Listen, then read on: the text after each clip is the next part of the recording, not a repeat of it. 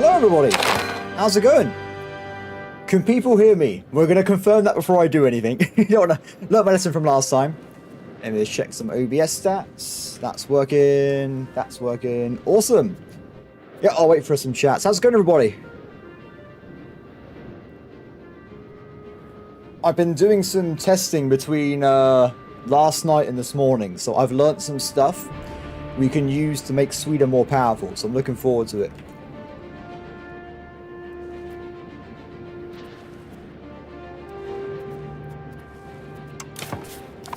Oh, okay, wait. There also could be a chance no one's watching. That could be the alternative. It says I'm streaming, so I'm going to resume I'm streaming. Concurrent viewers 5. Okay, I'm going to take that someone's here. Everyone's shy. So hello everybody, how's it going? We, today everybody, are going to be carry on taking over England, but I have bad news. So this morning, there was a new patch on the game, and unfortunately, I can no longer get achievements. They've all been turned off. So, bit annoying, but it's just that. Everything's happened here. It's nothing too crazy.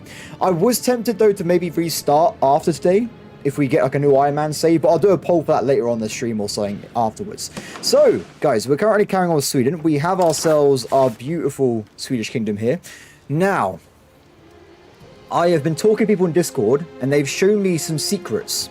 So, currently, we have an issue in my capital city, right? If you look at Stockholm here, we have 144,000 people, and there's 121,000 slaves. That's not a good ratio. That's pretty bad. Now, what someone told me, well, Generalist to be as exact, he helped me out here. If we go over to diplomacy, cultures, where is it? Should be around here somewhere. These guys, if I make an accepted culture that has slaves, they actually end up deleting or becoming peasants instead. It's pretty awesome. Well, I've got an error. What's going on? We need to change the video resolution. It's no game. I'm leaving it as it is. I streamed with this yesterday. It'd be fine streaming with it today. I want to see this. Let me know if people can hear me. So I'm very scared about the empty chat. Also, it's on top chat mode, which makes no sense. There you go. Yeah, so all we got to do is look for a very large population. Like in this case, I think it's Danish. I think there's a lot of Danish slaves in Stockholm currently. There's 67,000 of them. If we go and make them into a set of citizens, they will become peasants. And we can kind of fix our current issue of having too many slaves. So to do that, what we got to do is go over to cultures, and we got to start trying to just accept them. This will cost us a bit of prestige, but we currently have like some being produced anyway, so it shouldn't be too bad. Now the problem is going to be, if you do this, it uses cultural capacity. And at the moment, we're already using all of it on random stuff. So apparently I've accepted Finnish people and Guntish people. And we've also got all these other places as well. So what I'll be doing is probably going through the list and removing some of these cultures. You can hear me! Thank you! Oh, wait. Yeah, thank you for that hint earlier, by the way. So as Nafo said earlier, if we go to this keeps switching back for some reason. So I'm going to put it back on most profitable. Now, this, if you're not aware, is how the game employs people in buildings. So you got equality, first come, first serve, most profitable, infrastructure, and then profitable. Now, another reason to do this is not just how you want the game to fit in populations. It's also, it gives you a little bit of value. It moves us towards capital economy. So definitely move it towards the one or away from the one that you don't want to be messing up your values. It's quite important. So, go for this again. Now, what I was going to say, Napo, from earlier today, I've 1.0, we're on 1.0 right now, right? This is the 4th 1.0 patch I've been on. So it might be that every time they update the game, maybe it resets certain things, because I noticed my options settings changed as well this morning. So maybe that could be why it reset, but I'm not certain. Anyway, if I just go back to OBS mode and chat, awesome. I can see you guys. Hello. Awesome. So we'll get out of the way, and what we do, as I said a second ago, let's get rid of some cultures, shall we? We want to be doing this right now. So if I go by accepted and tolerated, we're going to just remove them from my country. Sorry about this, guys. I need the stuff for something else. remove. Now, it looks like it has a scaling cost of stability, and if there's no one left with this culture, it costs nothing. So it's not that bad. Done. I think, everybody, that should be enough room. So if we go back to look at the Danish, and we accept them, and then we do it again. Oh, we can't afford prestige. We'll do it in a second. How am I? I'm good. I'm very, very good. I'm excited for the full release of this game. It comes out in, I think, like 6-7 hours. I don't know the exact time, but today is the day that everyone on the planet can play Europa Universalis 5. It's going to be a good day, everybody. I think people are going to be very, very excited. I'm excited, and I can already play it. So, yeah, it's going to be pretty awesome there. So, also, last night when we stopped playing, I was a bit tired at the end of it, by the way, so maybe not 8 hours today. We'll see how things work out. The game didn't auto-save. I kind of just left it randomly, so we haven't finished the war yet with Scotland, but I think they're going to still do exactly the same thing. So we're still technically at war. There you go. Perfect. So now that's gone over, we have Isle of Man owning loads of Scottish Highlands, Ross as well, and we've got Galloway and Ulster being independent. Now, we have a race against time. Because France is not protecting these people anymore, England is also going to be like, ooh, there's some juicy allies or neighbors I can kill. So we got to try and grab this entire region before England grabs the entire region. So we'll work on it, guys. We're going to work on it. So let's get rid of this, make the boats go back home, and off they go. Also, with the slavery thing in our minds, everybody, I'm also going to be deleting all the slave buildings, because what's happening is they're producing more slaves every day, and I don't need that many slaves. So I'm deleting those at the moment, just so we do better off with having peasants that can work in normal jobs and burger jobs and stuff. So that's the plan. Anyways, other things though, let's look at the economy for a second. Diplo spending is very, very high, and if I remember, we're currently annexing Courland, which is this guy right here, and we're also annexing Finland as well. So when they're done, we have a lot more people in the bank. Now, what I was going to do on addition is make sure we keep taking land off them to speed up the annexation process. So if you guys remember, it's based off land, not... that's it. It's how many provinces have they got and how big are those provinces. That's the entire thing. So if we have a look... what am I doing? Finland. Where are you, Finland? Not that one. They should be around the more unhappy side. I've got too many vassals, guys. Finland! There you go. So they're already pretty happy. We can probably grab some stuff off them right away. So I will cease territory. And we'll do it again in a minute when the diplomat recharges. Awesome. Naval levels are raised. Ooh, I forgot about that. I wonder if they fixed the naval levies being broken on the final version. I think they have. They've gone back into storage. So maybe they fixed that bug we were talking about yesterday. If that is the case, that's pretty awesome. Cool. So what do we do at the moment? Well, I just want a war. We have to wait for Parliament so we can attack again. And I probably want to just get more stuff, everybody. So we were working on control, weren't we, last night? We want to get as much control as possible. And I was looking at my... is there any favor for... I don't know. I'm so sorry. I have no idea.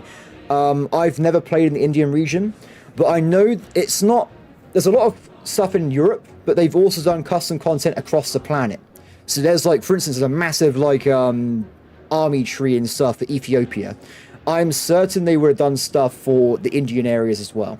I don't know if people have been playing it themselves, but maybe look on the Tinto Talks, because I think they go through per region of what culture exists in the game, or new abilities or custom content.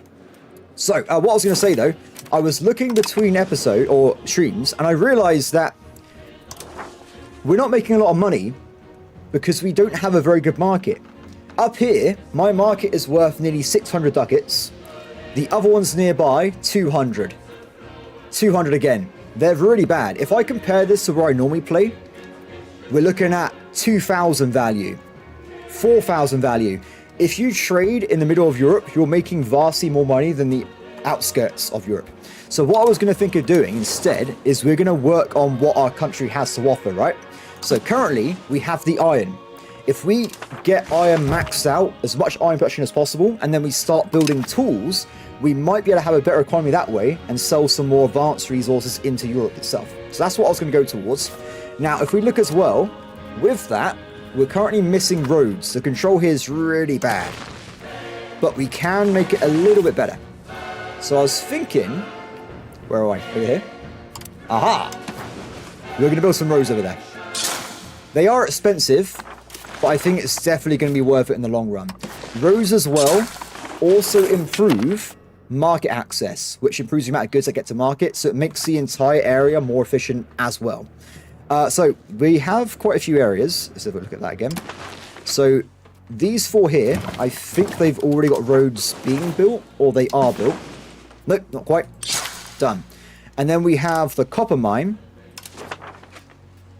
and then another iron above that as well. So we need to build a little bit more, and then we'll have like the full roster of the roads being sorted out there. So that's going to cost us 200. Wow, that's expensive. That is expensive. So cost of roads will also be determined by regions. So because we're building into a forest, it's very, very expensive. Oh wait, research progress. I was going to go and grab the other thing for a second, but research progress, way more my kind of thing. So, as for other things, as we're playing through here, we can do more Seas land. Sorry, Finland. I really want to annex you, so you're having a bad time. I am taking all your areas. It's not good for you. I'm sorry. We've got this area as well. We're currently annexing it, which is quite nice. And how are we doing on the parliament before we go to war again? That's going to be the main thing for our start of the stream here. We have literally 6 months left, and we can go and attack the Isle of Man. So, as I discussed yesterday, everybody, the plan is going to be, I want to annex all of England eventually. We're going to have vassals for now converting land for me, but I'm going to directly own the Isle of Man as a trade outpost, or like a army outpost. This will let me do expeditions into the New World from here, and it should also improve my naval range as well, so we can attack into the Mediterranean stuff more effectively. So that's the general plan there anyway. We will work towards it, and it looks like we've also got loads of vassals that are not Swedish, which is unacceptable. There needs to be more Swedish people, so we're going to switch these guys over so they can become Swedish over time. Excellent. Okay. Money. Money, money, money. So that's a horse location. Horses are pretty good because it means you can get like some really cheap cavalry. 221. What we'll do the more we're waiting, we're going to improve, if we can, max out the iron right now. It costs a bit of money to get these built up, but once they are, the peasants will eventually get jobs, fill themselves in, and then we get maximum iron. So what I realized is with the trade, currently, if we look at the marketplace, we are producing 21 iron. That's a lot of iron, by the way. And we're actually selling 17 to market. Nearly all of my trade income is coming from iron. So I thought we would max it out more so we have more opportunity to make money from trading before we do anything else. And like I said before as well, if we do this, we can then also make more money off these tool makers, which use iron as well. So I think it's going to all add into each other. 1 second. I just remembered something from last episode. Yep. Get rid of the manual trades. I'm currently importing tin so I can build a royal garden, but we've done it. It's already been finished, so it's not required anymore. We can get rid of that trade, the AIQs at other places. Awakening my Norseman abs. Yes, my friend, do those crunches. I do some crunches myself, but I can't because I'm playing a U5. It's a problem. Let's... Ooh, more money. It's annoying though because a lot of the year you can't build here because it's just too cold. It's severe winter. It's not a good place to live, unfortunately. Also, we got 5 prestige again, so if we go back over here... Is this going to work? It's going to toss 1.47 culture capacity if we make them whole.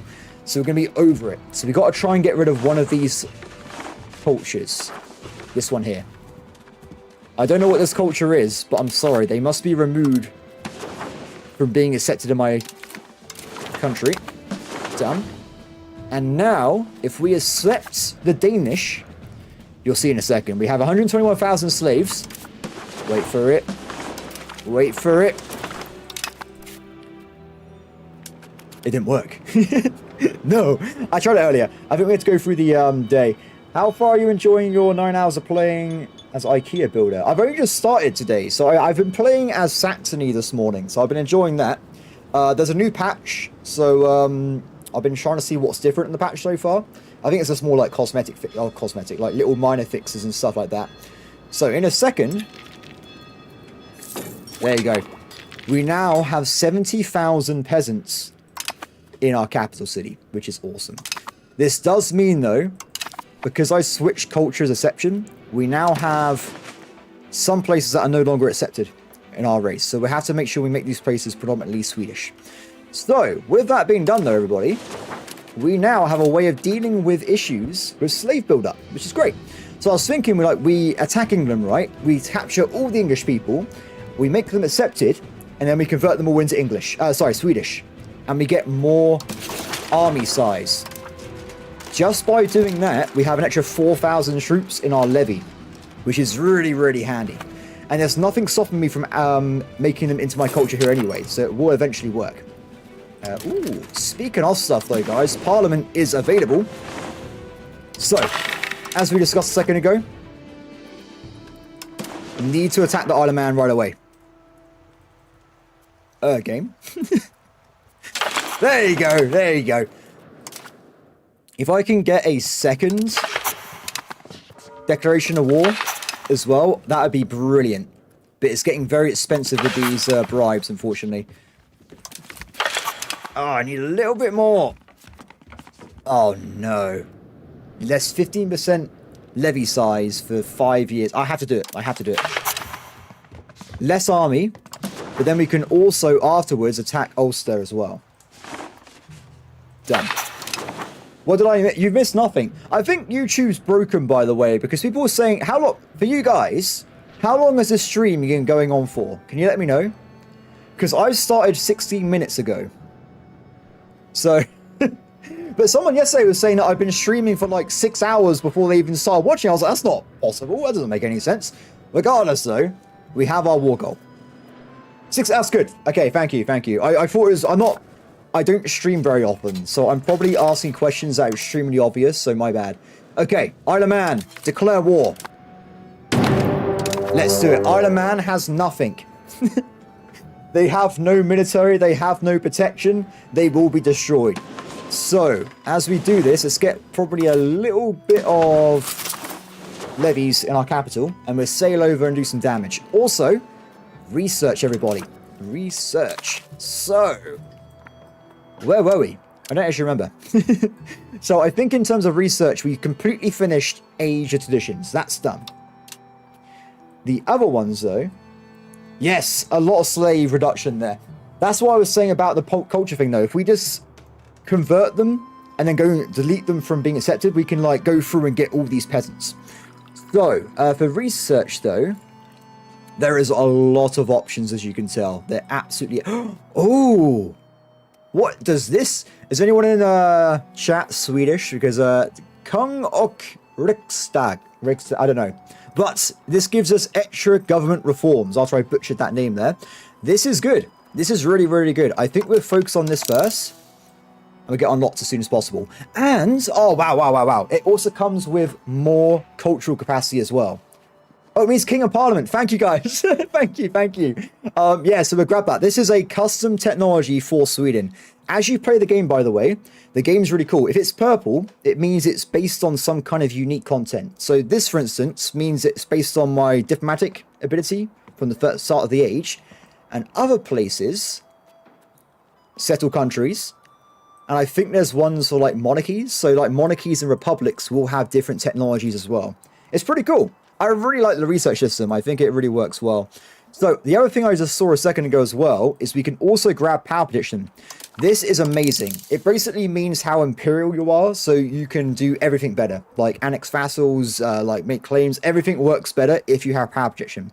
So if you ever see that stat, try and grab it, everybody. Make sure you grab it. So we'll leave that for now, and we'll go and attack over in that direction.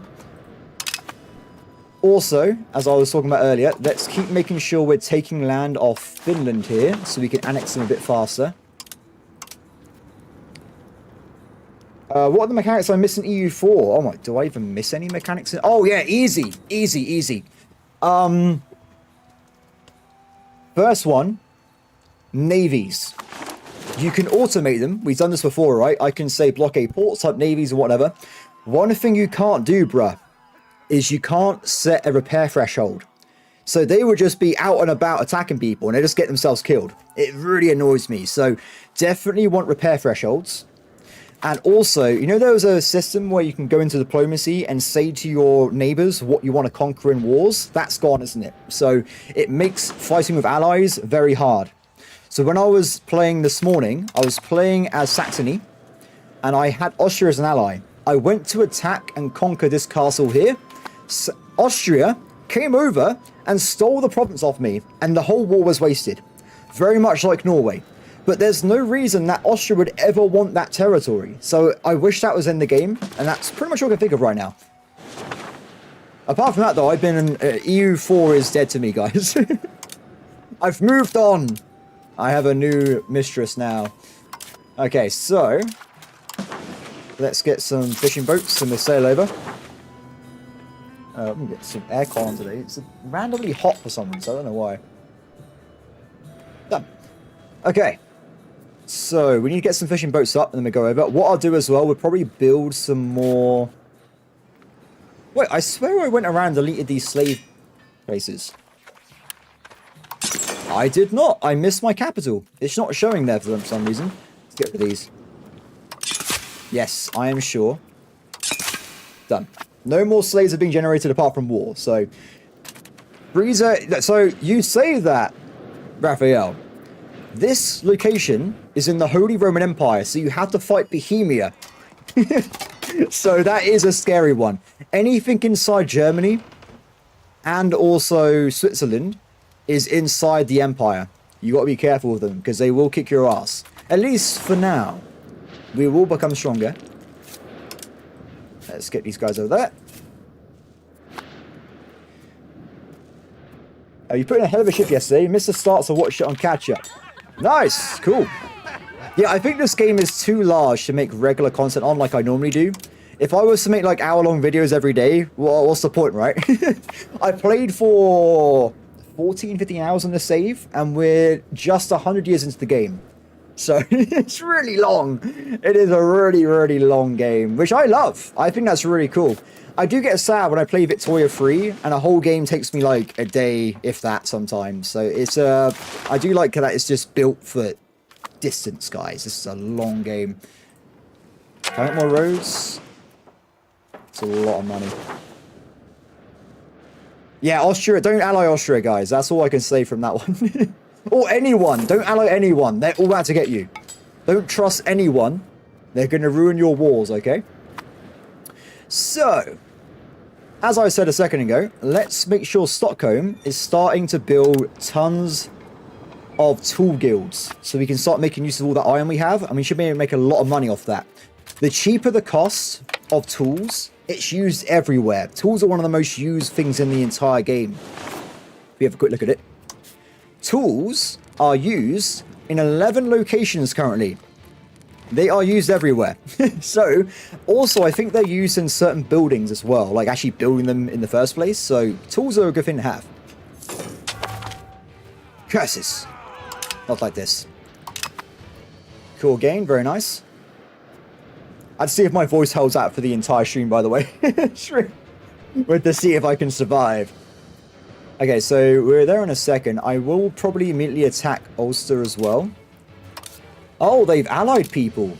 Ulster's allied Alba and Lanka. What? Wait. Why is this a thing? How does this make sense? They've got a personal union, which means I can attack them. Well, I don't know how that works, actually. I don't know how on earth they're separate from England and I can attack them without England being involved. But it might mean we can annex part of England without them even knowing how to stop me. Which would be fun. I would love that. Okay. Vassal, humiliate, war, and... But, oh, sorry, I forgot, guys. I can make man a vassal while also taking off them some territory. Or... No, we do that. Making vassals is a lot cheaper in terms of aggressive expansion than taking land directly. So, have I researched universities? I think we did. I'm pretty certain we did. Wait, that's the wrong place. That is the... Yes, we did. We did it at the end of yesterday. So I will build one for now. They're very expensive. But if you build one, you get access to a new law, which means your entire population can get more education. So you get faster research speed. It's great. So universities are very, very expensive. It costs 300 quid, but we'll save up for that now. Try and get that unlocked. Let's see. 200. That's not that bad, actually. It's like a year of saving, and then we can get the bonus there. It will be worth it. They're kind of like a super version of a library, so definitely handy. Back on to annexations, though. If we find Finland again, I can't take any more land off them. I have to leave them alone for now. I also, over time, there's nothing stopping you from taking land off other vassals as well. So, Scania, we're going to take some land off these guys. You can always do it. The only thing it does is gives you 20 flat loyalty degradation. So we just take some territory here. And eventually these guys will be easy to annex one day. Which would be pretty cool. What is this? My son is rowdy. Perfect. You're still going to do admin though. Wait, are you going to do admin? Yes, he is. So even though he's rowdy, he gets a little bit better stats for doing military abilities when he grows up. But I still want to focus on admin for the leader of my country. But also, if he's good at leading armies, he might be able to lead the armies in combat himself. You never know. Good. We have the one this... Wait, have I? Ross captured their capital back, which means I can't vassalize them. Let's get our units over there. Give them a hand. Is everyone excited for the release of EU5 day today? If it wasn't for me being a YouTuber, I would have booked time off work to play this, by the way. Just so people are aware. I would definitely have booked off like 2 weeks and be like, I'm sorry, sir, I can't come to work for a while. It's an emergency. I have to play EU5. Good. Let's back into my reign again. And this war is done. Now, unfortunately, like other games, I cannot declare war if I have levies raised. So I have to disband my levies, and then we can go and attack them again. It's a bit of a pain, but it's fine. This is why I wanted to get more naval vessels, so we have, like, we haven't got to worry about getting fishing boats to help us out. Sorry, guys. Back to Sweden. Declare war. Off we go. This one we have to help out for sure, because Alba will defeat my vassals here, so we have to make sure they are safe. Done. Back home. I probably should have moved the army first, but whatever, it's fine. We're going to need more than a few units, so we'll probably get, like, these groups here, because they will probably have around 4 or 5k. And we don't have any fishing boats there, is that right? Yep, no fishing boats. Ah, it's a pain. It might be a problem getting into the war on this one, but we can figure it out. What I'll do, though, with my cash, I think I'll put in some more cogs. Just so in future battles we can move the entire army. I thought you wanted only to vassalize man and not take any land. No, it's the other way around. It's the other way around. So I will have 0 control over this entire region. But also, as a main country, my exploration, trade, and whichever one. Exploration, trade, and naval range is based off core land, I believe. So if I have a port here, it should extend my naval range into this region. So we can do exploration. Otherwise, the rest of this place will become vassals. But when I get the naval presence, I will annex it when we can actually make it into good core land. So this place is literally just a little port for my military. That's going to be it. I'll build like a little fortress here. It would be a place to drop off units, that kind of thing. Though it is weird having the Isle of Man as a vassal without them actually owning the Isle of Man. That's not lost on me. That is a bit strange. Okay, they're going to move in there. We have a lot of potential attacks coming from revolts as well, and the war is all over the place. Now, with Scotland, because we've recently attacked them, I reckon we can make them bait out the war very quickly. If I just occupy their capital... Oh, they got a fort there. Oh, cool, sorry. I've been playing it all day. There's probably a lot of content compared to what I would normally do, right? I played this for like 14, 15 hours on stream at this point. Okay, we're going to do this. And we're going to head over. Done. They will eventually make their way over, and we should be good to go. Oh, my vassal is making a city. That's pretty cool. That'll help us in the future, get more and more stuff. So, also, did I take a loan out? No, we're currently okay on income. So, we're going to keep building up these tool factories for now. We'll probably build quite a few of them. And we should make a lot of income. As for other things, let's make sure my vassals are, in fact, Swedish. Done. Nice. I won't convert the Isle of Man because they have to call their own territory.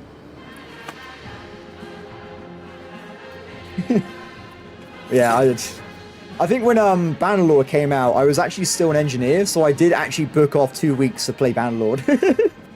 I was like, I'm sorry. I'm taking my holiday this part of the year. It's like, oh, can you change your mind? No. I have to do it. You can't stop me. It's okay. This is like one of the best parts. This is literally the best thing I've ever done being a YouTuber because it allowed me to play U5 early. I don't care about the content. I just want to play U5 as soon as possible. So that's it. It'd be funny if my boss is like, I can only get you have 2 weeks off if you get me access to the game as well. That would be hilarious. Okay, we're going to go into the front lines. Oh, okay. We're fine, we're fine. The enemy does have ships by looks of it. A bit scary. It's a very long way to Isle of Man, isn't it? This is why you need to make sure you have a good navy, right? If you haven't got the navy forces, moving around is like a ball ache, pretty much. It's slow. We are not moving fast here. Okay. I lost the battle at sea. Oh, they wrecked me. That's not good. Okay, what we'll do then, the enemy has got that galley navy from before, so they are a bit problematic. We can maybe sneak in with this army, if they don't come and attack me. We can knock out... Bit closer. Island itself. Island's very empty, like Sweden, but a lot worse. It literally has nothing, so... It's very easy to conquer. Even as a clan of Ireland. You can do it very, very quickly. Okay, can you guys go back home? We'll see if we can get more people on the boat. Oh, don't go that way! No! Why would you go that way? Go this way! Suicidal Swedish Navy units. We're gonna go through the Scottish Navy, sir. Stop asking for gold. I need to build my economy up. What is your problem, guys? They won't leave me alone. They just keep doing it. Okay. Iron, iron, iron. Get all of that developed as soon as possible. Okay, so because I'm distracted anyway, we'll leave this guy on auto attack temporarily. Just in this region. And he can take over all the capitals for us. And we're getting some reinforcements. That's what I'm going to work on over here. So we are building new boats, but they're only 50% completed. The boat time building is very different based on what you're building. So cogs are fast. Heavy ships take years to build. So we are pretty good at the moment. Oh, we can get a super army from Upland. Let's do it. The longer we wait, there's nothing stopping England from attacking Ulster right now. So I want to make sure we do this as soon as possible. Army sizes. Scotland has 4k. That's okay. We have enough troops for that then. Wait. Am I doing it? I swear I pressed the button to raise levies. Have I gone crazy? They're not raising. Damn it. Oh, there they are. There they are. It must have been 100 under the UI. Go, my fishermen. I gotta love fishing boats. They are pretty fun. Okay, so over here's looking great. Scotland, though, might be helping. No, the Irish are coming back. Oh, that'd be funny as well. I was reading the chat about my boss replies. Good afternoon. How's it going? So we don't want to attack this guy yet until we get reinforcements, because we are currently outnumbered, but we have got allies following us around as well, so it's not that bad. We need to make sure stability goes up though, because we have a problem with income right now. Port maintenance up as well. And let's get some more income buildings down as well, shall we? Tool guilds are maxed out. We can get some booze and some naval supplies. Because we're building a lot of boats, we're going to now need more maintenance because of all the upkeep costs of the goods and stuff. So, I have arrived. Okay, let's actually wipe out this Irish army. Oh, that was... There you go. Now we can move on. Oh, yes, guys. Yes, yes, yes. We have the super event once again. This is my favorite event in the game. We get more research speed, more institution growth, and more innovation. This is brilliant. And what I'll do, I will switch someone over. It'd be this person now. To try and just... Actually, I'll do this one. Screw it. This is more important temporarily. We're going to make him improve societal values to innovation as fast as possible. Oh, it's already maxed out? Really? I've got 80 innovation. Oh, wow. We're getting a lot of bonuses from that. That's awesome. Okay, so don't worry about that. I changed my mind. That's not what we're doing at all. There you go. Back to your job, buddy. That guy's still cracking down on Catholics. I think 81% is okay for a little bit, so let's jump them off. And we'll have them convert Swedish other places. So I want to start converting the Isle of Man to become Swedish. Now, you got two options here, guys. This is a direct conquest, right? So currently it's cast as a conquered town, which gives you all of these negative modifiers. It's really bad. But even then, if you want to colonize it, it's going to take you like 20, 30 years of a cabinet action. So instead, I'm going to make them Swedish first, and then I'm going to make them into a core. It'd be a lot faster. Can you build a flagship? Not that I know of, but I haven't played all the way through the game. Maybe it's a feature later on. I don't know. Love from Australia. Hey, what time is it in Australia right now? It must... Wait, is it going to be late or early? I have no idea. Is it tomorrow? No one knows. It's actually Friday. They found a way. Okay, let's get these guys combined in. Get rid of that.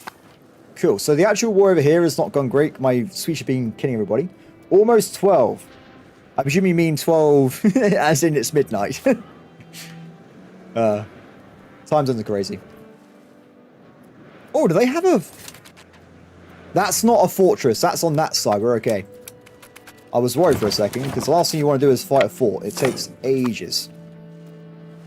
So, war goals. We've actually captured Lancaster, so if we go in here, we can actually annex... Oh, what? I can annex them. I can steal a part of England from England. When the...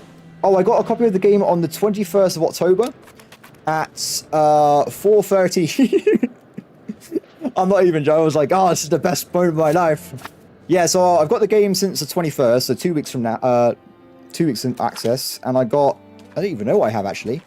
230 odd hours in the game, I think, roughly. I lost another cabinet member. This game is really wrecking me with negative events. It's impossible to get me any cabinet members. They keep dying. It's ridiculous. Okay, let's get this guy out of the way. I have, yeah. So I calmed down before streaming, right? At one point, I was averaging 18.5 hours a day playing, so I was sleeping for 4 hours. It was really bad, guys. It was really, really bad. I have no idea what features they were at this point. The game is already so developed, I don't even know what it needs, technically, if I'm being honest. I'll leave that to developers. What I would like to see, though, is more, like, custom units and stuff for different factions. There's loads of them already, but I want to have, like, everyone having their own little, like, unique mechanics and... Oh, not mechanics, sorry. I hate that from Hearts of Iron. I don't want mission trees. I just want to have, like, fun things. Like, oh, England has this unique unit. You can go and play here, and they have a unique unit. That kind of thing. I just like it. So, let's go this way. We have to get into Scotland, but we currently have an issue with... that navy again. If we can seek in this way, I think we'll be fine. Done. I think the first... What are the DLCs you get from this? Oh, dude, I completely agree. I hate mission trees. I really don't like them. I'm really...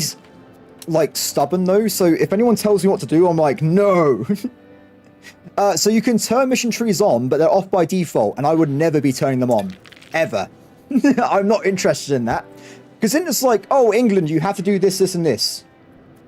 I want to play my own game. I want to do my own thing. I don't want to follow history.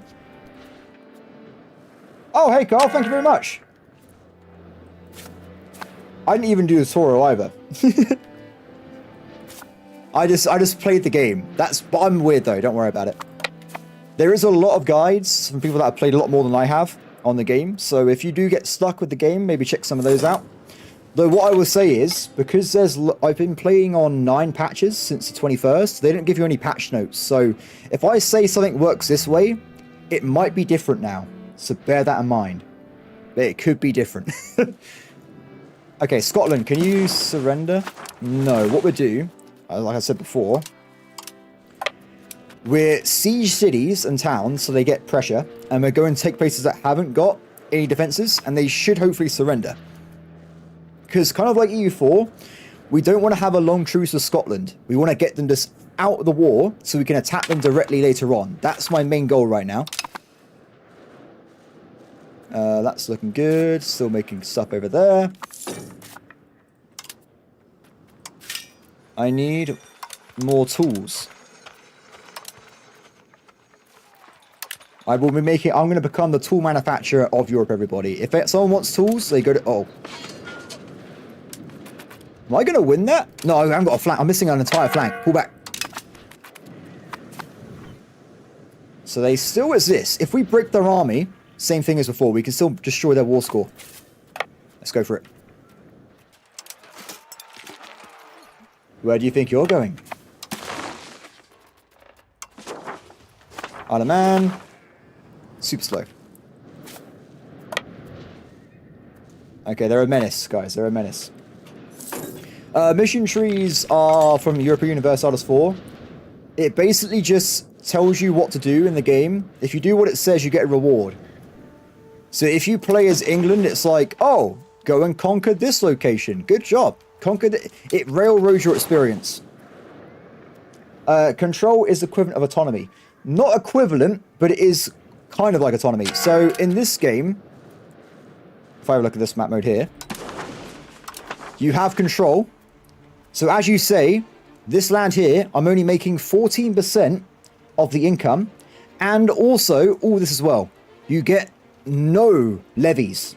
So I, in reality, should be having like probably 40, 50,000 army size. But because we have no control, we have no army. That's how that works there.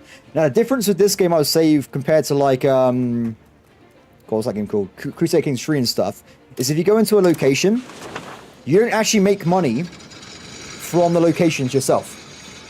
Everyone else, all your estates, they're making money from this location, and then you're taxing the estates.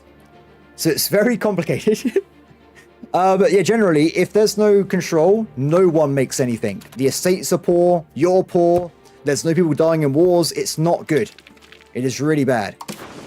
Okay, so back to what we were doing earlier, by the way. So, we can make this guy a vassal somehow, and we steal him from England, which is amazing. I love this. There you go. I own a bit of England. Excellent. So, next up, Scotland. They're still stubborn. They're not leaving the war. And are they loading into a navy? Oh, if I can hit that with my own navy, that'd be amazing. But they have the galleys, so it's not going to work out. But they are moving around a little bit there. We know where the Scottish are, so we're going to split my forces in half, and we're going to double siege to hopefully get them out the war. Go, go, go. Okay, they're sieging there already, which is quite nice. Yes, so the other metric on control is proximity. This is actually the main metric on control. Control is mostly based off a few major things. So cores give you plus 20 control. You can also get control sometimes through like privileges or special technologies, but proximity also contributes most of the control to a location. So you can see here, 20%, 5%, 50% on proximity to capital. So if you remember from last episode, I was talking about docks. My entire plan is I want to improve proximity so that we can get better control across the coastlines. If we do that, the whole of Sweden will be making me money, and then we can build roads inland to get more control as well. It's going to be great. So the game kind of encourages anything, really. You can just take stuff over. There's nothing wrong with that. If you go and look at, this is France. Most of their land is at 0 to 20% control. They're still rich, but they're just making money from like all these massive territories they own. It's pretty cool. Can't you gain control by buildings? Yes, that's one of the things as well. So like I said, there's multiple sources. So a very good early game building is a city can build a church. Sorry, a temple. A temple just gives you flat 5% control. Simple as that. And also towns themselves, just being a town, will give you another 5% as well. So you get 2 modifiers to that. It's pretty awesome. Now, if you're really stuck, guys, if you're really having a bad time, there is actually a game building you can get at the start of the game. Where is it? Bailiff. The Bailiff, what that does is it gives a location 20 proximity score. So if it's a location that's cut off from the capital, it will then get 40 control if it's rural. It's pretty cool. Well, Carl, the thing is, if I get naval proximity, I can make this entire coastline into a good area. So I wouldn't say I want to move to Norway or Denmark, because if you think about it this way, if I stay here, I can get control along the entire inside of the Baltic Sea.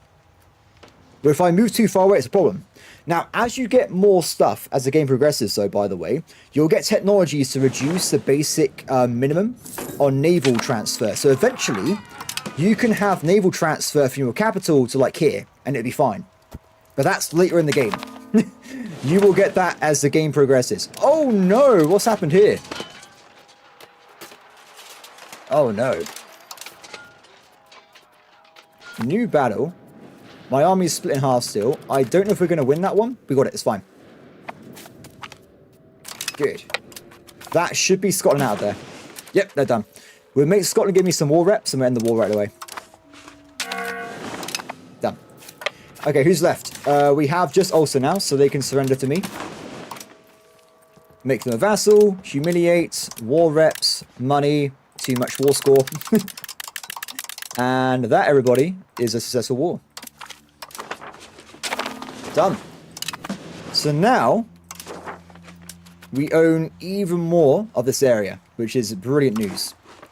Now, unfortunately, in Scotland, if you're running, oh, sorry, Ireland, this is actually England. They own this. So we actually can't expand any further this way. But eventually, we want to be taking over Galloway and Alba, and then we own the rest of this area before England gets too close. Did I? Wait, what happened there?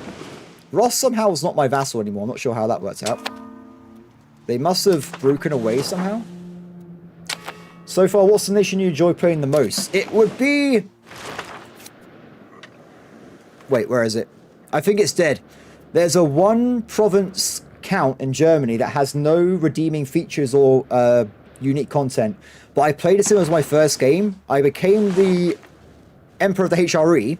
And I had to keep fighting wars against France, and it was horrible. I was fighting against like 5-to-1 odds, and I was having the time of my life, everybody. I was hiding in forests, I was ambushing them in hills. It was epic. Like, I may have lost every war as the Emperor, but every time I made France bleed everybody, I was like a 2 to 3 kill ratio. It was brilliant. Anyway, let's get these guys out of there. Done. Back to base. Yeah, so, I don't think there's really anything that bad about playing countries without any cultural content, by the way, because the countries playing is just fun anyway. But if you do want to play a certain place, just go for it, guys. Just go for it. Yeah, so what I'll say, Frederick, when I first got this game 2 weeks ago, I was extremely intimidated by it as well. The first few hours, I was terrified. I didn't know what was happening. But I went to sleep on it. I woke up the next day and it all clicked for me. I was having a brilliant time since then. It's definitely my favorite game already. I played it for like nearly 250 hours in 2 weeks. So I've really enjoyed this game. I cannot overstate that more. Okay, so economy time, guys. Time for the economy. Let's save money on forts as we're at peace again. We want to be... We're increasing stability. And we're spending a lot of money on diplomatic spending. That's because of this modifier here. Because I have too many vassals, we have a negative modifier. So eventually, I need to annex people, right, to get rid of this modifier. So we got to work on that as a priority. We're already about to annex 2 nations, and we're going to keep just rolling through and getting the coastline at this point. Getting as many guys as we can. So as we're waiting though, let's switch cultures. Excellent. And I'm also going to probably grab some free territory again off the vassals that already exist. Because the more powerful I become, the less diplomatic capacity my vassals will take. It's scaled based on your strength. So if I take land, everything becomes easier. So Scania, thank you. Just take your land, don't mind me. That's not good. Finland as well, we can get another bit of land of Finland. Ooh, so there's a lot of events right now for some reason. We just colonized another area up here. We'll have to get some money saved up and get some more colonies down. I will seize more territory. Excellent. So, proximity is only internal, Carl. So it doesn't matter. The rest of the country, these guys don't matter at all to me. They have their own proximity. Wait, why is the capital of Norway over there? That doesn't make any sense. But yeah, so that's why, if I make loads of small vassals, that's why they're really efficient. Because like this guy here, he's making nearly all his money. Like his control's a lot higher than my place. They're a lot more bang for buck kind of thing.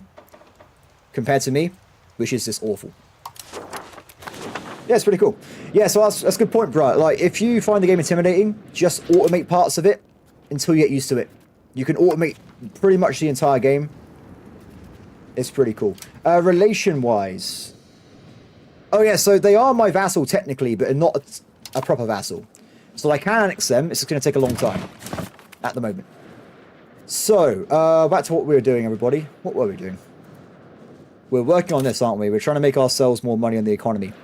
So, currently, I'm spending a lot of money on stability. I might stop that to kind of get more money for the economy at the moment. If we can make more cash, we can do that stuff later. Nice. Cultural capacity has been increased, and we got more cores for our territory as well. So, we're still building stuff here. It takes a while, unfortunately. Let's check my markets, make sure they're actually trading stuff properly.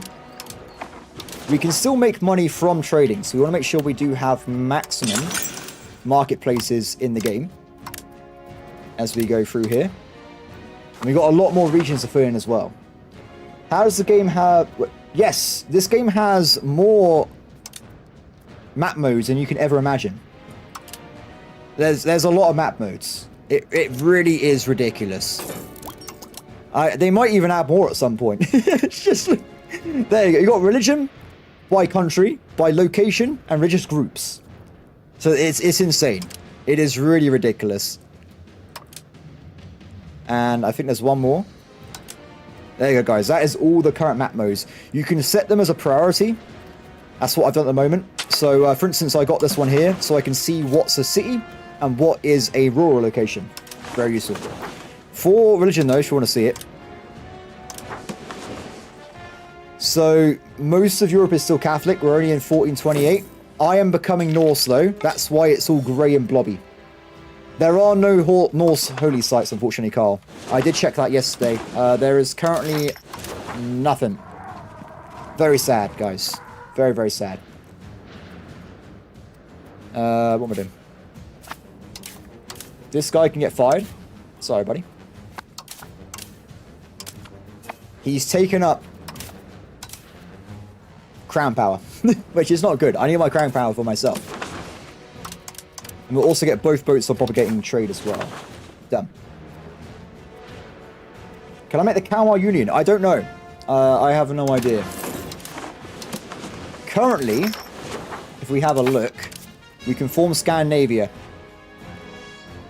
But I don't know if other places can make other nations. Like, who made the Kalmar Union historically, if it was a thing historically? I don't know. No one knows. Anyway, so back to what I was doing anyway. I'll need to make sure as well vassals like me, so that we can annex them later on. So we'll spew out a few improved relations. We'll probably annex these areas first, so I have a very good, like, front line into Europe. And then Finland's being annexed right now. Estonia's going to be a good target as well. And so's this guy here.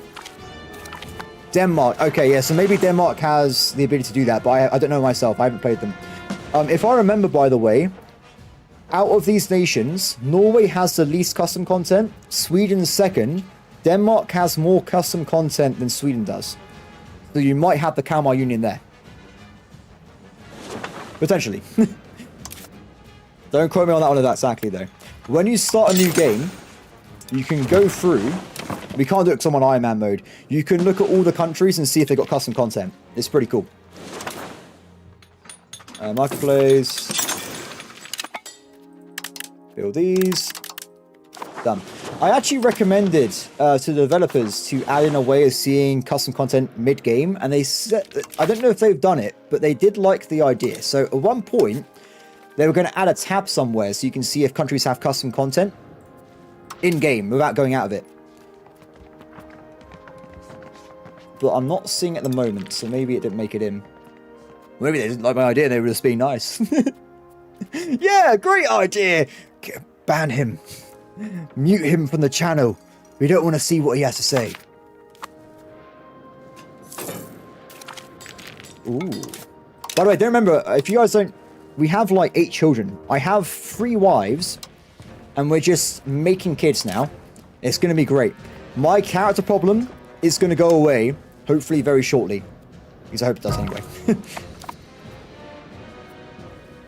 Okay, let's get rid of that modifier for now. There is a potential coalition spawning, but it's no one dangerous. It is a good point, though, that I'm going to be attacking Scotland. We're going to get a lot of more aid. So I should probably improve relations with England just to get better relations and remove that antagonism they already have. Cool. I'll say that. So as a repeat, let's do some fast speeding anyway. Marketplace. I think we nearly built them all. We need one more. And I think, everybody, that is all the marketplaces maxed out again for my country. So, sorted. Now, next up, though, I think we need to work on... Ooh. The rebellion. Yeah, well, if you have 3 wives, you have a lot of children, right? You can have more, but I don't want to waste legitimacy. So, I calmed down that one a little bit there. Another plague has spawned in. This happens to me all the time. We had 3 plagues before the Black Death even arrived in my country. It was pretty impressive. So, what I might do, everybody, is while we're busy anyway, can I do more estates? Because I kind of stopped doing it because we got distracted by other things. So, how big is the map? No, it's the whole world. The entire world is playable. It's just that you can only see what Europeans knew about at the start of the game. So as you explore, you will learn new parts of the world, and then you can see them in action. It's pretty cool. Like this game, I think, is technically European-centric, because it is Europa Universalis. But at the same time, there's a lot of content for other nations. I mean, when I used to play EU4, I used to play a lot of time in Asia, because of all the achievements. Really fun countries over there. You can even play as a Japanese, like, clan. I think there's like 100 of them. You're in a little army. You just walk around killing people. It's pretty cool. Okay, so back to what I was doing. We want to get more modifiers here. So currently, we've already got some very happy peasants, but the more happy they are, we get bonuses. So let's make them more happy. This will cause a rebellion from the... What are they called? Nobles. But I don't care. Privileges for a tribe. So I wouldn't recommend doing tribe privileges, because if they disappear from your country, they delete all the privileges. And I've only got 1,000 of them in my country. So keep that in mind. But you have these guys here. So most of them don't actually do anything, if if I'm going to be honest, but some of them do help you out. Like you can get more levy size, cheaper farming building, and this one here is quite nice, I got to say. Tolerance of heathen beliefs +1 is very good, and it will let you have safer times with Catholics and stuff, so, or whatever religion is not your main religion. In fact, we might grab this because it is this handy. Because most of my country is not Norse, so it's a pretty good one to bring. So, we need privileges, right? The more we get, the more happiness we have. So if we just stack it up. Shipbuilding speed and naval maintenance, not exactly the most amazing privilege in the world, but it does make the burghers more happy, so we'll take it. Next, maritime presence. Extremely important if you are a naval-based country, so yes, without a doubt. Next up. No, no, definitely not. Oh, 100% no, and no as well. So you can play it however you want, but I don't personally like any of these privileges that are left, so I'm not going to be picking any of them. I'm going to leave them alone. Good morning, Irish King. How's it going? So we've done that. Let's have a look at the priests. Is there anything of importance I want to grab? Oh yeah, there is. There is. Promote cultural unity. Population assimilation speed plus 25%. That is huge, everybody. Everyone will become Swedish. It's going to happen. And I think apart from that, we're going to leave it alone for now. I don't know. We'll leave it alone. We're going to stop with that for a little bit. Yep. Maritime presence is how you transfer control over oceans. It's very, very important. So if I go to this place here, you'll see it's got proximity. What is that, like 44%? So currently, unfortunately, it's not very good, but we're working on it, right? So you got two major things. You have the proximity, it leaves your capital city, and that is based on harbor capacity. Just a lot. After that, though, it goes into the ocean. So it's going from Stockholm into this location here. At that point, let's go back in here again. It loses loads of value due to proximity cost through open sea. If you get maximum naval presence, it should reduce the amount of control you lose as you move it through your country. So ideally, I want 100% along the entire Baltic Sea, so all my cities are connected to the capital. It's pretty cool, but also complicated at the same time.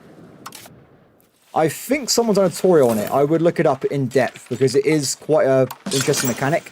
I've only played one game before this with naval presence when I played as Greece.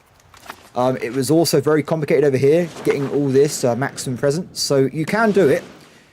It just requires you to learn some of the mechanics first. It also does help trade. It helps trade as well.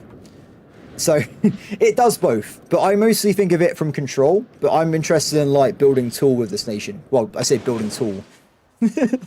Not really, but you know what I mean. Awesome. So there's still slave market somewhere. Where? No slaves. No slaves. We have too many. They're breaking the economy. Okay, so with the markets being finished, let's get some colonies going. So I think we'll colonize this place next. I need a little bit more cash so we can get another colony going. Yeah, so what I'm doing here, by the way, is my navies are actually propagating trade as well. So you can get trade presence from the actual locations, like Stockholm, and also shipped as well. So when we become richer, I will build a 100-strong trade fleet, and it'll just go around my nation, increasing trade. That's a good way of doing it as well. What is this? Controversial portrait. So I can gain happiness with the clergy, or I can lose it, but then I regionally become known as portrait of holy ruler. Oh, we get like a art item. I'm okay. I'm not that bothered. We'll be fine. Finland. Stealing my money. Over and over again. Every single time. Why do they not stop stealing my money? I could say no, by the way, but it costs you diplomatic reputation, so I'd rather not do that at the moment. Okay, we're about to have a rebellion in a second, by the way. That's what I'm waiting for. So I've really pissed off the nobles. They will rebel against me in a second. But when they rebel, we go back to 100% happiness. So it's fine. It's actually calculated. No traits. You have ruler traits. So, if your ruler is alive for X years, he would get up to 3 traits. You also can get 1 trait if you're a general or admiral as well. So this guy has bold fighter, so he's better at army initiative and offensive. He's got secretive, so better counter espionage, and he's got better army recovery in combat as well. But this is just from being the ruler. No one else has traits unless they're a general. Like, this person's empty, which I like, because I don't. If I want to do traits for people, I would play Crusader Kings 3. So we got a brand new government reform. So we can get one of these benefits here. There's a lot of them. So let's have a look. Food production, diplomatic range and trade range. Interesting. Garrison size and reduced fort maintenance. We could get more crown power again. Loyalty of subjects. Problem is, a lot of these come with values I don't want to have in my country. So I'll rather avoid them. We're going to go for this one here. Privy Council, more decentralization, and more tax efficiency. Done. Excellent. Oh, did I miss a question? Oh, sorry, Carl. I completely missed that one. In regards to levies and standing army, how much better are they? Okay, so it really depends on the age. So at the start of the game, I can get some army unit. So for instance, right now, age 1 cavalry is 50 men. So they are technically better one-on-one against levies, but they won't beat them in a one-on-one fight because a 1 levy army unit has 1,000 troops. But every time you go through an extra age, you get more and more troops. So age 2, there'll be 100 cavalry, then there'll be 200, then there'll be 400. It doubles every time. So around age 3, you're pretty much on par or above levies, and then after that, you're completely superior to levies in every single way. I personally still like using a lot of processional armies early on, because you can get a lot of cavalry from them, instead of just peasants and infantry. And also you can do things like drill troops, so they take less damage, which is pretty fun as well. Cool. Yeah, sorry, if I miss a question, just type it again or something, because I do read chat, I'm just blind. I just missed it completely, I just didn't even see it. Okay, so in a second, guys, oh wait, I say in a second, in 2 years, we're going to annex Finland, and also we're going to annex Courland. So we'll get a lot more territory, hopefully a bit more passive income. Spending-wise, let's see if we can reduce this a little bit. Looking good, looking good, very good. Ah, there it is. I'm trying to avoid that modifier where I have too many dues. What's the blue notification? This is Welcome to Europa Universalis 5. It's an initial tutorial on what you should be doing in the game. If you reload a save, it appears every time. Come on. Oh yeah, so Army Edition is this guy here. It gives you morale, siege ability, great power score, and it improves your land value in terms of additions. That's all it does. But if you max it out, I think you get like 20% army morale, which is quite nice. You've also got army experience. This is the general average of your entire army's experience levels. So there's a lot of things taken into consideration there. It's pretty awesome. They're making another city again. Interesting. While we're waiting though, let's see. Finland's a lot of unhappiness on my vassals right now. It's because we got all this liberty desire, because I made them become Swedish. This will tick down at 0.5, so we will eventually get rid of the modifiers. Just for now, it's really bad. They are not happy bunnies, guys. Not happy at all. Naval position. That is another metric entirely, so that would be this one here. What's going to happen is, because I'm going to be bringing a lot of navies, we'll probably switch to having primary naval value, because I would rather have naval presence to have a better nation. If we're rich, we can do stuff. Naval presence goes up, by the way, from doing, like, trade protection. So it's a little bit different. Oh, Civil War. Nice. Let's go for that one. The Civil War has begun. Perfect. Now, it looks bad, but because most of my nation is in this little area here, all the firepower, like 40% of my, 70-80% of my army is in this location. So, this doesn't matter to me. They're going to have no troops. Okay, what I'm going to do... How big is their army going to be? Oh, it's a bit bigger than I thought it was going to be. Let's go for this. So you can use rebellions to reset happiness of nobles. So if you want to do it on purpose, do it. Just make sure, if you've got a rebellion spawning in, if they take your capital city, you're probably going to lose. So make sure they don't take your capital, or it's game over. You can tell this, by the way, if you... Actually, I'll tell you what, I'll show you after this war, because it'll be easier to see. Norway's helping us out, good stuff.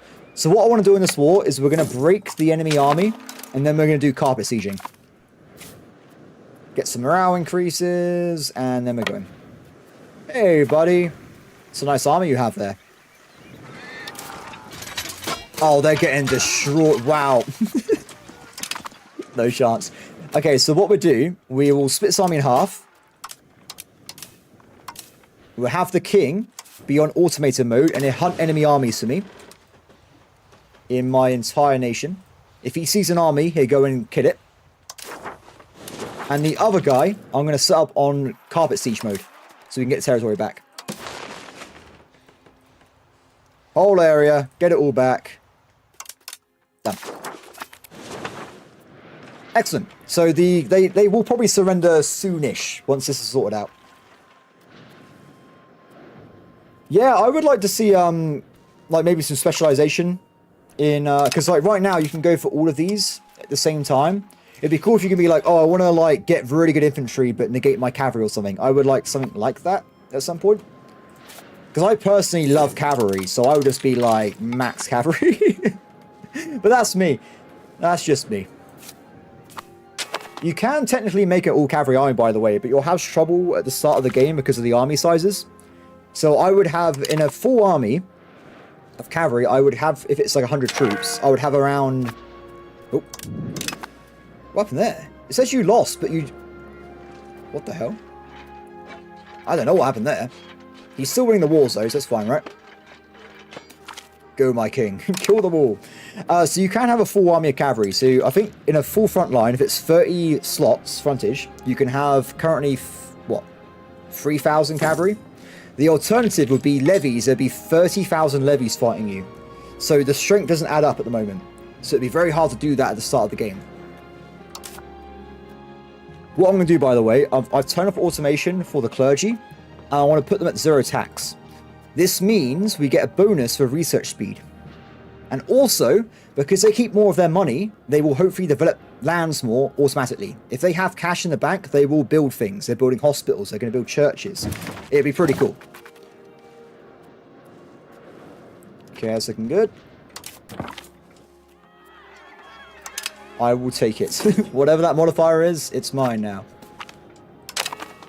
Go in my auto armies. Kill them all. So I think we got 1 year left until we get the territory.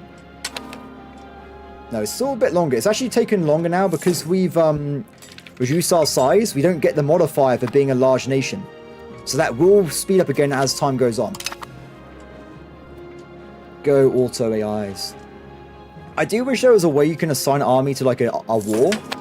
So if you were like in Bohemia and you had to fight, I don't know, these guys and another war down here, it'd be cool if you can be like, okay, 10k troops, you're fighting this army, and these guys are fighting this group. I would like that, but I don't know, it's just me. It might be a weird thing to say.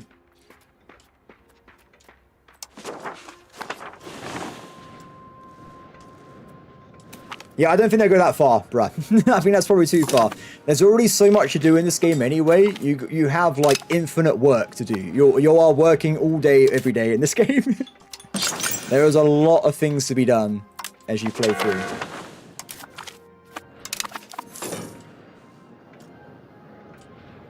Is the monasteries for pre-Reformation Christianity? Yeah, so only Christianity has monasteries. and it's also particular as well. So if I switch to Kafar or like Lullard, I would lose monasteries. They'd just be gone. So I actually can't get monasteries as Norse either. Good morning, Marty. How's it going? Okay, let's improve relations more. Yeah, so when you get the game, like I said, if you look at the world map, there's actually a tab that says content, and it tells you what content is from what thing. So like Christians, they do have loads of custom text from being Christian. And so do the Muslims. The Norse don't really seem to have anything, but like other cultures and religions have different benefits. Okay, we've got Parliament, guys. We're going to go for, believe it or not, oh, these are some bad ones. The war deck on oh, we can't do it. Game says no. I don't know. I don't know what the perks are, Frederick. I have no idea. Because I'm playing on Ironman mode, I can't look at the world map, and that's where you find what the custom content is. So I just don't know, unfortunately. One thing we do have is we are allowed to do slaving. That's the prime part of the culture. And also we get this buff here from Odin, which gives us more literacy and research rate, which is quite nice. So what we do with this Kosovo, we'll fabricate a claim on Galloway, and we'll attack them at some point to take them over. There's a lot of guys to kill over here. Okay. So let's have a look at control for a second.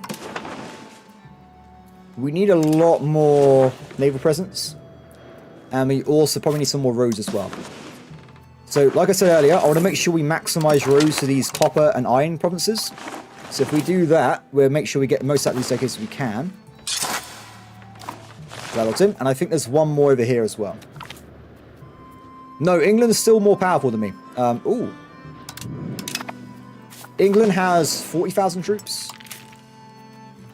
Pretty much. I'm only on around 10,000. So, if there's a war currently, I will lose it. Oh, research, guys. I didn't even notice. So,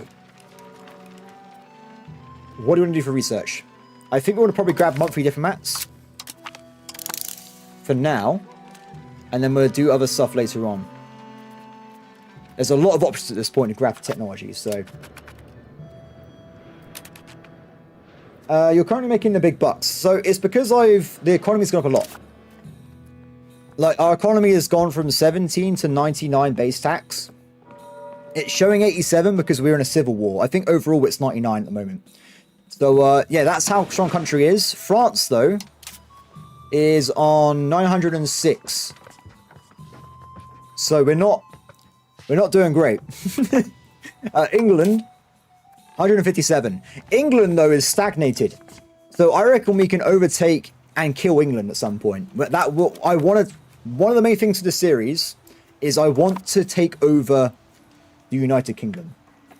I took Scotland right at the end of last stream, but we haven't finished the job. If you look here, Alba's still alive, Ross is not mine, and so is Galloway. So we're working on it. And we've also got a bit of Ireland as well, and Lancaster. I don't know how I got this, but it's mine. I did it. Yeah, I think it was like who was here last night? I think it was the last like 30 minutes or like an hour. We attacked Scotland. I just conquered Crete, and I was on the way back, and I was like, oh, I can attack Scotland.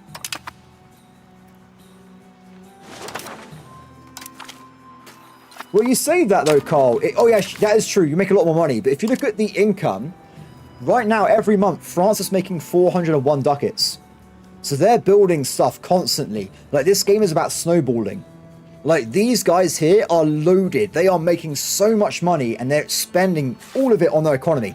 If you start in Italy and ally the Papal States, they make money from the entire Catholic faith paying them taxes, or whatever the term is, I can't remember. But the whole of Papal States, every game, every building, every location, there's a little icon for them building something. They grow like a crazy guy. It's insane. It's very cool. I absolutely love it. If the AI has money, they're very good at spending it. They are, I gotta say that, they are very, very good at spending money. Let's break this. For some reason, someone's still walking around. Where are they? That guy there. Done. Still too much diplomatic capacity. Oh, man. I have too many vassals. Even with max SIP spending, I have too many vassals, everybody. We have to annex them. They have to go. So if we look at this. Where's Finland at? We can take one more bit of land again. We are so close to annexing Finland, though. Like, literally a year away, I think.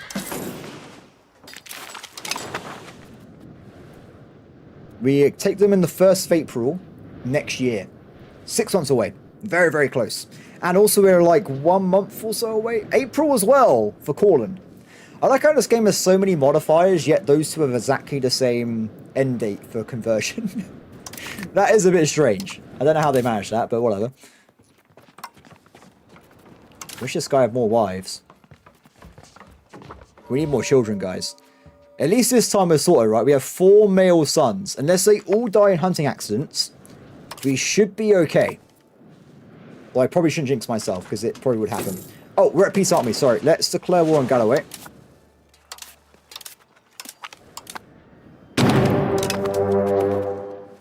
Go, my pretties. Destroy them. We should help ourselves. We'll send off 1 levy. Oh, we're at 15,000 now. It's getting better. We're becoming stronger. When we can match England, we will start eating England. It's going to be simple as that. It's about being able to win. Because I think I explained this yesterday with the War of Bohemia. A army, or front, actually I'll show you in a second. Base game stats, so no like mountains or forests. You can get 10 units on each flank. So like I said, a maximum army with like regular units would be 30,000 men. If you have all of these filled up and you're fighting against, like, if I'm 20,000 against 30,000, they're doing vastly more damage to me. It'd be really painful. So I don't want to fight England until I can match them with a big army myself. I think it's super important. Let's go over there, shall we? Destroy them. Go!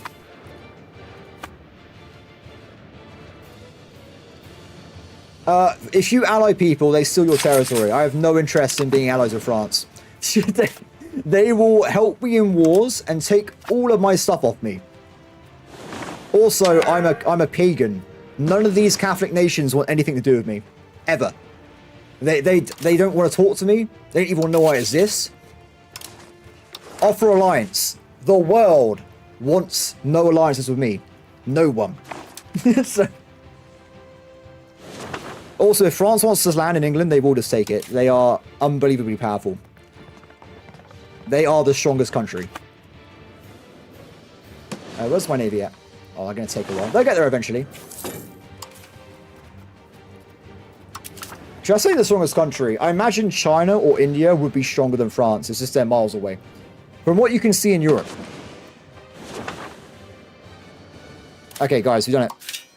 University is going down. Universities are like a super library. If we try and look at the stats for a second. Game! There you go. It gives you all of this. So you get more literacy for the entire area. Loads of influence for culture. And increased growth for institutions and stuff as well. But the main thing for me is going to be that it lets me get a new law. Which is quite nice.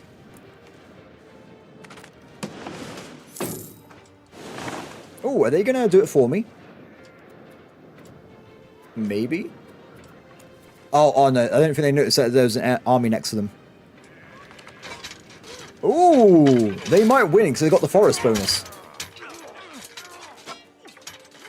Although my ally didn't split their army properly, so they're getting absolutely destroyed here. Eventually, I will arrive. It's going to take some time. Ooh, wait a second. Why are you not auto-transporting? Okay, they're working. It's... Oh, I know why. It's because these guys are set to protect trade. Hopefully they now be assigned to the thing automatically. Let's do it again. If you leave your fleet on just doing nothing, they will be auto-assigned to transportation. Oh, guys! Poland is mine. Excellent. And very soon, Finland should follow. Off they go. There you go. That's what you want to see. So this new land is going to be terrible for control. Really, really bad. But I think because it's all Coreland, we should get a standard 20% control in the location if they're happy. There are places that are not integrated though, so we've got to try and deal with that. They're not Swedish at all. Not even remotely Swedish. That's not good. We'll have to fix that at some point. I've already got my people assimilating random locations. So over here, for instance, we've finished now. They're all cores. Can it be the AI is not good with assigning generals? Oh, I don't have generals on purpose. A lot of the time. So normally, if I'm in a proper war, I would assign a general. If not, it'd be my king. But if people have positions in government or army or navy, it means that they take away crown power from you. So I just don't have them in my cabinets, instead I just leave them alone. So one day though, we will get sons that can go and lead the armies and navies for us. It's going to be great. Ooh. Can we get there in time? Yes, we can. Battle 1. Nice. Oh, my vassals. I don't know then. If the vassal didn't have a general, that's not good, is it? These guys do. Oh, yeah.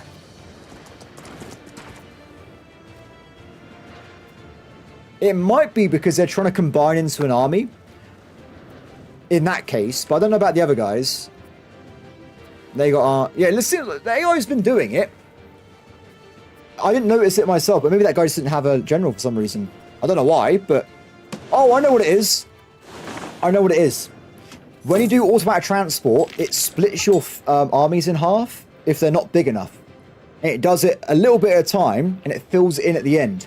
Maybe they were transporting more troops, and only half of them got moved over. So the general was back over here. I don't know. Maybe I'm just reaching. Who knows? Oh, okay. Also, this guy has like 5 characters. So he may just not have enough characters as well. That could be a thing. Okay, Galloway is being destroyed.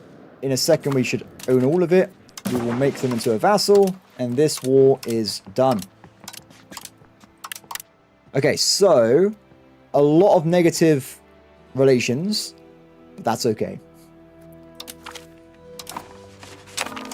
I have recommended they change this, by the way. So the coalition tab, which is here, shows you who might join a coalition against you. The thing is, though, it's based on antagonism. So how much they hate you. What if France is on 51 antagonism? I wouldn't know. Like, I wish it was also including the strength of the nation. Who cares if Connaught doesn't like me if Bohemia is in the coalition as well? But, I don't know. Yeah, they only have generals outside of battles. They hate fighting, so they just, like, leave the battle as soon as it starts off. Okay, so back to economy, I guess. We want to make that road I mentioned earlier.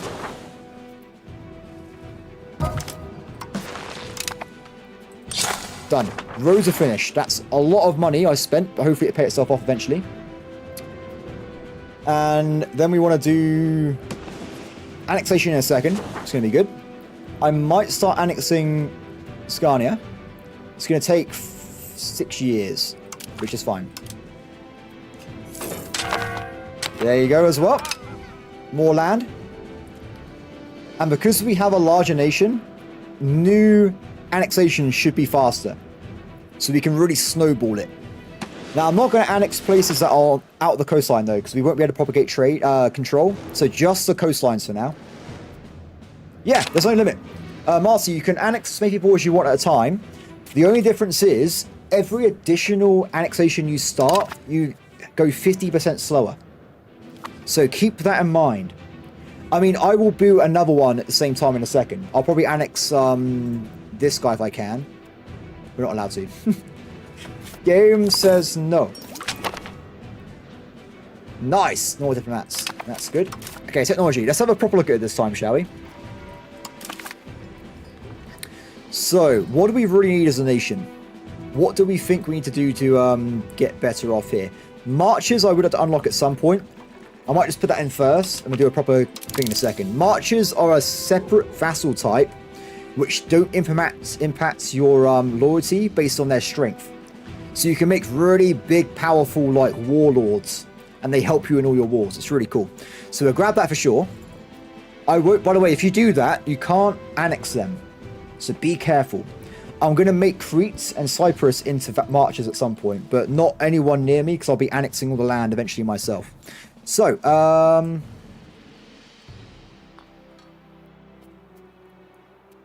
what's this? Medicine is not really useful at the moment. It gives you character life expectancy and disease resistance, but whatever.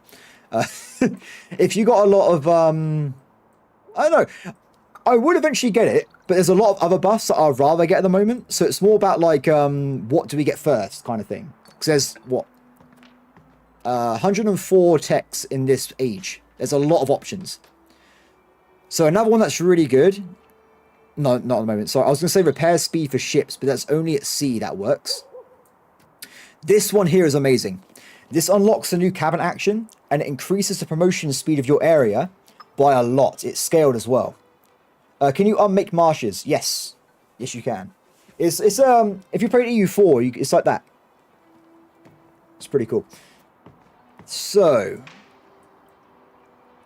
let's have a look around a little bit. I want to as well grab this one. Action. Wait a second. Have I done what I said before? Yeah, we've already got heavy cavalry. We've already got cannons. We've already got man-at-arms. That's okay. That is okay. So next up, I want to be looking into none of these, none of those. Maritime presence. This means my strategy of trying to make the entire coastline high control will be faster. So we definitely want to grab this. There's also Poundlock Canal. This is a very rare building. So if you build this, it reduces proximity cost by 5%, which sounds amazing. But you can only build it in cities, which are the third level of location. The ones that cost, I think, £1,500 to unlock. So they are very expensive. If you live in Italy, this is great, because everything's already max size, so you can get loads of reduction there. So 100%, we want to be getting trade fleets, and also includes more trade range as well. Next up, the Hulk. This guy is the level 2 version of the transport, so we can carry more people into battle, which is quite nice. Piracy is gone, Naval. It's dead. I built up those ships yesterday, and piracy's gone. Simple as that. There's also bureaucracy, which is a new law, so we'll grab that for sure, and we'll leave the rest of them alone. Counting houses improve crown power and location, but they're very expensive. And rag paper is a new production method for paper making. But when we go to age 2, we can get way better paper making. So I'm going to ignore that tech completely. So military, we've already got a lot of it already. It's slave centers, no thank you. We already have enough slaves. Now, something that is quite nice, being a monarchy, is that we can get plated knights. This turns 10% of my nobles into these guys, which are cavalry, the best cavalry, because they're levies, but they do 50% strength damage and morale damage, so they're better than the regulars, and they come in size of 500 population, so they are doing a lot of damage. This is equivalent to 4,000 levies. No, it's even more. Oh my god, I can't even do the math. It's going to be around 6,000 levies if you've got a full stack of these guys on a flank. These are deadly. You want to get these guys. 100%. Okay. No, Marty, they're levies. Levies don't cost you anything. Anything that's a levy costs me absolutely nothing apart from people's lives. So all these techs here, no money. If you want to build regular troops, money. So yeah, there's basically the more nobles you have, the nobles turn into knights. So it's just based on how many nobles you have in your population. That's pretty much the extent of it. So I think apart from that, guys, that's a good amount of research queued up at the moment. We will also get reinforcement speed. That's going to be very important when we get a full army. Yeah, it's weird because this game is split between levies, mercenaries, and professional armies. They're all separate of each other. It is confusing. I won't. If we go to Stockholm and we go to the military tab, you can see here, this is all my free levies from this location. So the clerks and the burghers are going to turn into man-at-arms. You can see the slaves are for some reason going to come into Scottish levies. You have all the mailed knights, which are the noblemen. Then you have all the feudal levies from the peasants. It's pretty cool. I do like how it works. Awesome. Okay, stability, up. So, we've already done the research for the troops I want. So, I've already done research for Age 2 man-at-arms, which are infantry. We've got the heavy cavalry, and we've got the cannons. Every age you go into, you will unlock a whole new tech tree again. Nothing here has been researched. And eventually you can get new troops again. So then you get the Lancers. This is heavy cavalry, by the way. So in compared to the other one, they get double the amount of troops. So it's pretty cool. Hey, Rain, how's it going? Good to see you.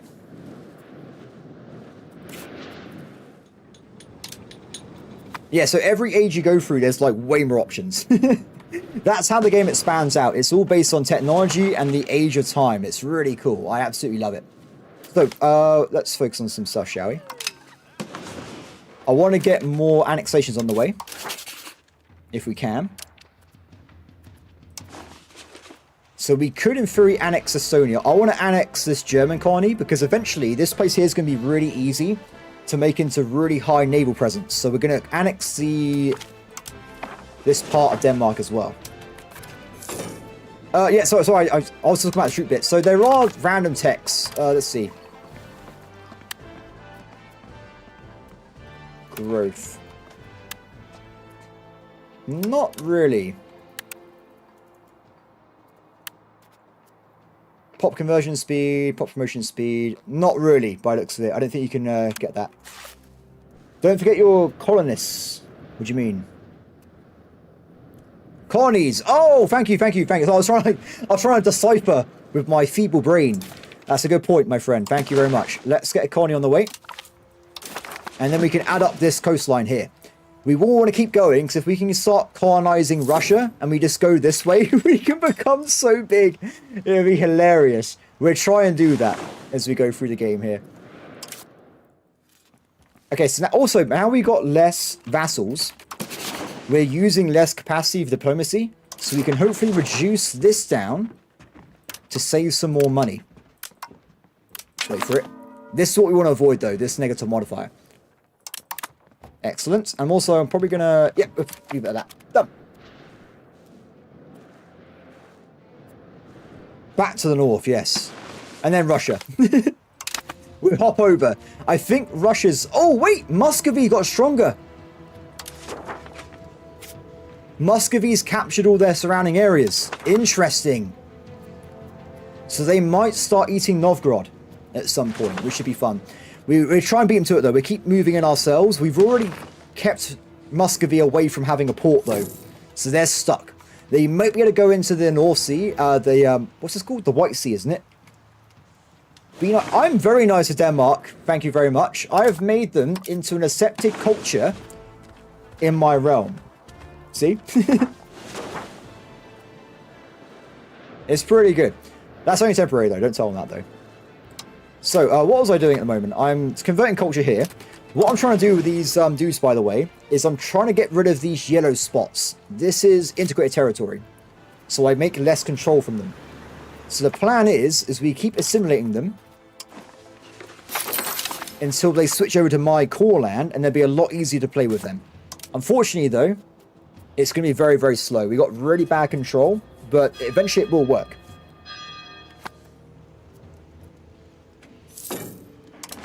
Why is everyone deleting their messages? What's going on there? There's some self-censorship happening live on stream at the moment. Yeah, I guess we got pizza a little bit, everybody. A little bit of peace. I'm tempted to get rid of this again, Because we do get passive stability naturally. But then again, it's also reducing my taxes because people are less happy. But at the same time, I say that again, we've already got maximum taxes for peasants and burghers, which make me most of my money. So if I save money instead on stability, I can build up my actual economy faster. Which is pretty cool. Yes, they are a problem. But I would point out, Marty, they're nearly not a problem. Because they're only at plus 0.04 increase now. So at some point, it will go to a situation where they just go away. How bad is negative stability? So stability does this currently. It's reducing my state happiness by 8.84%. So it's reducing all of these guys' happiness down. But like I said, because I've already got maximum tax with these two, I'm not that bothered. If I do maximum stability though, it costs me 23 gold. So I can spend that instead on building more buildings to get more income. At this point, I want to probably be around like 75 income. Just to get loads of ink, build more stuff, build more roads, this really snowball out at this point. Enforce culture on Gallop. Yes. No Scottish. We will just be Swedish everywhere. By the way, I've noticed that if you make everyone Swedish, they can unlock the technologies from that culture. So if you're like Scottish, you would make other people be able to unlock the Scottish troops and stuff. And remember, Sweden has troops, so eventually they'll be able to get our unique stuff. Yes, Hayes, we own this. All the green bits at the moment. So we have been making progress. Ross was a vassal, and then they somehow escaped. I don't know how that happened, but very annoying. Not happy about that at all, but it is what it is. Marketplaces. Marketplaces. Where are they getting built? Oh, in Estonia and Finland. Rain, this is not a historical game. As soon as we press play, it's all random. I'm currently in Norse. My king died in the first, like, 2 years, and I don't even know who this guy is. But he's got a lot of B's in his name, so I imagine he's amazing. And he now has 9 children. Which is great. We need more wives, though, still. I think we always need more wives, but it's okay. It'll be fine. When Magnus, though, grows up, we'll give him 5 wives, so we can get hundreds of children. It's going to be great. I cannot wait.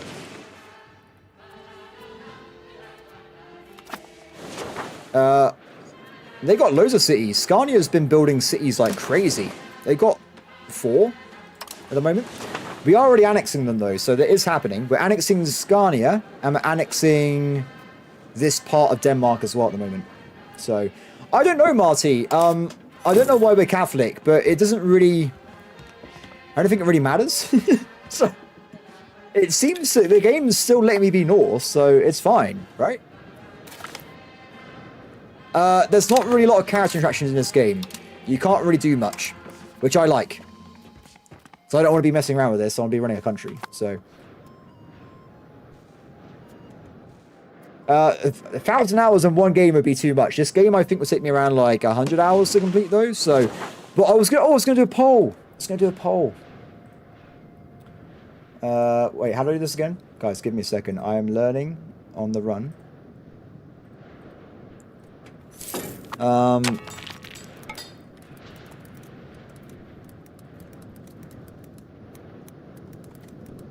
One second. So what happened is, guys, last night there was a patch in EU5 and it broke my ability to get achievements in the game. It just doesn't work anymore. So I imagine that's because the game's about to come out in a few like moments, right? So I press achievements here, they've all been disabled. I can't get any of them. It's really sad.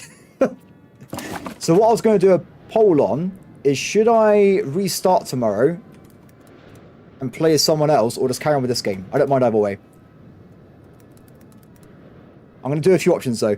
I'm going to say, if we restart, if people want to do that, we have options be Scotland, Saxony, and anyone else? We'll leave that for now, and we just have no, Sweden. There you go. Done.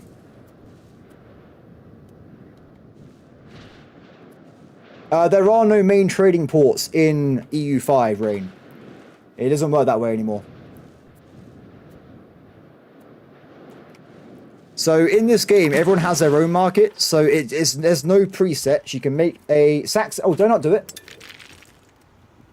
Oh yeah, Saxony's the middle one. Saxony, by the way, has a lot of content as well. I think they have more content than Sweden. So yeah, you can choose different things there. Oh, guys, our university's finished. Oh, Saxony is dead, but Saxony's this guy here.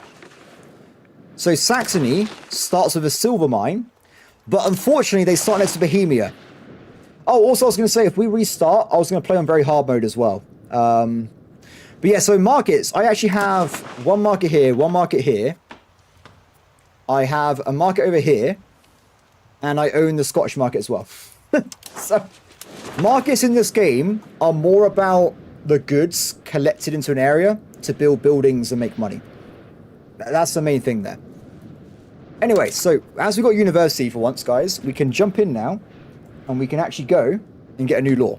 Now, this law is one of my favorites because it's education of the elite, and you can see we've got a few options here. So we've got courts, people, institution, open, and more stuff at the bottom there.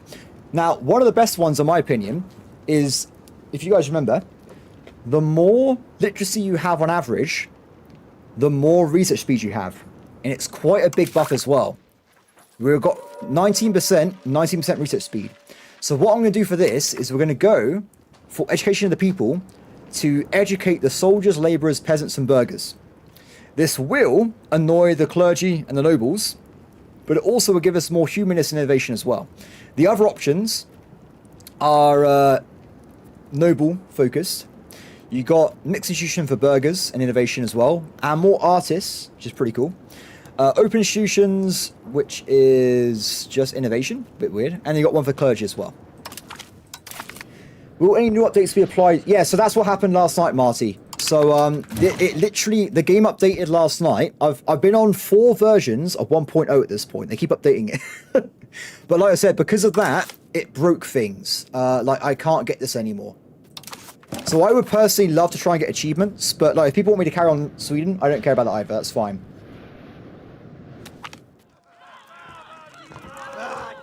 No, that's a bad event. I don't like that. I'm not a fan of that event at all. Why has the game done this to me? Negative and negative. I can't believe it. Yeah, so achievements in the game, by the way, I would say I would be more interested in them, but I don't think they're that hard. If people... Wait, I'll tell you what, guys. I know it's a bit random. We're playing all day, right? Just give me, like, 2 minutes. Achievements. These are the ones you can currently get in the game, if you're curious. So it's kind of like CK3, where you put them in categories. So if you want to just... I'll quickly scroll down them, just so you can see what's going on here. But I don't think there's really any hard achievements in the game, if I'm being totally honest. The achievements are very generic, which is fine. So you can do them as anybody. But the thing is, there's not that many like really hard ones for like a certain country. And if there are country ones, they tend to be very easy countries. So you'll start like England. Play as England. Form Great Britain. That's just a regular game. You would do that anyway. Oh, as Spain. Get Iberia, Maghreb, and Caribbean. That's a regular game as well. It's stuff that you would just do if you're playing these countries anyway. It's nothing out of the odds. So that's why I think like they're not that hard. So I'm not that bothered at the moment. But I do know Paradox has a thing where they add more DLCs every time. I have, I think, 56% of achievements in EU4. So I got a lot of them. But so far it's pretty easy stuff. Yeah, like Austria, France, Ming. I've got to play as Ming at some point, right? This is probably going to be the hardest one. Playing a full game, right? That is a lot of game time. That's like 100 hours right there. I've actually done this one, by the way, but it didn't count because it reset my save, so very upset. By the way, I kind of like... Let's play as Sweden. I like that they've actually blocked influencers on content creators getting achievements, because it means from release, everyone has the game at exactly the same time, so there's no bias there. Like, we could not get achievements up to now. So I think it's great, personally. Everyone has to actually try and do it themselves. Hard mode, 8 privileges, 6 international organizations. This one, you get at the start of the game most of the time. without even doing anything. It's ridiculously easy. But yeah, like I said, guys, none of these are hard. There is one very hard achievement, be present on every subcontinent. She just play as England or Portugal. So there you go, guys. That's the achievements of the game. None of them, I don't think are very hard. But whatever. If it was like conquer Great Britain as the Isle of Man. Yeah, whatever. Whenever I play this game, Marty, we will always be in Ironman mode. I don't want to save scum. I think that's boring. So we're locking in stuff. There's no save scumming. We're just playing the game. That's it. Cool. So that was a bit of a tangent there, guys. My bad. We went off a track a little bit. So with both of these vassal annexations here, because we're actually directly connected to them, we can take their territory to speed up a little bit. If we have a quick look, they're both very loyal. So I can take 2 bits of land off this location. And we can also take Scania as well. Honestly, Raphael, Switzerland doesn't have a lot of custom content. I'm going to be honest there. I think they have like 1 or 2 different things. So I wasn't that infused with that one. It wasn't brilliant. Scotland, though, by the way, has a lot of custom content. You have like Clammon and stuff. It's really fun. Anyway, so we're going to take some land off these 2. So the reason I want to play as countries of content, by the way, is just because it means like there's fun stuff appearing midstream. Like, oh, I got like a new law or something. I should tell you what. Oh, if I look at the vote, it's 79% carry on anyway, so it doesn't matter, right? It doesn't matter. What I should have done is I should have added a poll. I love doing that. I normally play as the smallest nation possible. Is it worth taking land from vassals or integrating? Yes, Peter. I just did it. I think you wrote that before I did it, though. So it's very funny timing. But yeah, so if you take stuff from vassals while annexing them, it reduces the time to annex them in total. So it's a very good idea. Just be careful, though. If you are below 50% happiness or loyalty, you'll stop annexing them. So make sure you only do it if you have enough in reserve in terms of happiness there. This is my favorite event, everybody. 10 Rouget speed. Yes. Without a doubt. 100%. What? Oh, what is Switzerland? Switzerland at the start is a collection of like small cantons, I think. This guy here. There's not a lot of them. But I think they start in a Swiss confederation. And there's only 2 of them left alive. And at game's start, all of this is part of the Swiss confederation. What I will say, though, by the way, everybody, if people are wondering, if you form nations, you can get new technology. So, for instance, here, I get sort of like one of these little guys. You can get Netherlands and get more stuff that way as well. It's pretty cool. Let's get a drink, guys.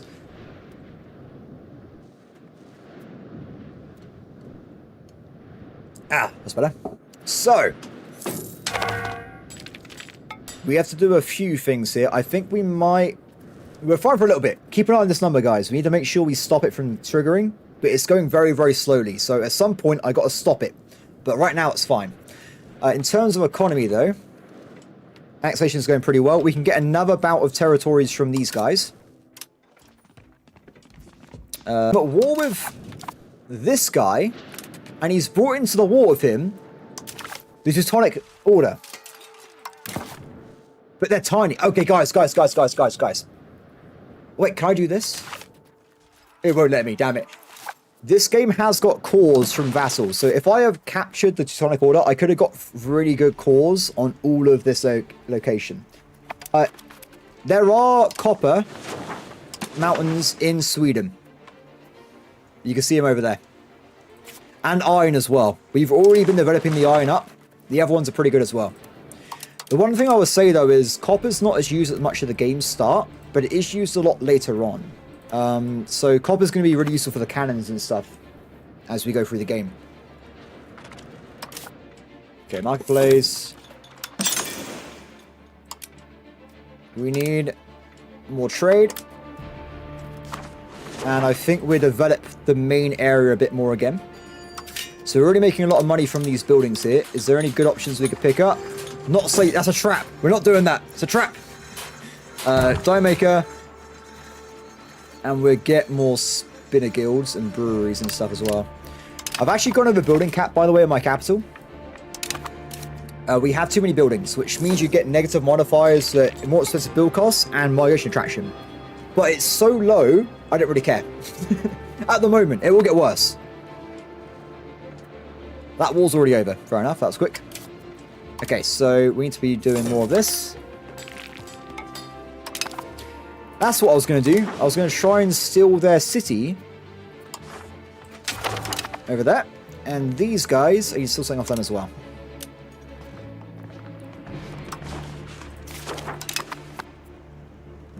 Done. Nice. I'll take that. We're getting pretty good with the income at the moment. So we're nearly at 50. But like I said, if we get to 75, I'll then put money back into stability again. And we'll stick with the plus 50 income so we can build buildings faster.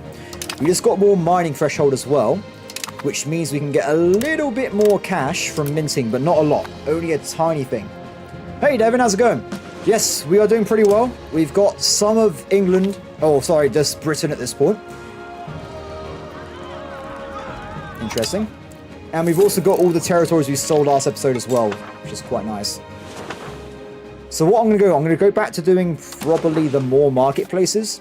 It worked really well yesterday, so we want to keep building more cities. Though it's not perfect, so we don't have enough glass in our economy. Yeah, Carl, so you're talking about the, it was a wonder, wasn't it? So in this game, I don't think it technically works that way anymore. There's no, like, magic areas. You do have copper here, but that's it. But what I will say is copper is pretty rare, and iron's rare as well. So having these materials means your economy is a lot better, because you can go and make tools for a really good profit. A lot of money from making tools with a lot of iron. So it's pretty cool. They try to go away, I think, from like the magic aspects of EU4, where it's more gamey, and this is more grounded with how it works. There's a lot of lumber, by the way. That's a ton of lumber. They're absolutely everywhere. Sand! Oh, guys, we've got to get sand. Sand is a resource of building roads. So if we look here and build a road, you'll see that currently it costs more by like 33% because we haven't got enough sand. So if we max this out, or not max it, but get a little bit of sand going, we will be increasing other stuff. We've also got to do the glass as well, right? So glass production should be in there somewhere. We can do it next door. Glass is over here. We'll build one glass maker here, and we'll build another one at the other side. And then we'll build cities again.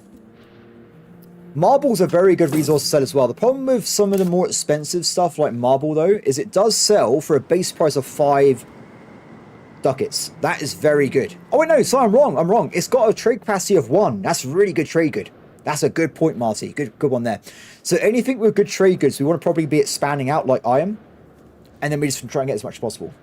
So with this as well, I will increase it, but we're also going to make it into a city first. So when you make a city, you reduce the RGOs by half.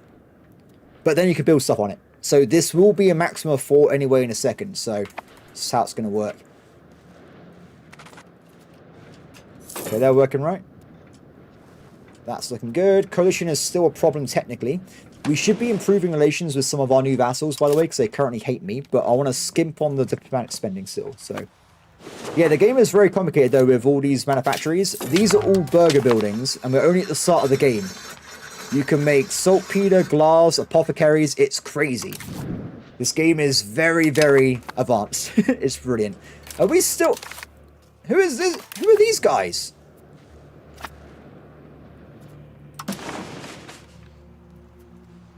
I don't know who they are.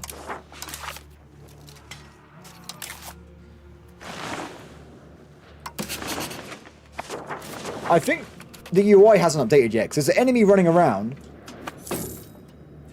Which increases RGOs again. Is it building? So RGO is a base value a lot of the time. You see here. So RGO is here, base value for every location. Then it scales by population.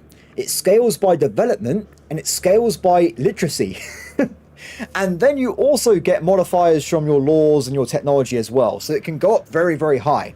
The difference is, though, you get stat bonuses from being a city. All these ones here.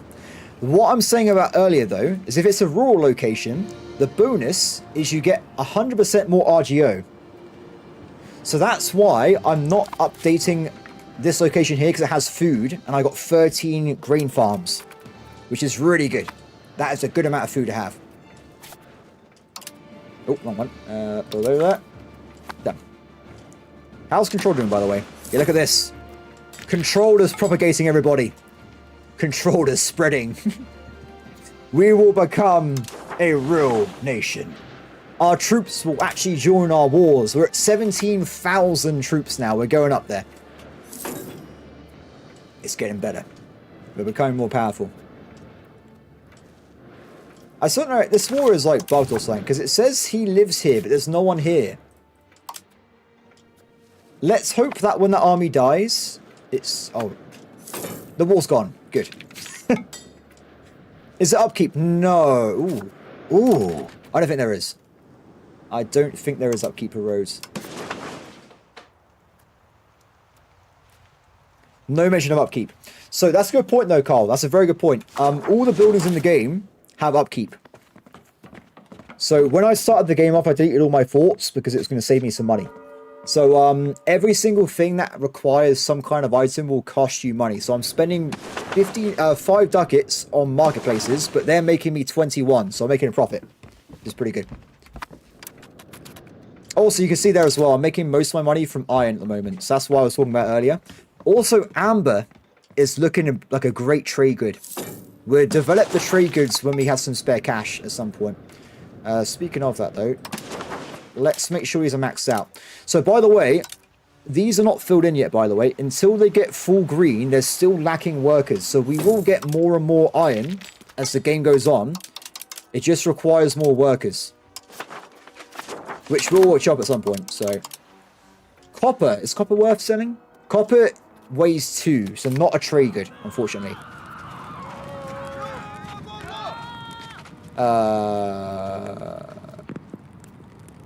Starts a free university? Hell yeah. I'll take that. They cost £300. I'll take a free university.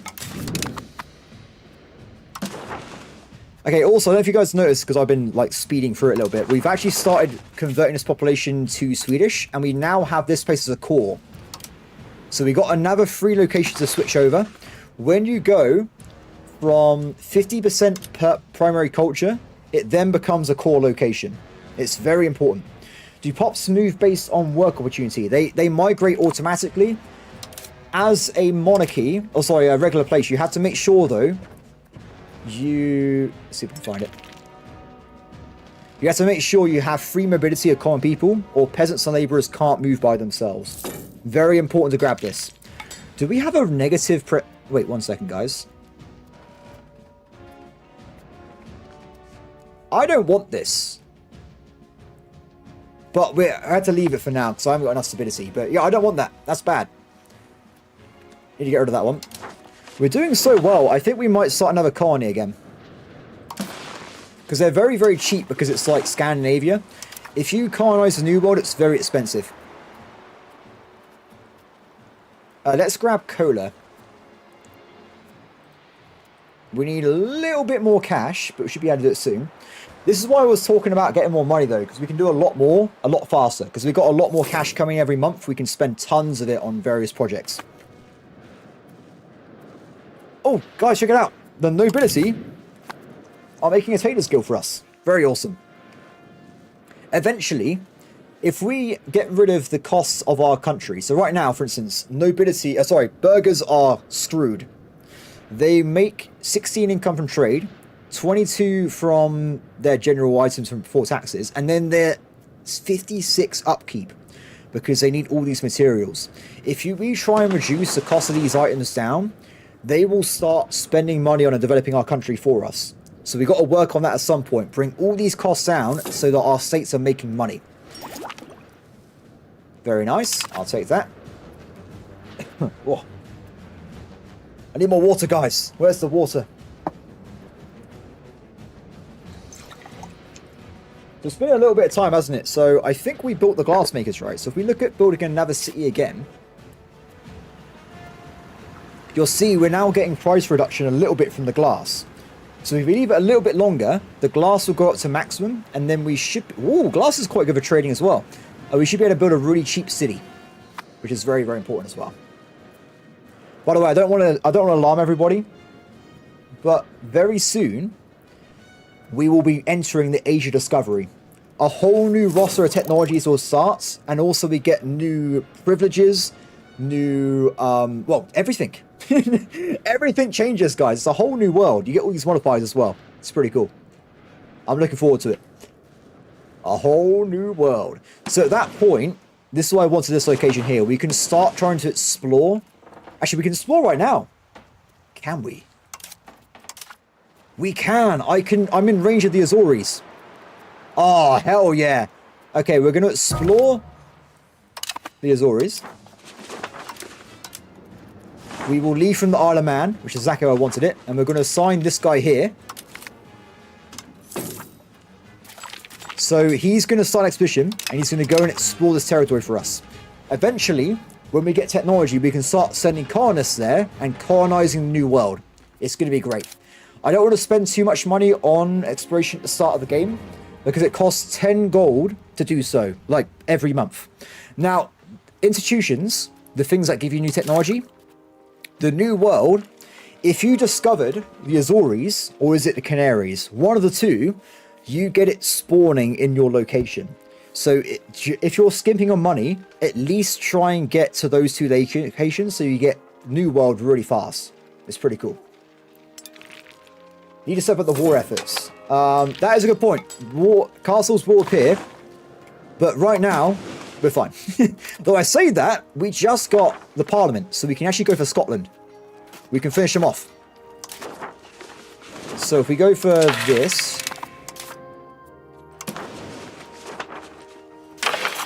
we will destroy Scotland finally.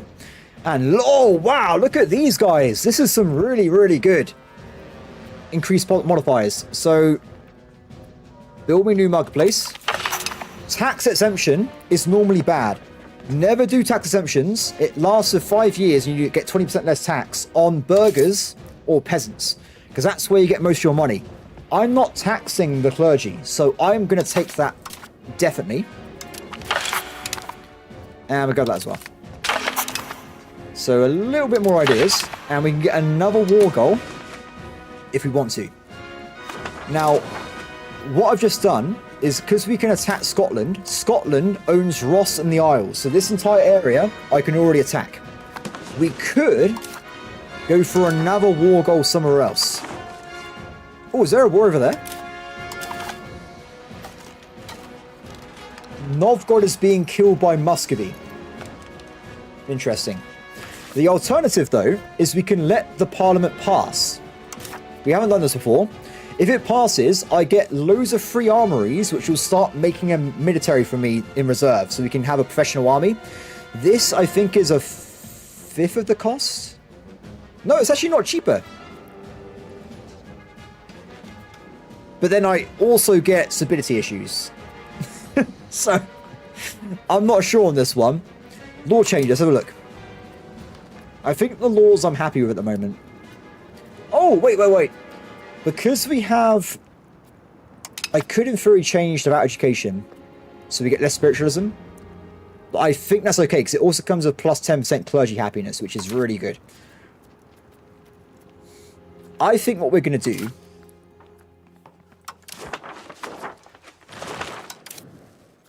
is attack Lithuania. I don't know what's going to happen to Russia, but... Oh, wait, guys, what do you reckon? What do you reckon? Do we go for Novgorod, or do we go for Lithuania? Let's do another poll. We'll do integration. Stream integration. Novgorod, Lithuania. What do you guys reckon? We give it a few seconds, because either way, there's a good target, so either way, right? But the problem is, if Muscovy starts becoming powerful, they might threaten my flank, but at the same time, if we sleep on Lithuania, Poland's going to eat them. Oh, it's 50-50! No way! Go, guys! Vote! We have until Parliament ends, right? So I'll just let it run, and when it's nearly over, I'll decide what to do. Pops, that's a good point. That's a good point. So Lithuania, 1 million population. Novgorod, 344k. That would suggest Lithuania is a better option. Is that going to change people's minds? Is that going to throw a ringer into it? That's a good shout, Carl. That's a good shout. That's EU4 faking right. Cool. New city is in. Let's also give it a little bit of time. Remember, we also have naval propagation, right? So we want to be a war in the wharf. Not slaves. What am I looking for? Dock and infrastructure. Harbour. Damn. Novgorod's still winning it. It's still going. We still got a few days left though, and I'll do it then. Either way though, we can attack them right away because they haven't got a lot of allies. So, should be easy. Also, I'm going to probably attack Alba now. Before they get more allies. Oh! It looks like Norfolk has rebelled against the Frisians. And if we attack Alba now, we can maybe annex more of England if I make them a vassal in the middle of the war. This is perfect. I love this. Oh, they got the military though. We're still going to attack them. I need to get some more galleys at some point. Let's do it. War has been declared. Oops. Oh no! Okay, well, guys, we have to stop the poll now, okay? Because the game's going to probably take away all my happiness. So we're going to try and just force it through now.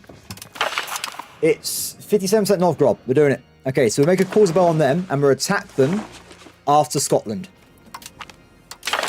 We do have a good 5 years to do this, by the way. So we have time to kill Scotland and then go around and attack Novgorod. It's fine. Okay. Raise the men. What we do, by the way, as well, because Scotland is a problem a lot of the time. I am going to invest in some more combat ships so that we can wreck anyone that tries to stop me that's small. So at this point, because we have graduated from local power to more of a general minor major power, I'm going to be getting the early carracks. These guys have 40 cannons. They are insane.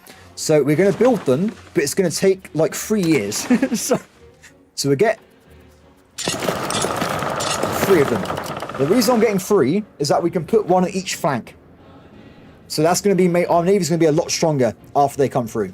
It does cost us all our money though, so poorness, everybody. I like the votes, by the way. I think voting's fun. We're doing more votes on things as we play through the game if there's like choices. Done. End of vote.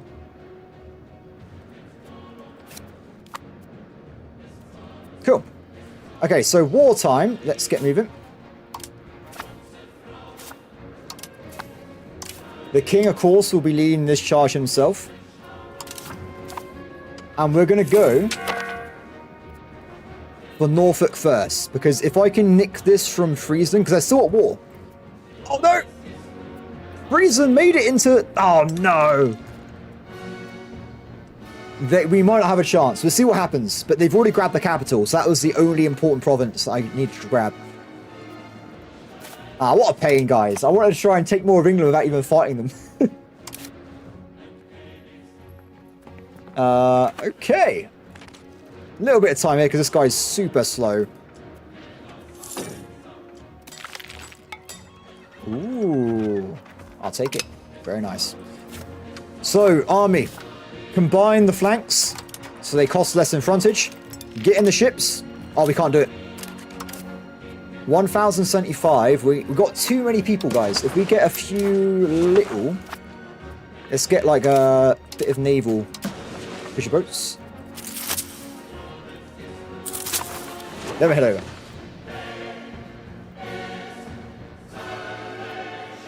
They actually have landed, so I don't think we can take Norfolk, unfortunately. Bit of a shame, but that's what it is.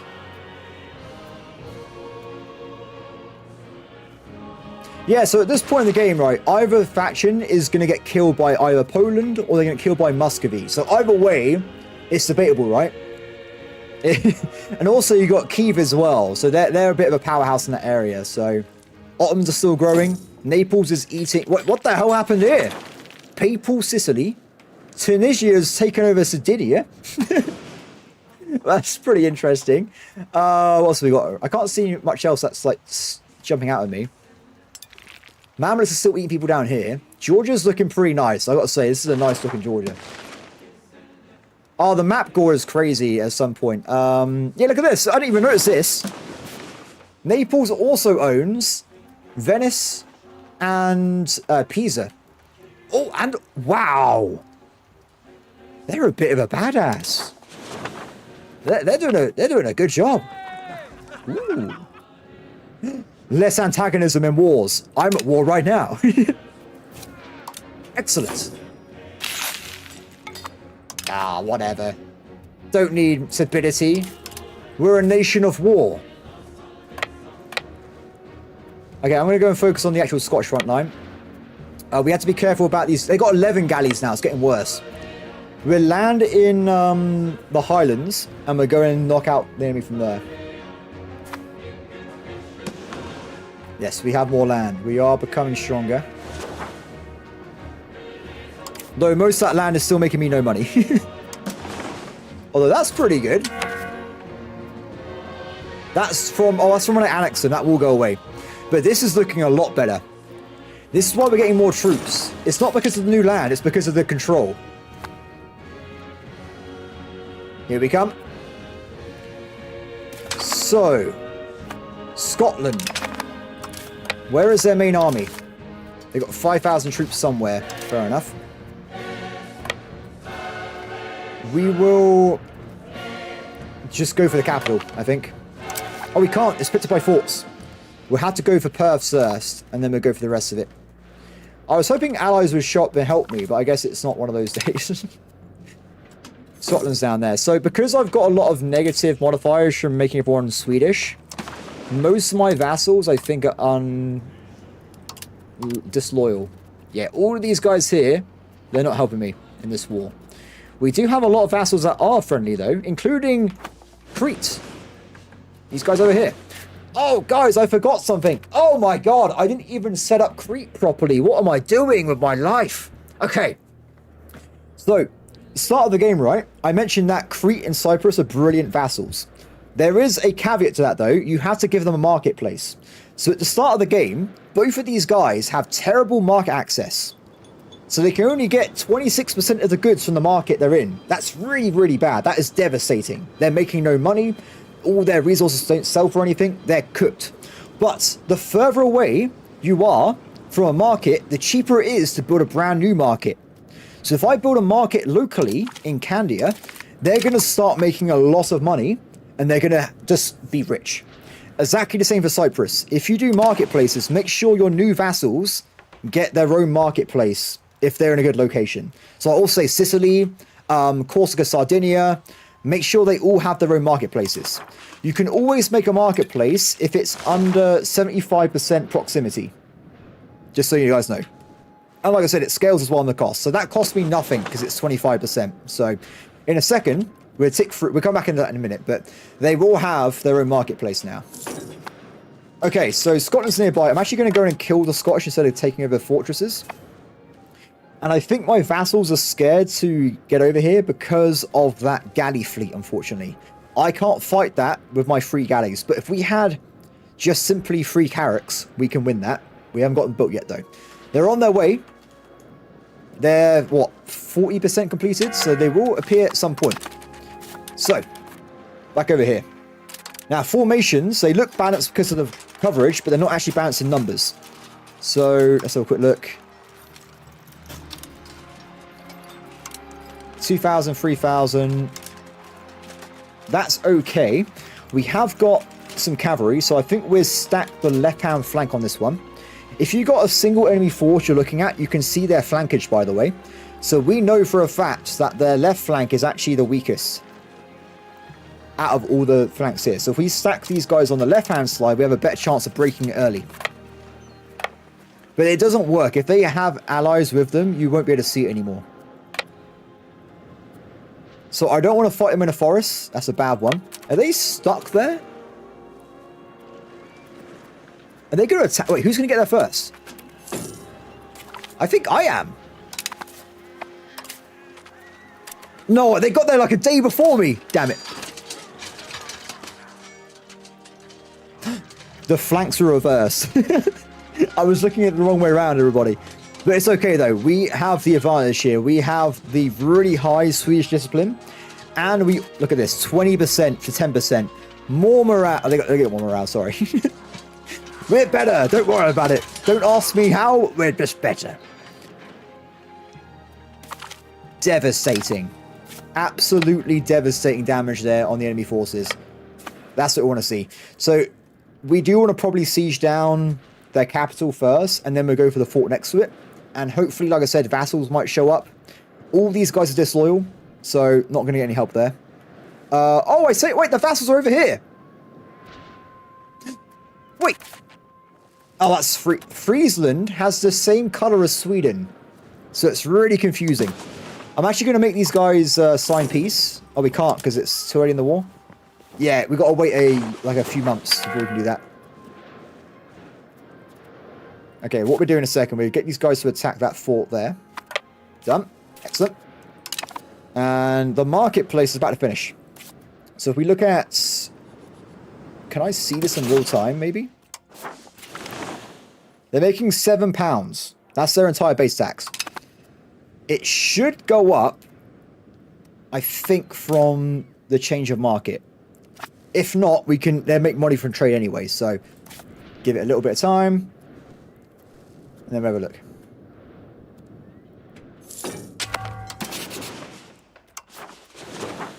$26 income. Look at that graph. Wow. This is what I was talking about, everybody. If you play EU4, throw everything you know about markets out the window. It's useless here. This is a completely new game. Market attraction and locations are very important. This guy is now rich. Rich. So that, like I said, it's kind of like control, right? So imagine this guy, his entire country, he was only making 26% of the income from goods. So now he's making 100%. He's now rich. So yeah, if you do that with both these markets, the vassals will start making all their territory into cities and they become really powerful. It's really fun.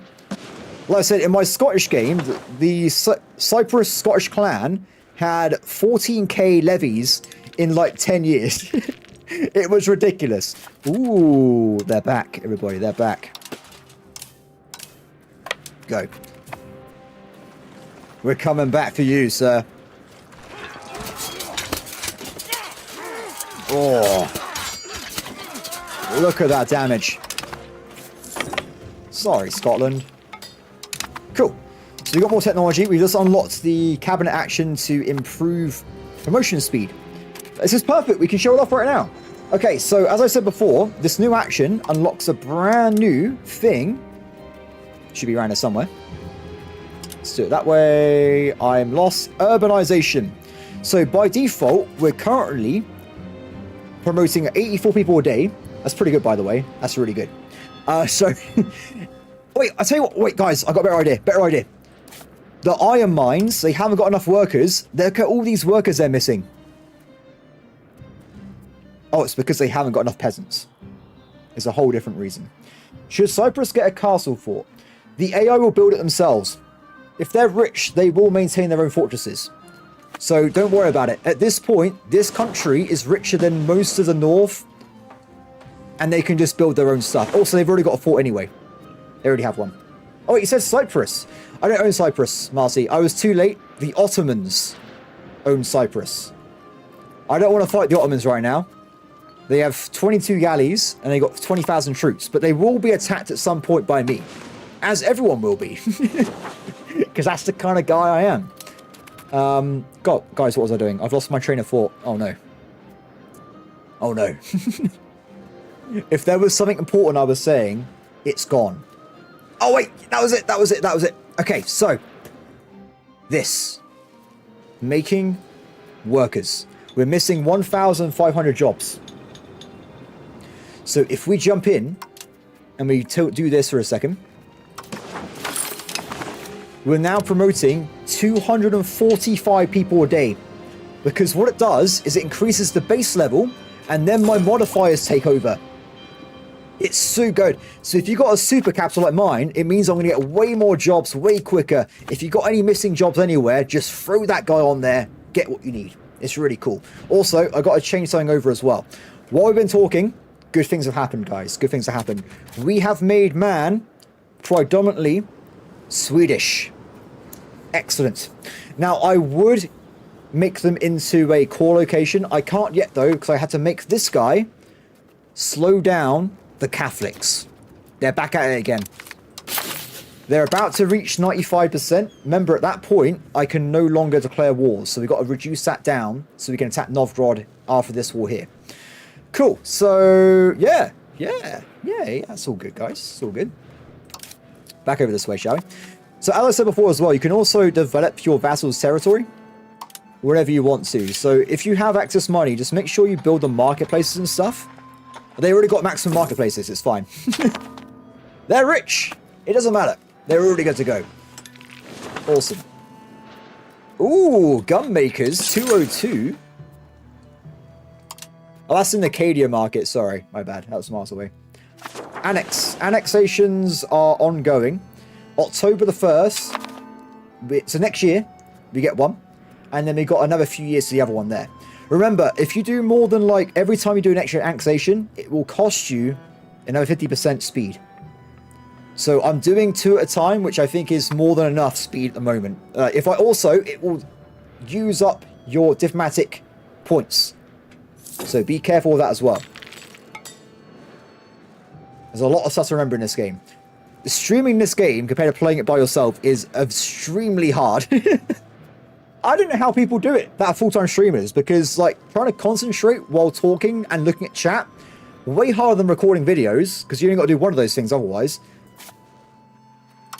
I see you there, Scotland. I see you. You think you can come in and take your capital back? No. That's not going to happen. So, while I've been busy anyway, let's go back over here, and we want to build another city. Probably... Ooh. What do you guys reckon? Do we want to go trade-wise? Do we want to move towards... I think we go for Denmark first. We get Denmark locked in, because Denmark's got a lot more places for cities and docks, so it'll be a lot easier. And then we go for the very slow task of jumping over to Finland with control. So we keep going, for now, we keep going down this way. So that means this place is now going to become a city. Congratulations. Awesome. Excellent, thank you very much. So it looks like Friesland... What's happened here? They're gone. Okay, that's over. The Norwich guys have been knocked out the war. So that is over. So now my vassals should be now moving over here and helping me fight Scotland, which is quite nice. So you can see we've got these two in the war now. Cool. Pretty good.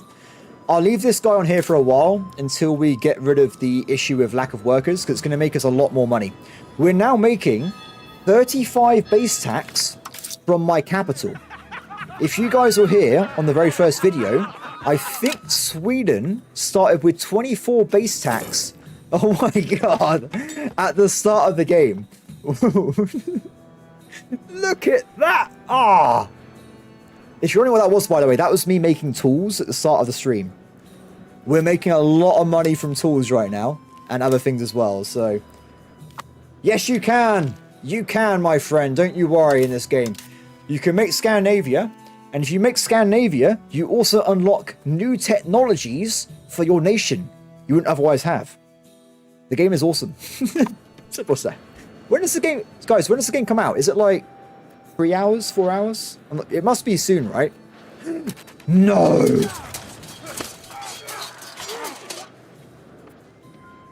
England. No. Okay, so this is going to be awkward.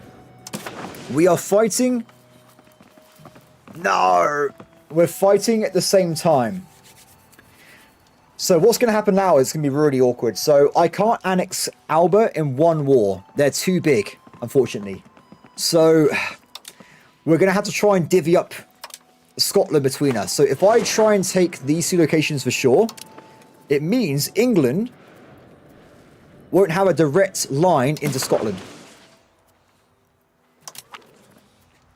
I would also like, though, to grab Edinburgh. So what I'll do, I'll split off some units now, and we'll go and grab the capital of that province.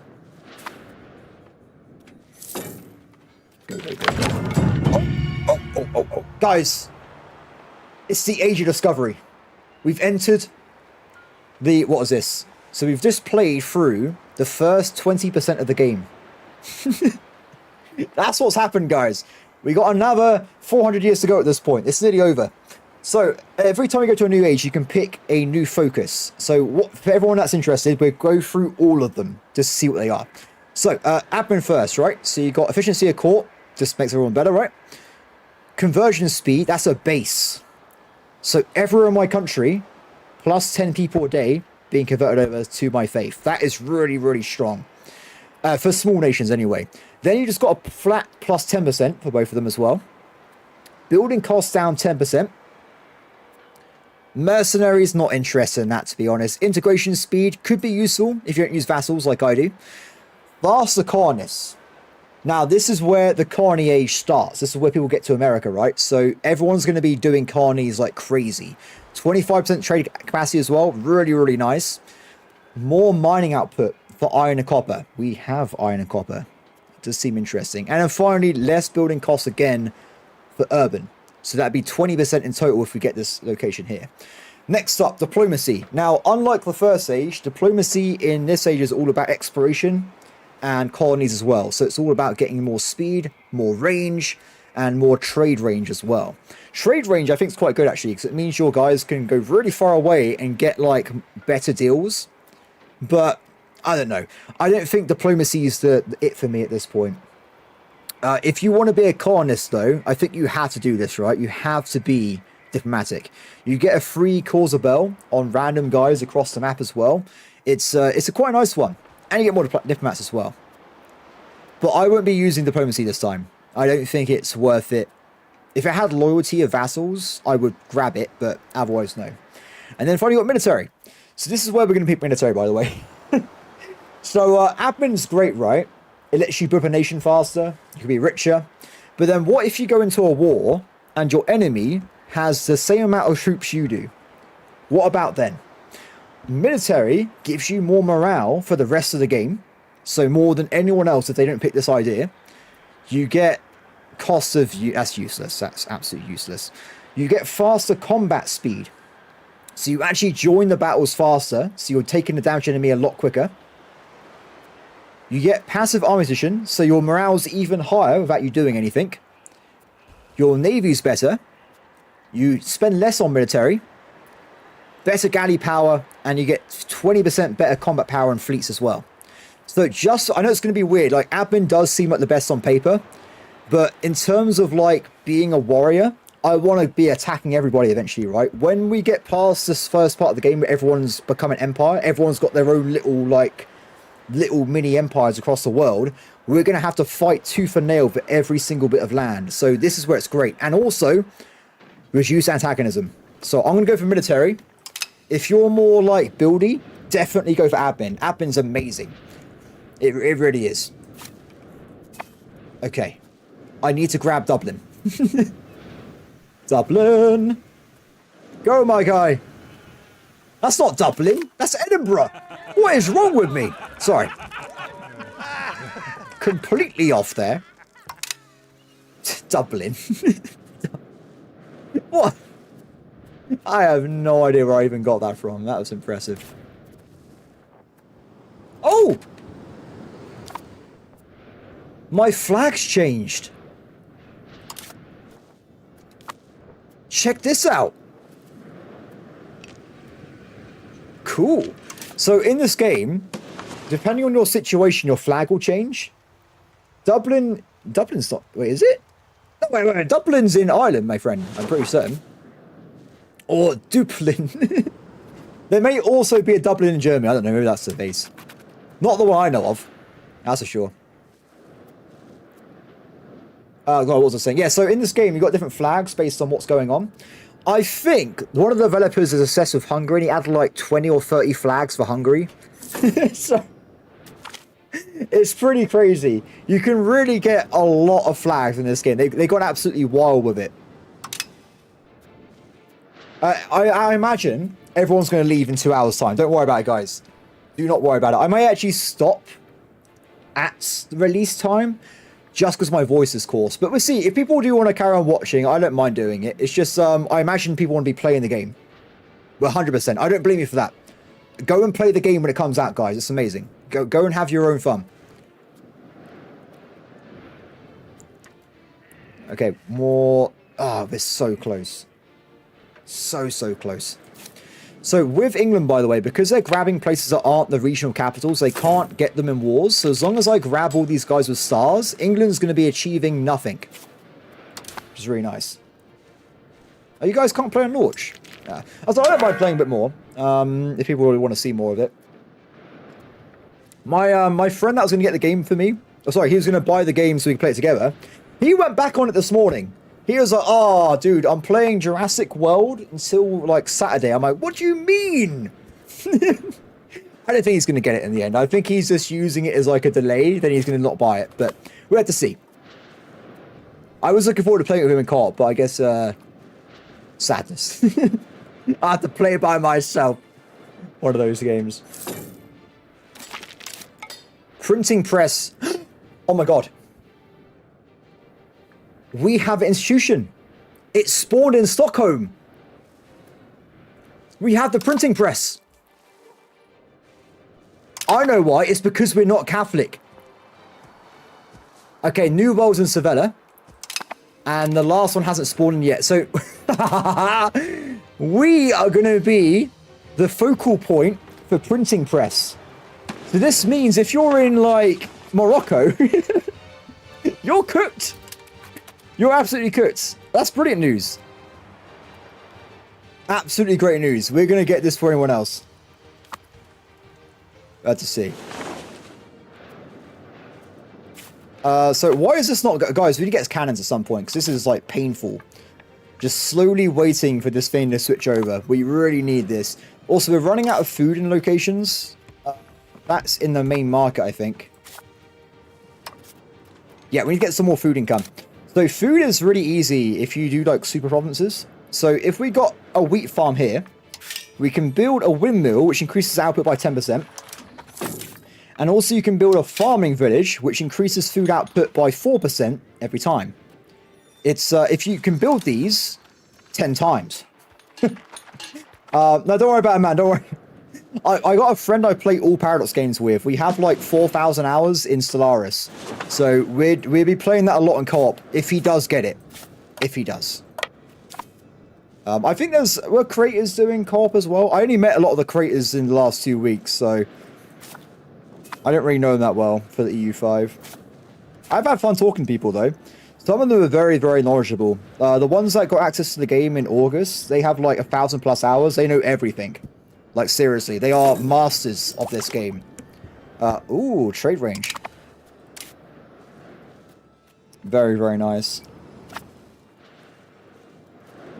Okay, so I'm going to go for Perth next. England's wasting its time on that location there. And I think this all's going pretty well, honestly. We'd also make sure we grab Ross and the Isles capitals, or England might be able to nick them off us at some point. So that would be sad if that happens. Okay, so we're also going to go for Speed 4 for a little bit. I've got to be careful because we are running out of time to attack Novgorod. We're currently half the way through. I have to attack them in the next 3 years, or it's going to be not great. It's going to be bad. Have I got my cannons yet, by the way? They're here. They've arrived, everybody. We have the Carracks available for battle. So I'm going to be, what we're doing, the cogs, which are transport ships, I'll be moving them away from the front line So they don't take that. No, I can't talk, guys. They don't take damage if they're in the back reserve. They won't be on the front lines at the start of the mission. We want to be making sure we have one galley and one carrot on the front line, and we're going to go and kill the Scottish fleet. We have to wait a little bit though, because we're waiting on. They're hiding. They saw what was happening. Like, ah, screw this. There they are. Wait, I don't have him yet, do I? He arrives on the 26th of August. He's slow. Fair enough. Oh. Lost battle. Oh, yeah, I got wrecked. Whoa, we got, like, way more ships than I had earlier. I didn't see the other 16 ships. That came out of nowhere. Let's hide in the Shetlands. I need more ships, guys. So, carracks on paper are better. They have 40 attack damage, but they can be swarmed by smaller ships. So, if it is like 10 ships versus one ship, you will be losing battles. You want to make sure you have maximum frontage. Let's go for more cities. Keep going down the line. Nice. Okay, so it's going to take a long time.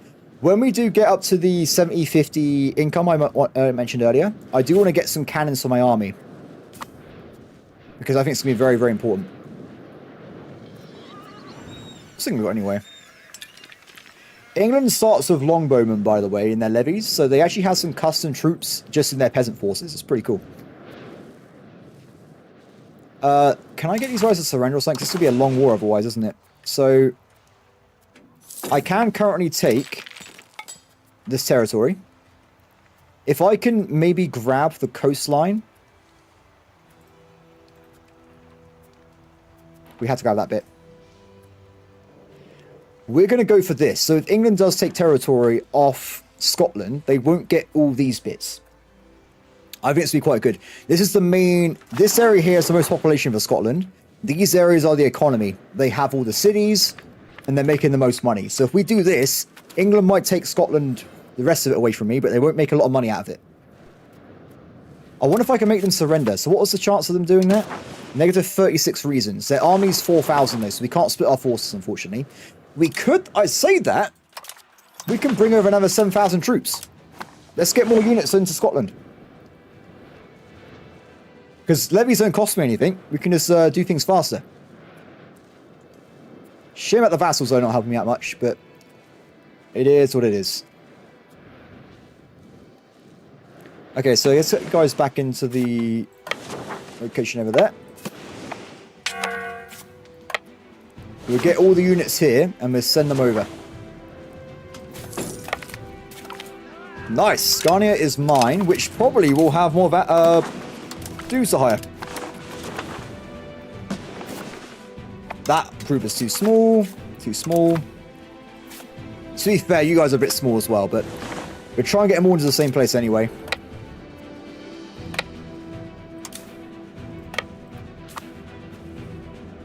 Excellent. More and more troops, everybody. We're looking pretty... This is a power Sweden at this point. It's looking pretty good. Uh-oh. That's not ideal. So they're going to go, unfortunately, to try and recapture Dublin. Oh, sorry, not Edinburgh. Edinburgh. We'll leave behind one guard, and I want to stop them because if England captures it when I'm distracted, it's a disaster. We got to stop that from happening. Bad Scotland. Don't do it.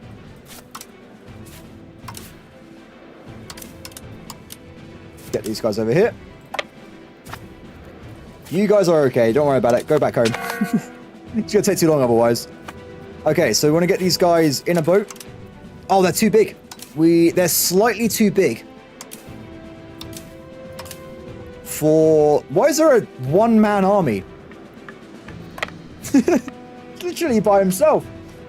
Is there a special army unit from Finland? I don't know. I don't know. I'm sorry. On release, you can't see inside Ironman the world map, so I can't check what's in certain areas. So I just don't know. When you start the game yourself, you can go and check out countries' unique features on the main menu. It should be fine. Cool. So if we get rid of a little bit of these units, or make them smaller by combining their forces, we can get them over to the mainland. Let's go. We'll land in this bit here. I think it should be away from the Navy. Oh, England's on it. We'll fight with England. Little do they know I will eventually be fighting them. Cool.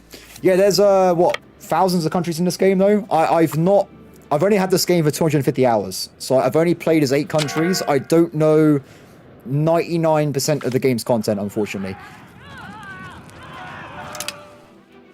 Just wasn't enough time, guys. I did try and play for more than 18 hours a day, but I just couldn't handle it. It wasn't good enough. What I'm going to do, split in half, go over there. I'm going to lock down all these important locations. So we will have one group go there. The other one go here.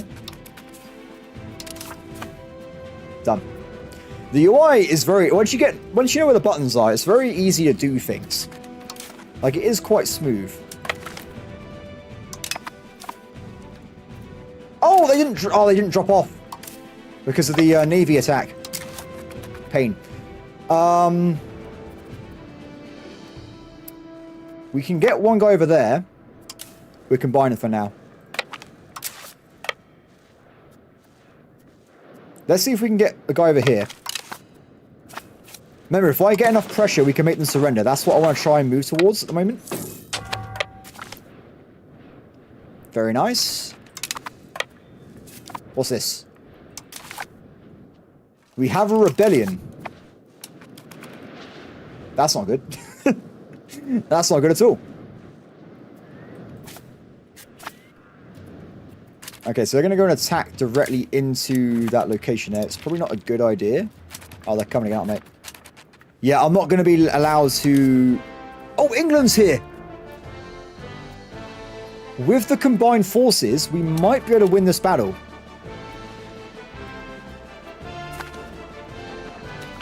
Yep, we got it. Enemy down. I can do my landing. Oh, they're back again. Oh, yeah, there you go. There you go, everybody. We did lose one of my galleys there, unfortunately. Hey, Andrew, what's up? I'm having a great day at the moment. I'm having a brilliant day. Oh, God, no! Until now. Until this very moment, I was having a great day. Those poor Swedes. Nice! We have finished exploring the sea. So we can go and do a... It works the same way as in EU4, right? So you do a initial exploration of the sea zone, then you do a secondary investigation of the land. So you got to do this as well. And eventually, we might be able to get some passive bonuses to... Ooh, Portugal's cool. Oh, that means South America is going to be just awful. It's going to be all Spain, I imagine. Unless we get there first. You never know. Oh, look at this damage we're doing, guys. This is beautiful.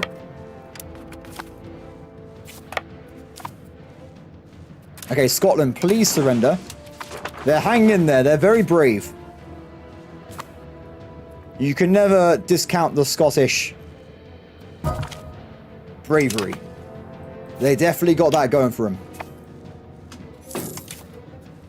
So if we try to get over there, all their forts are now being sieged down. They still won't surrender, though. They're hanging in there. Okay, we're supposed to leave it then. We're to just let them do their own thing, and we'll eventually conquer something. So back on this part, we are making more towns. I'm going to build one more for now.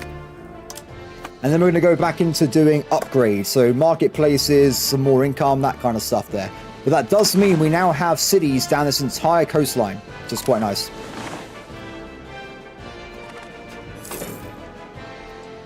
I don't know if it's going to let me take this place as England directly conquers it. I'm a bit worried about that. Also, I can use my navy to assist the sieges. There you go. I just realized I was helping... I was just helping the English siege their fortress, which is probably not the best idea. I think we just skipped to technology. I believe that said merchant presence plus 10%. I think. Maritime presence, sorry. So we should be getting more of this now. While we're on the way, we're at 63%. So the coastline is looking a lot greener. Not too green, but we are getting there. Okay, so at this point, we pretty much got all our land being cored, apart from this little bit here. We will get this guy back onto switching culture. How are our sons doing, by the way? 15! Oh, we're so close. We're actually going to have a royal family again. Remember, at this point, I've been playing for like 16 hours, 17 hours. Every time I get a male member of my family, they die immediately, or they betray me and become a rebel. That's the only two options we have. So hopefully, guys, it won't happen again. Please, game. Don't keep doing it to me. We're about to capture this. I think we can get the war finished in a second. I want to do it before that ends. -3 reasons. We're so close. We're so close. I have to get this over with. Please. A little bit more territory. -1 reasons. England's going to do it, isn't it? They're going to capture it. I know it. I know it. I can feel it. No. Wait, let me check one more time. No. We have one more time. Okay. We got it. It's ours. So this will cause loads of unrest. England is not on that list, I don't think. So we should be... Aggressive expansion with 349 countries. That's impressive. Do it. Do it. Wait. We could take a bit more land, actually. No, we can't. I'm not going to risk it. We're just ending it here.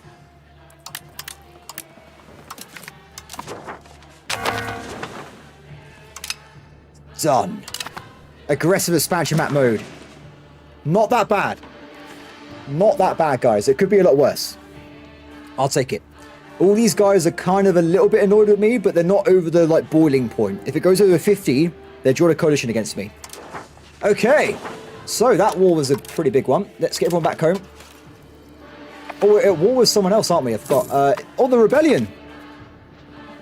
We happen to be next to the rebellion right here. Kill them. Oh, poor England. I got all the good bits of Scotland. Sorry, mate. Are you trying to attack my army? How dare you? Enemy destroyed. Infantry power plus 10%. That's a good trait. There's one you can get, by the way, for sieging. And you get plus 15% siege speed. It's amazing. Especially if you've got cannons involved. It works really, really well. Scotland? Why are you here?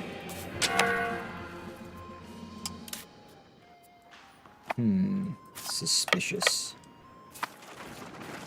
Also, we don't seem to be capturing any land for some reason. Very suspicious. We're capturing this bit of land, but is Scotland, like, breaking it or something? I don't know. The king died! No. We can only have one male member. I just said it earlier. There can only be one male of our dynasty alive at one time. So apparently, we have a regency. The regency should only last for like a few months when our king grows up, hopefully.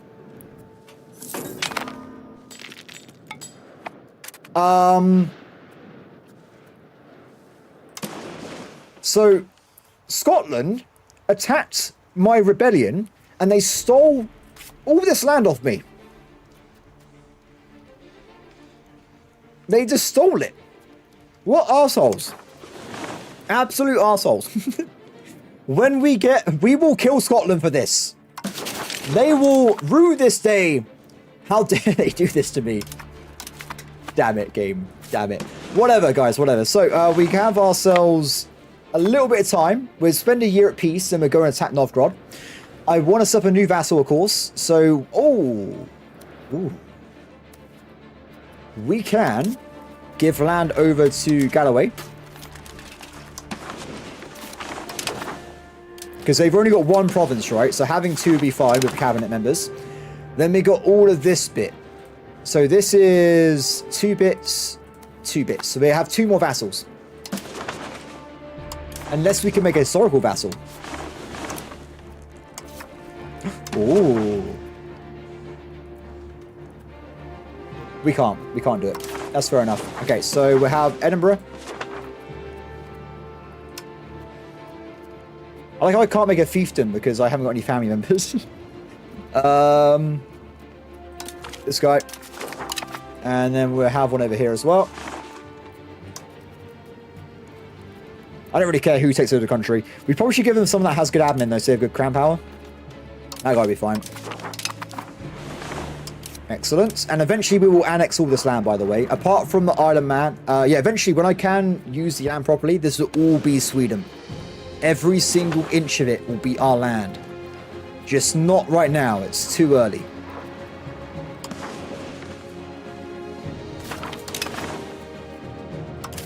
Excellent. Those guys are set up.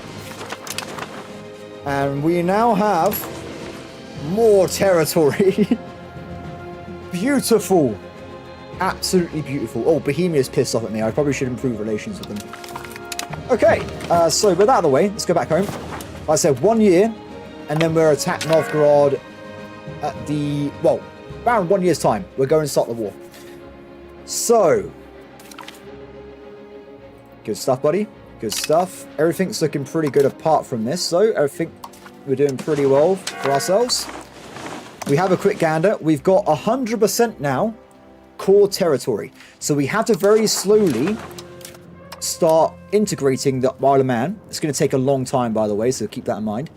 Where am I looking? This. So the reason I did it the other way around, because there wasn't that many population here, I converted them to Swedish first, and now if I do integration, I get plus 100% integration speed from being Swedish. So that was why I did that. It's a weird way around of doing it, but it does kind of help you out a little bit. Good, so that's going to be done in 1441, so 3 years' time. What? You want independence from me? But I'm the best guy ever. I've never had a vassal try and break away from me before, so I'm not sure how to handle it. I'm going to improve relations with them. And hopefully they change their mind. That's the plan. So also annexation-wise, though, if we have a look over here, we've annexed Scania. We're about to annex the space as well. We want to be getting another annexation on the way. Only on the coastline, though, where we can actually use the land. So it's either going to be Estonia or this little guy. Let's go for the little guy. It's going to take 3 years as well. Oh, that's a bit longer than that, but 6 years. Done. Awesome. Oh, no. Oh, no. They're going to make a big alliance against me? How many of my vassals hate me right now? Quite a lot of them. There's a lot of hatred. They're not a fan of my amazing leadership skills. So... well, it'll be fine. Don't worry about it, guys. There's not enough of them to actually cause me a problem, I don't think. I reckon we can get by. Norway's making a new market in Oslo. Or does it mean they made a new market in Oslo? I thought they already had one there, but fair enough. I still don't know why Norway moved its capital from Oslo to, like, the top of the country. Negative 12 is... I don't know why even... By the way, when I play single player, I normally have 100% legitimacy and 100% stability. I don't know why, but when I stream games, I get cursed. Like, I've lost hundreds of stability from negative events in this game. I don't know what's going on. It's crazy. I don't know what... I just keep losing everything. It's ridiculous. Okay, let's save some money. And we are also going to be... That's it, I think. Yeah, good. Awesome. The king. Okay, my friend. You're going to have a great time in a second because you're going to marry, like, half the universe. Okay, they're not... That's not great. Marry lowborn.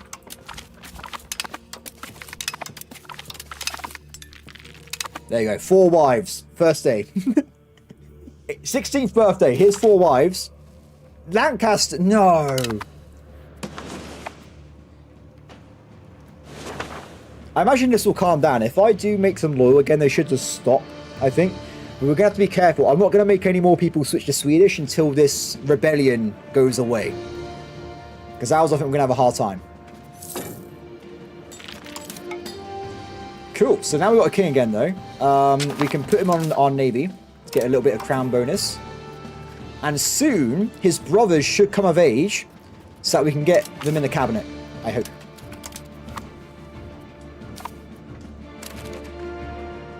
What happens if you put someone that's really good in EU5 in charge of a country? Well, what happens in that case is they get bonuses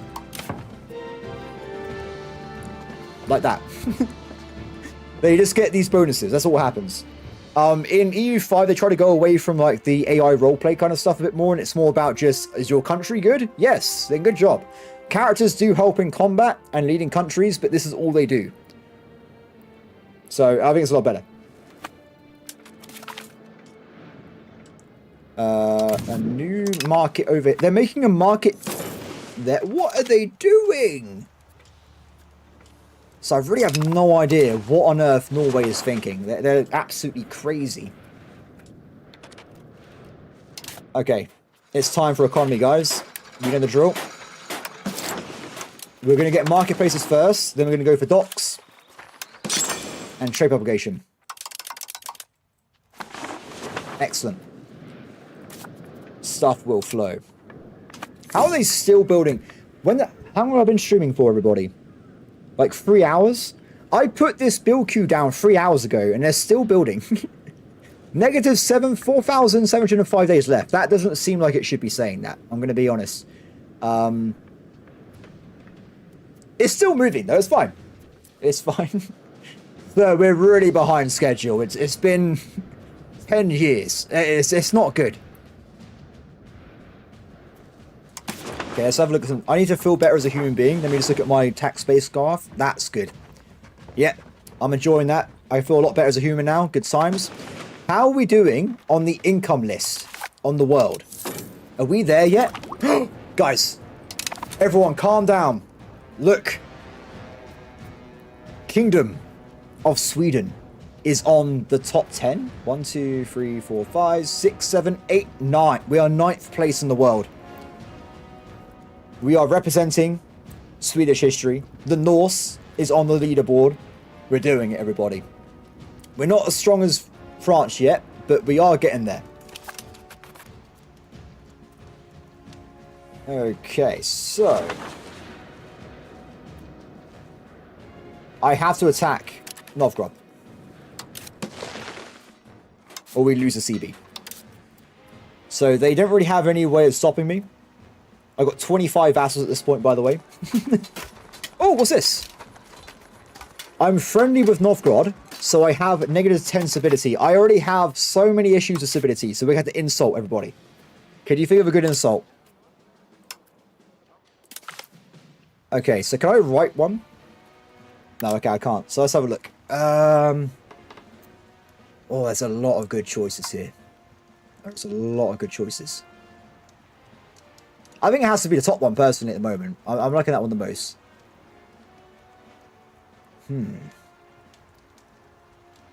There's so many... Why are there so many insult options, anyway?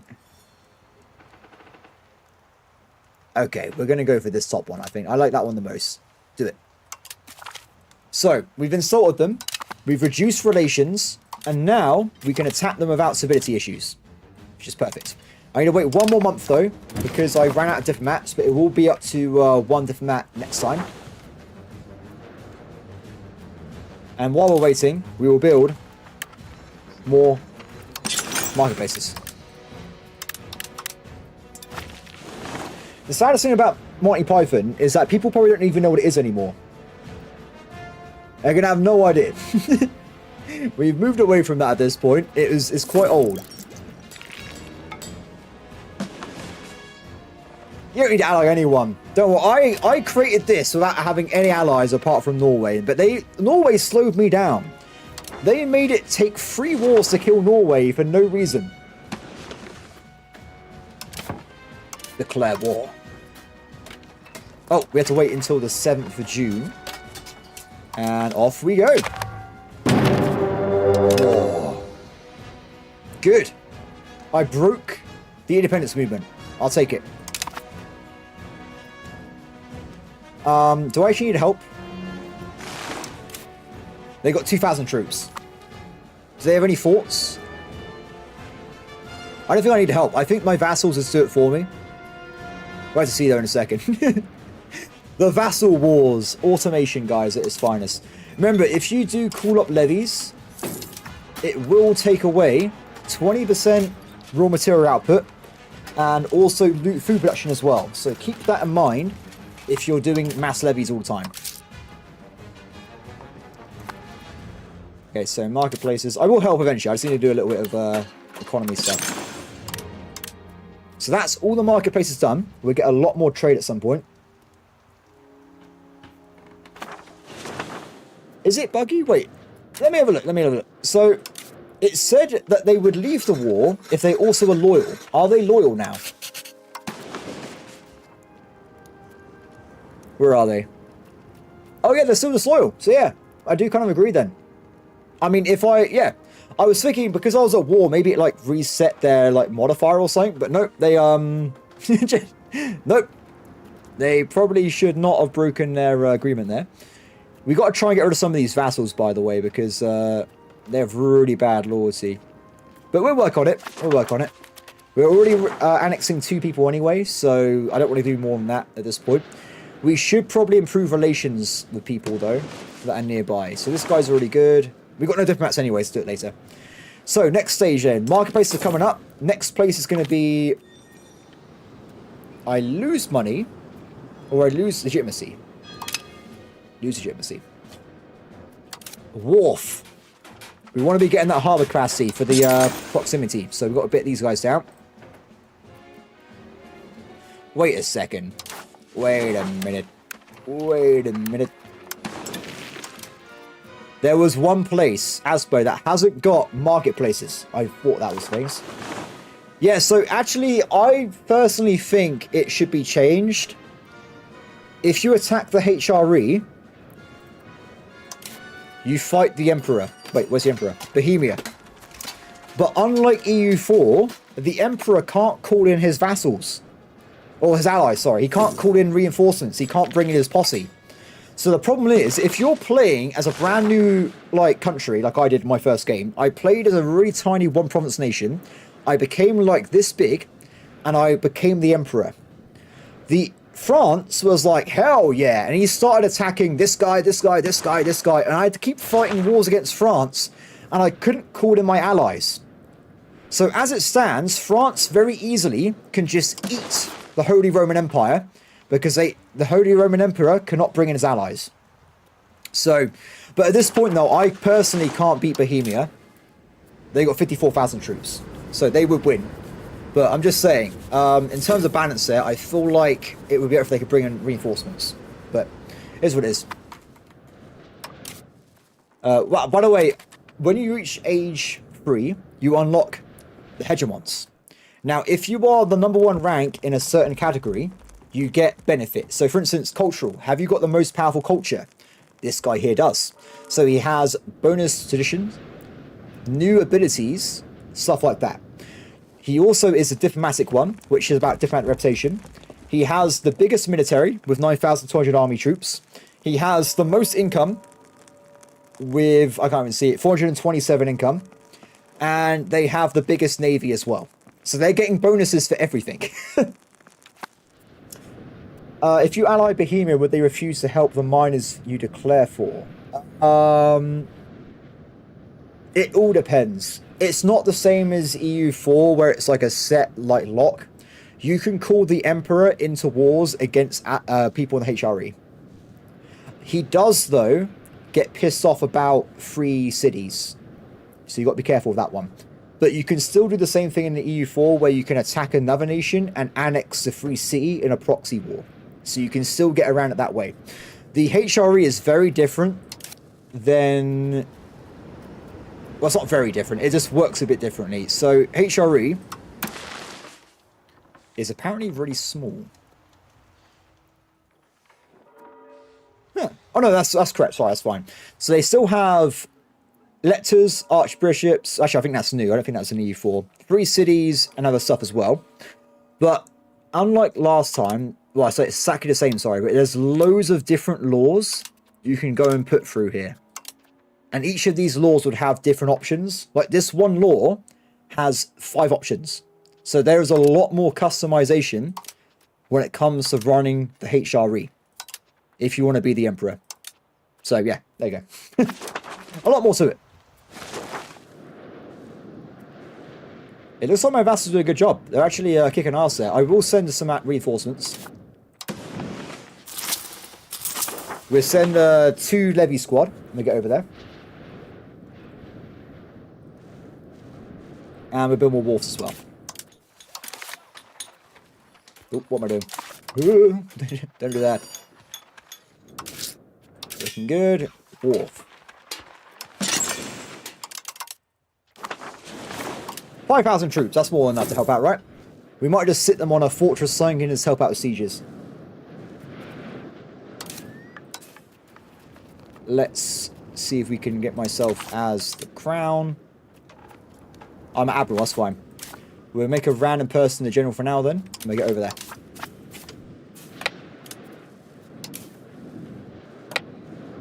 No.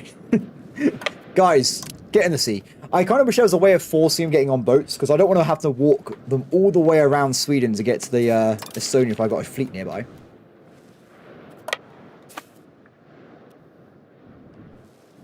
Yeah, so like, as you say, well, as I was saying a second ago then, so it's not that bad attacking HRE. Already, if I was to attack right now, my entire allied forces would be able to counter Bohemia. The only thing I would really say is Bohemia is one large country, and in the game, you have combat fronts. If I can find it in a second. These things here.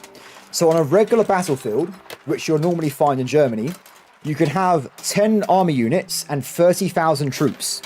So because Bohemia has a very large army by itself, unless you have a combined army, he will wreck slightly smaller or very small armies compared to him. Does blockading with naval work for coastal forts in game? I think they now have a separate figure. So now you actually have, individually, blockade capacity. And you've also got pirate capacity, and you've got merchant present. I think that's in the old game anyway, but it is actually now separated.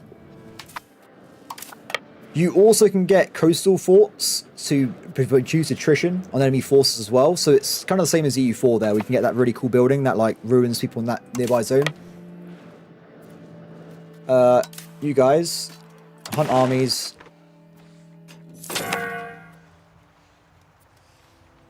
Let's get all this sorted out.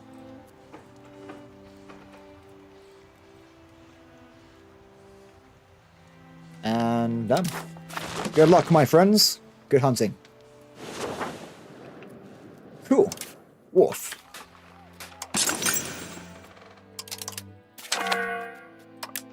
Nice. So my brother has now come of age.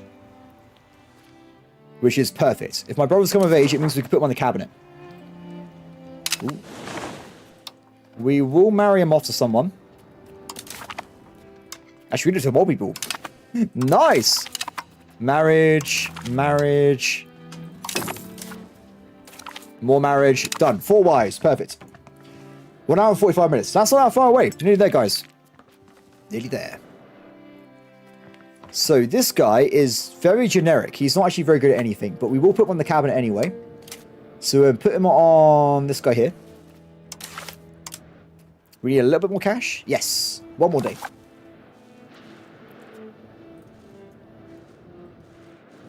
I imagine, are they devs going to be doing a stream? I imagine they would be doing something like that, would they? What are you guys doing? I swear I put these guys in automated mode. Let's try again.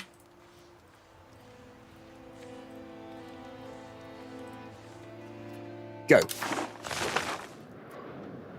Huh. Not working. Okay, well, never mind. Go that way. We'll just walk over there instead. So, when we get all these harbours and stuff up, we should be getting a lot more trade propagation down the coast of Sweden. After that, we should be getting a lot more cash. So, next up is going to be docks, I think. They're the next building we need. Excellent. There's a lot of enemies around here. Nice thing is this game doesn't have build slots. Yes, it's it does have the build cap thing, but like so you can ignore it, can't you? You just don't worry about it. I mean, it is bad. Like it's 37% more, but if you make this place bigger with development or population, it goes up. And also, if you get this to a town, you get way more room as well. So there's a lot of things you can do to get more locations and more power.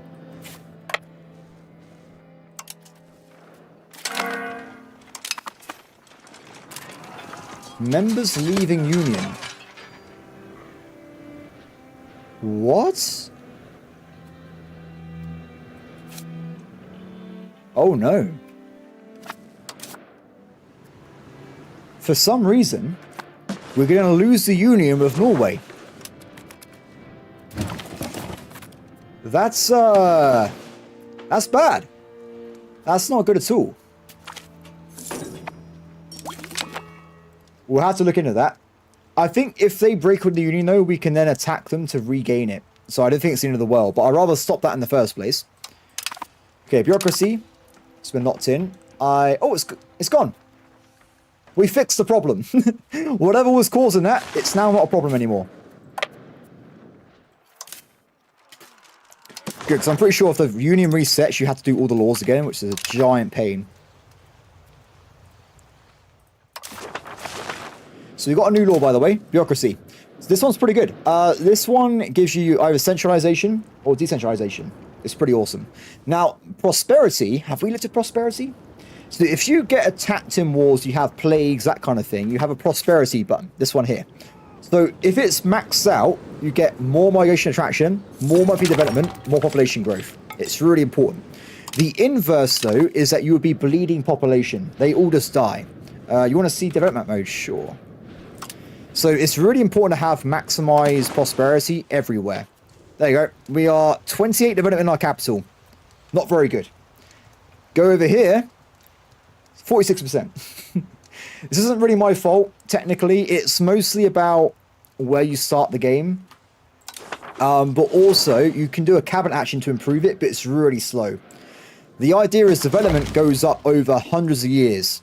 It takes a very, very long time. Huh. It seems hunt armies doesn't work at the moment. I have to test that and report it if that is the case. That's the second time it's not worked now. We've got a parliament. England took... Look at this border gore. It's awful. It's disgusting. Oh no. We're just going to ignore that. It's fine. Don't worry about it. I'm neither. I haven't focused land or naval. We're currently more land, but I think when I build up the navy, we'll switch over to naval just passively. I'd rather have naval because I want to propagate my control through the naval nodes. It's way more important to me than the other thing. Let's try focusing instead.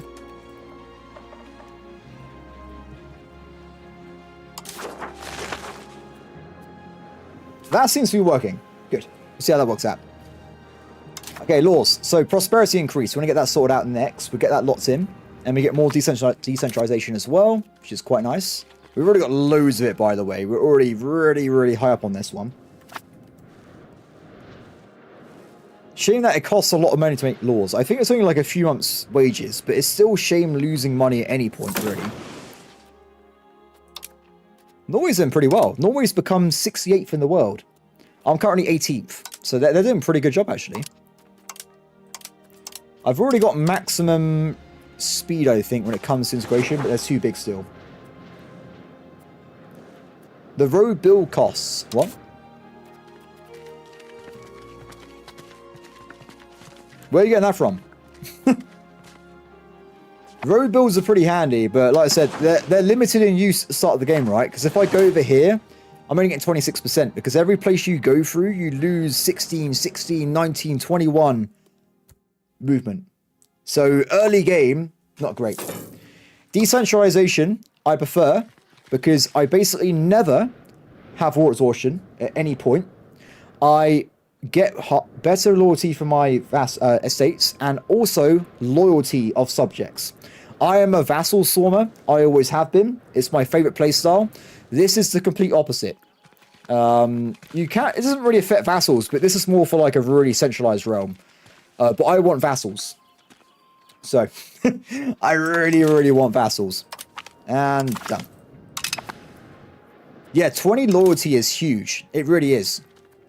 Because it goes from, if you're 100%, it's fine. 100 to 50, they're loyal. 50 to nothing, you got no loyalty, right? So 20 is huge. That's what I was going to do. I was going to make a claim on Lithuania.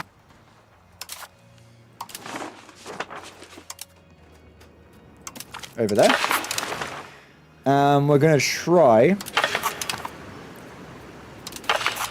and get some more stuff. So currently we've got a thing called increase size to neighbors, increases opinion people nearby. I don't really want that per se, so... Oh, guys, I just forgot something. I didn't even tell you about it. Because we went over to Asia Discovery, we unlocked new things. So one of the things we unlocked is a new value at the bottom. Outward or inward. Now, we want to be going towards outward in my game. So, I'll show you what they do. Inward, more crown power, more tradition, more monthly control, but it doesn't improve the maximum control, so not very useful. And you get more antagonism if you're attacking someone with a same or different language, I think. So colonies. The other one is outward. Outward means you get a worse culture, you get power projection, which is extremely important for empires, and you get less antagonism, more diplomatic capacity. That is huge.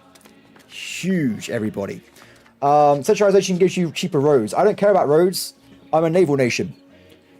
So, whatever. I don't care about that. I'll have everything else. I mean, also, think about it this way. Decentralization gives you more taxes. So, that's also pretty good as well.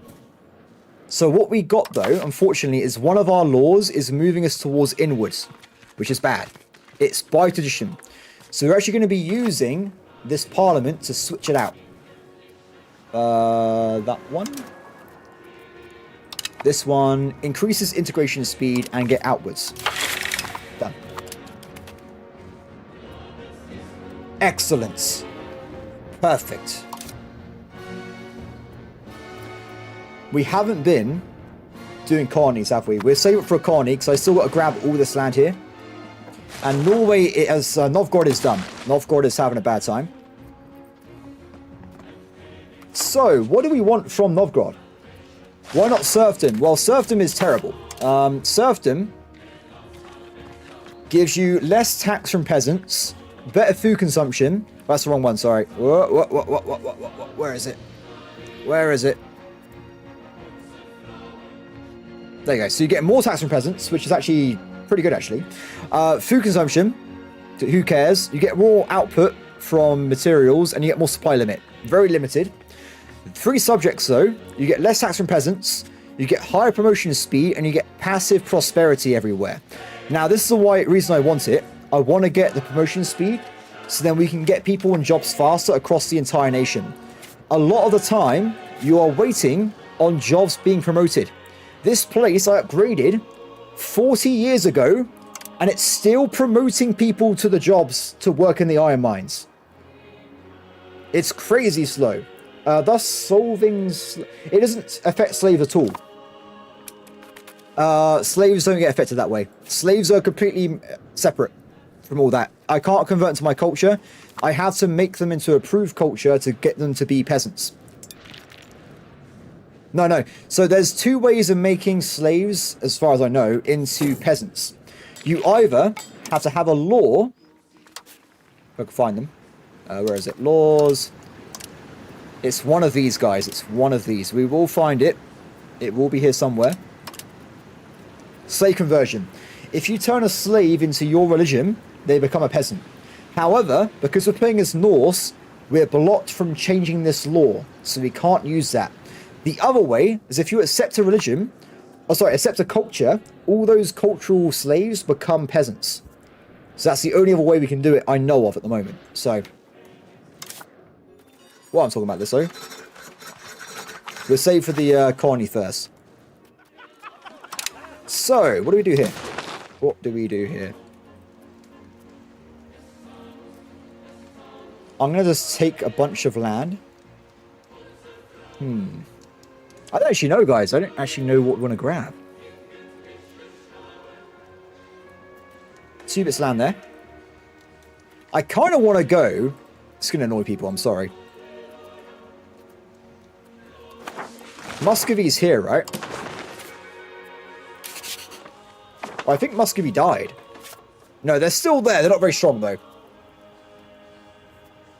I'm tempted to try and grab the regions that would be bordering Muscovy. And also, if we go over this way, we can lock in having access to the colonies of Russia. So we can go and grab all the land instead. Now, if I do this, we're going to get a lot of AE. Alba, Novgorod, Konark. I think that's fine. I think we can handle this. We're going to go for this. We're going to go for that. It'll be fine. Oh, damn it. Sometimes the AI activates follow command and they stop fighting in wars. Don't follow my army, guys. Go for the battles. Why is Sweden Danish? We're not Danish, are we? Swedish.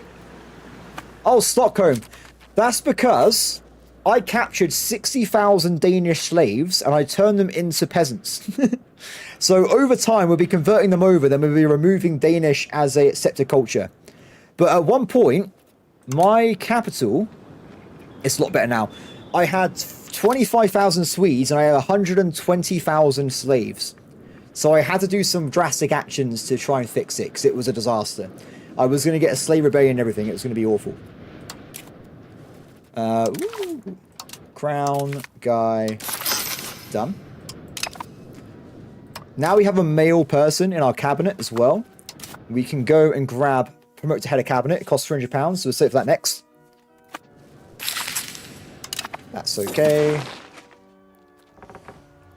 Let's land. I'm going to have way too many family members now, because if we got 5 wives... Scotland, I own more of Scotland, but England attacked at the same time. And now England owns the rest of Scotland, so it's a horrible mess. Scotland is this little bit here. It's awful.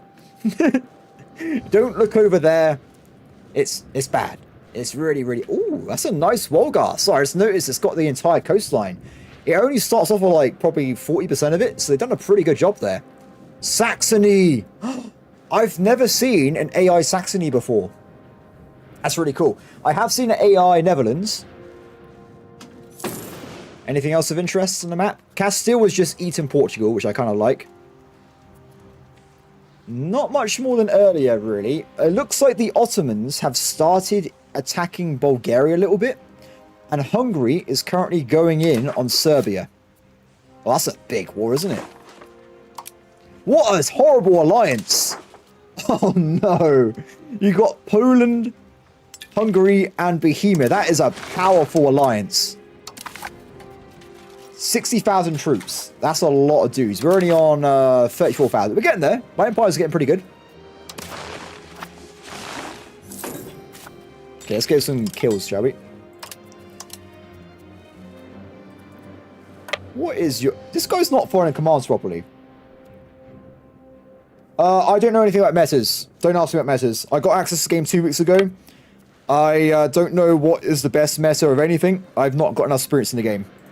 I've only got 250 hours in the game, so I just don't know. I would look into videos from certain creators. Some of them got the game in August. I think the generalist, he's been helping out on Discord, he has 1,400 hours in the game at this point, I think. So if he's been doing videos on it, I would go and look at what he's been doing. One day, though, I will get that many hours, but then by then he would probably have 2,000 hours, so I'll probably never catch up in my lifetime. So it's one of those things. It would be impossible to catch up to them at this point, because they're going to be playing all day, every day. I'm going to be playing all day, every day, but there's only so many times in a day you can play U5. So it's a problem. Unless I get more monster, and I can live longer in EU5 every day. Oh wait, that was wrong, don't do that. No. I was going to be saving up for the cabinet, wasn't I? Sorry, I got distracted. Dock.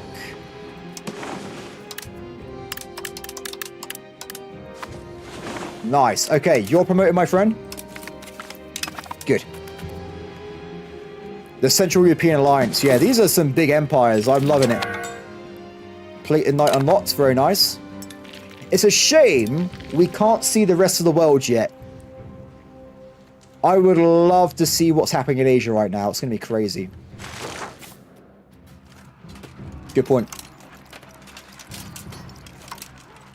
Oh, we haven't got a very big army in the first place, so the entire army is weak. It's a weak army. That's all it is.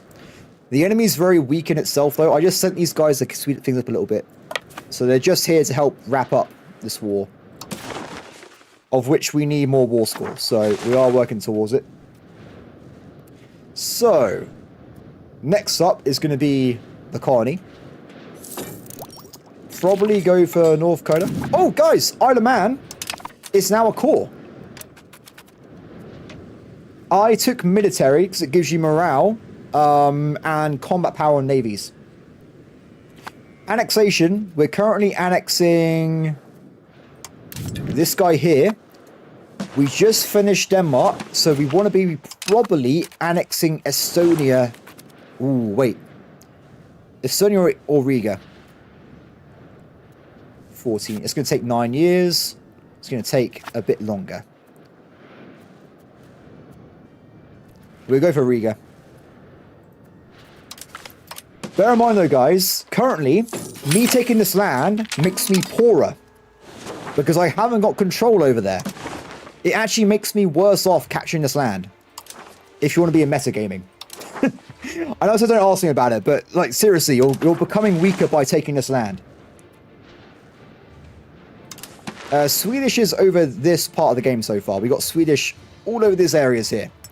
So we got some Swedish Scotland, a little bit of Swedish England. Danish is all over Denmark still. We've got to deal with that at some point. And this is a mess. Yeah, it's not worth it. So the reason I'm annexing is because what I'm going to be doing is what I did in my Roman Empire game, or sorry, my Byzantium game. If you go around the coastline and you build cities, which we're doing right now, you can get loads of naval control, and then all these coastlines will become high presence. So the idea eventually is that I will wrap around the entirety of the Baltic Sea, and all this land will be high control. That's my like medium late game strategy here. It's very expensive, but when you do it, it's very powerful. Like for instance, in Greece, if you start as Byzantium, you can probably get this bit of land being high control. By the like around this time here, you can probably have this much land being high control. Is your Mediterranean island a mark? No, it's not. It's not. That's a really good point, Raphael. That's a really good point. What we should be doing is annexing these guys and turning it into a march. Because right now they're a vassal. So we want them to be a march instead. We've already started annexing though. So next time we finish annexation, we'll annex these guys next and turn them into a march. It makes them really strong. So marches have just flat bonuses to attack. They got less taxes. They're better at fighting everyone else. It's a good idea. Okay, let's do some conversions while waiting, shall we? Not convert. Where is it? What am I looking for, everybody? This one. So, we want to be converting people. Now, the good news is, because we have some good control in some places... Let's have a look. I think we want to probably be doing control propagation over here. It's currently very high. This is temporary. Because I've just annexed the location, it starts at 100%. It's going to tick down to 25%. So if we start converting Danish people now, we can get a lot of them before this control ticks down. So with that in mind, we're going to be converting... Oh, no one. They did it for me. Never mind. Wait, where are the Danish again? We have to find the Danes. They're all over here. Okay. So... Or do I start from the capital? Because the capital also has thousands of Danes. Like 45,000. Let's start in the capital. Because he's going to be converting people like crazy. 240 a day. That is some speed right there. He is absolutely smashing it. Oh, guys, while we're waiting, we have access to a colony. Let's get that in. That's on the way. And then we want to be doing more wharfs and docks once again. Dock. Excellent.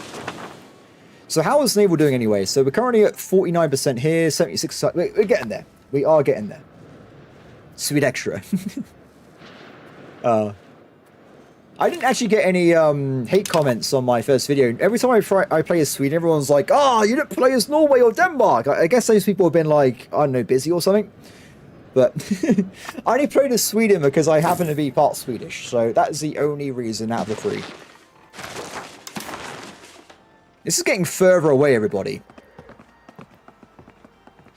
Oh, negative 90 would lead the recipient to fractured. So it's anti-border Gore-Tech. Ooh, interesting. If that is the case, then we'll have to change what we're doing and attack this area. There you go. It's anti-border goring. The game literally has it caked in. That's pretty cool. So I think we'll grab all this land here. It's going to be very expensive. This is going to be way more expensive than before. Damn. That might lead to a coalition against me. But I can't really tell how bad it's going to be because of the UI. I have recommended they change this because it's a bit confusing. Is France involved? I don't know. Who knows if France is involved? What about Bohemia? I don't know either. It's happening. I'm doing it. If we die, it's going to be hilarious. Antagonism. 1.5, 0. It's okay. These guys are pissed. These guys are pissed. No one else cares. So for some reason, Castile cares a little bit. I don't know why they care, but they do. People in blue, by the way, have no interest at all. So, yeah, we're good. We're good. It's totally under control. Nothing to see here. I might make improved relations with the... We'll be fine. We'll be fine. Okay, so, guys, war's over. My new land is vast. I got a lot of random land right now. So, if we... Whew, where do we even start with this, guys? Province. So, we want to be matching up provinces to 2. So go 1, 2, 1, 2, 1, 2, 1, 2. So we've got 3 new vassals. The reason I do 2 is because the AI at the start of the game has 2 cabinet members. That's the only reason. Also, it's fast to integrate them as well. So we get those guys locked in. Oh, have I got historical subjects? No. Fiefdom. Fiefdom. Fiefdom. And fiefdom. Nice. Okay, so from there, let's... God, I can't even tell what I'm doing anymore. Look at this mess. I have made an awful situation. What have I done? This is awful. But I don't want to have to spend time converting this land into cores. That can be my vassal's job.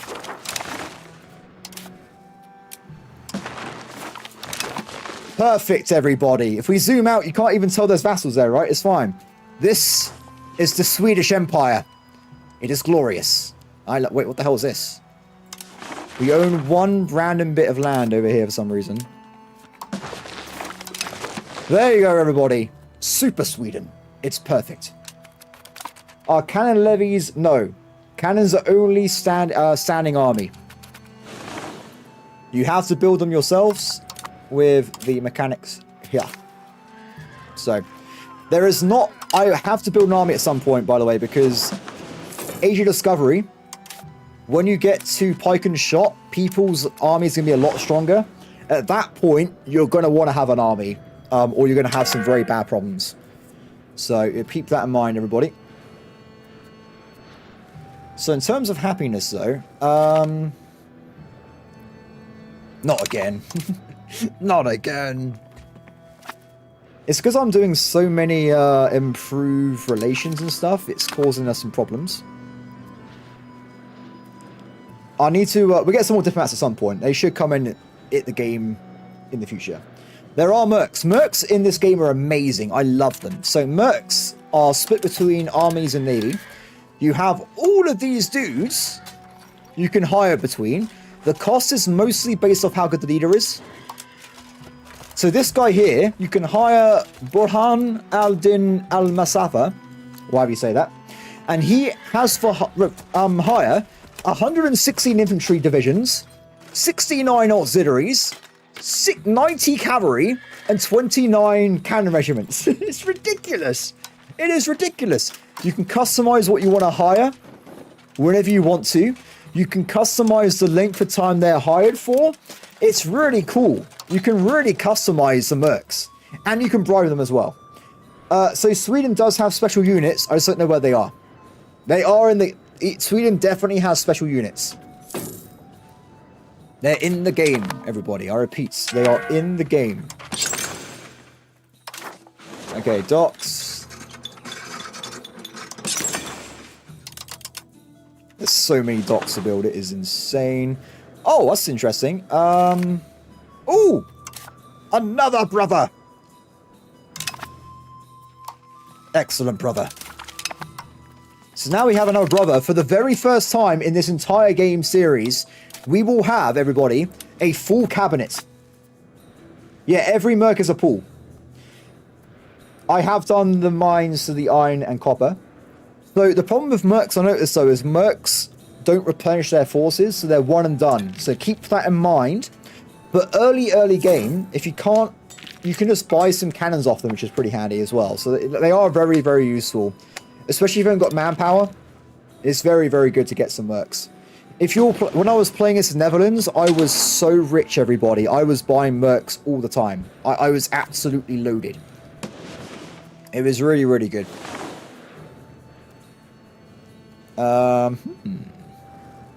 So they're annexing, right?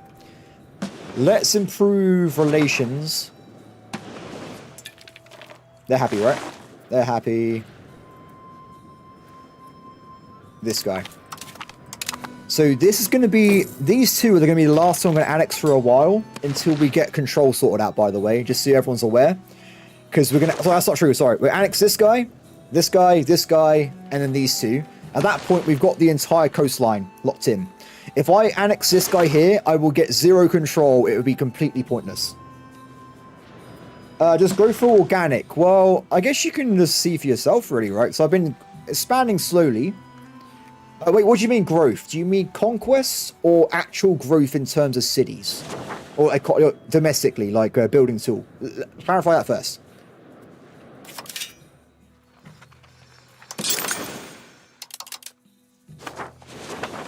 Okay, so Raphael, I currently got an issue where vassals are trying to rebel against me. So I'm not doing conversions for now. Conquest. So conquest, you can see I've been very, very strong. Conquests, I've taken over all my weak neighbors. I'm becoming as large as possible. Now, the thing is, there is limits to your expansion based on how much of the land you can actually use. So in my case, it's going to be proximity, right? So my problem is I'm struggling with control big time. So I'm very, very slowly expanding out my presence across the coastline. So that is a big limiter. There's no point in me annexing Bohemia right now because I won't be able to do anything with it. So you are limited on technology. And also the AI works the same way, so they won't expand if they don't actually have a reason to do it. If they can't make money off it, they won't bother. So as ages expand and they get more technology, the AI will start making bigger empires. Bigger and bigger empires. It's pretty cool.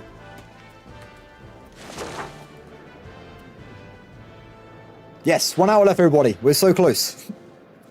We're so... Oh, technology, guys. Technology. So, let's have a look again. We haven't got yet any of the new ages, but we're getting close to it. They are coming in, just not quite yet. So, back to this, though.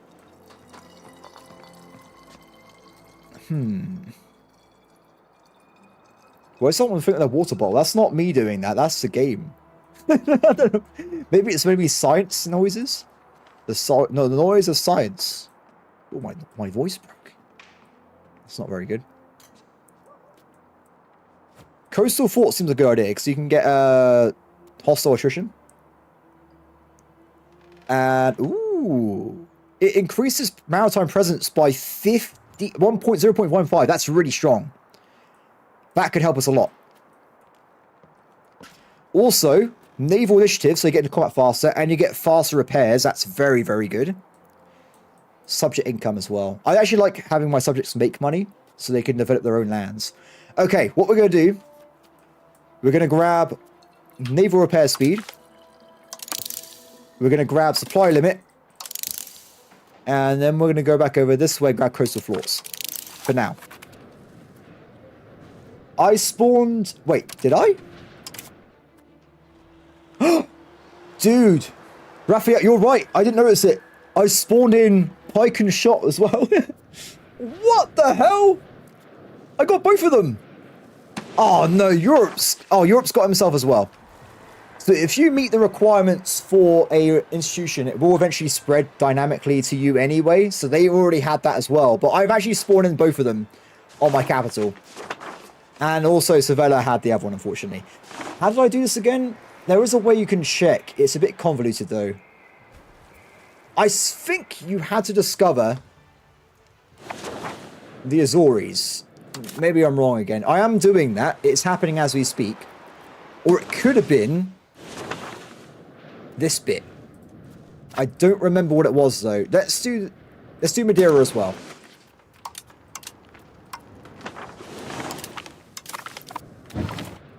Excellent. Excellent. The power. By the way, guys, we're very, very close to getting 70 income. At that point, we can't quite do it yet. I'm going to get it so we're getting 50 income for us. And I'm going to start improving stability again with this mechanic. Because stability's been so low, we got to try and get it up, guys. It's been awful. Has there been unique events for Sweden yet? There's been loads of unique events for Sweden. But that was all at the start of the game. There will be more later on, I'm pretty certain. But I think there was... Guys, does anyone remember what the number was? I think it's like 30 to 40 unique events. England has like 300 or 400, so it depends. Remember, this is the original release, like, so like I think they will add stuff in everywhere eventually. I think most of this game has been focused on making a really fun base game, which I think they have. The base game is absolutely stellar. Get rid of that. Peter! Genius! Great shout. Great shout. Brilliant shout. We have another person in my cabinet. Thank you very much. And also we have a spare brother. We can now have people in charge of the Navy. Where's the Navy? There it is. Oh, the King's in charge of the Navy. Okay, that's fine. So, Army then. We need to get an Army guy. So we get 25% crown power from Army. We will build a cavalry unit next month. And that would be my Great Heathen Army. If you didn't see the earlier streams, my first Great Heathen Army died in a lake. I was fighting Novgorod. They decided to walk back this way and they died. So, they all died. There were no survivors. It was a tragic day for the Great Heathen Army. What happened to the second Great Heathen Army? Did it sink in the ocean when the Scottish attacked us? Something like that. It wasn't a very good day for them either. I can't... Oh yeah, I don't know. It's just funny that you can lose your entire army to like Q's going like, I'm gonna go this way. Eventually, the Great Heathen Army will develop the ability to swim in the icy waters, and at that point, we're unstoppable. Nothing can even come close to us at that point. Do you know what? Screw it, guys. That's maximum stability. As stability goes back up again, we will start increasing taxes and stuff, so it will pay itself off. Awesome. I'm also going to get an attack from the nobles in a second. Oh, I could probably stop it. Let's stop that one. I don't want a rebellion right now. I got too big of an empire, so it'll be fine. Okay. The Great Heathen Army has returned. The 17th Army. No, this is the Great Heathen Army. And we will give them one of my members. Now, remember guys, when you play the game yourself, crown power, really important. If you have people in the cabinet, you get plus 25% if they're all crowned. If you have all navy, you get plus 25% as well. If you have all army, another plus 25%. And finally, if you have head of crown cabinet, you get another 25% again then.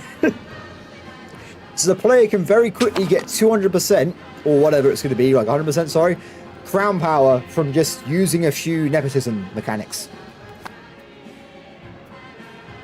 Excellent. Also, as we have a heathen army, we're going to reduce army maintenance, and we're going to make them train in combat. So we get bonuses to quality and army position as well. There you go. Excellent. Okay. We have... I think we're going to wait 2 years until we attack Lithuania, guys. We have a little bit of an economic breather. Because I have been neglecting the old economy quite a lot here. So we need to make sure that is being looked after. In terms of other things... Do we still have disloyal vassals? This guy hates me. Oh, there's a little hurricane. Woo! I don't know what's happening there. That's great graphics.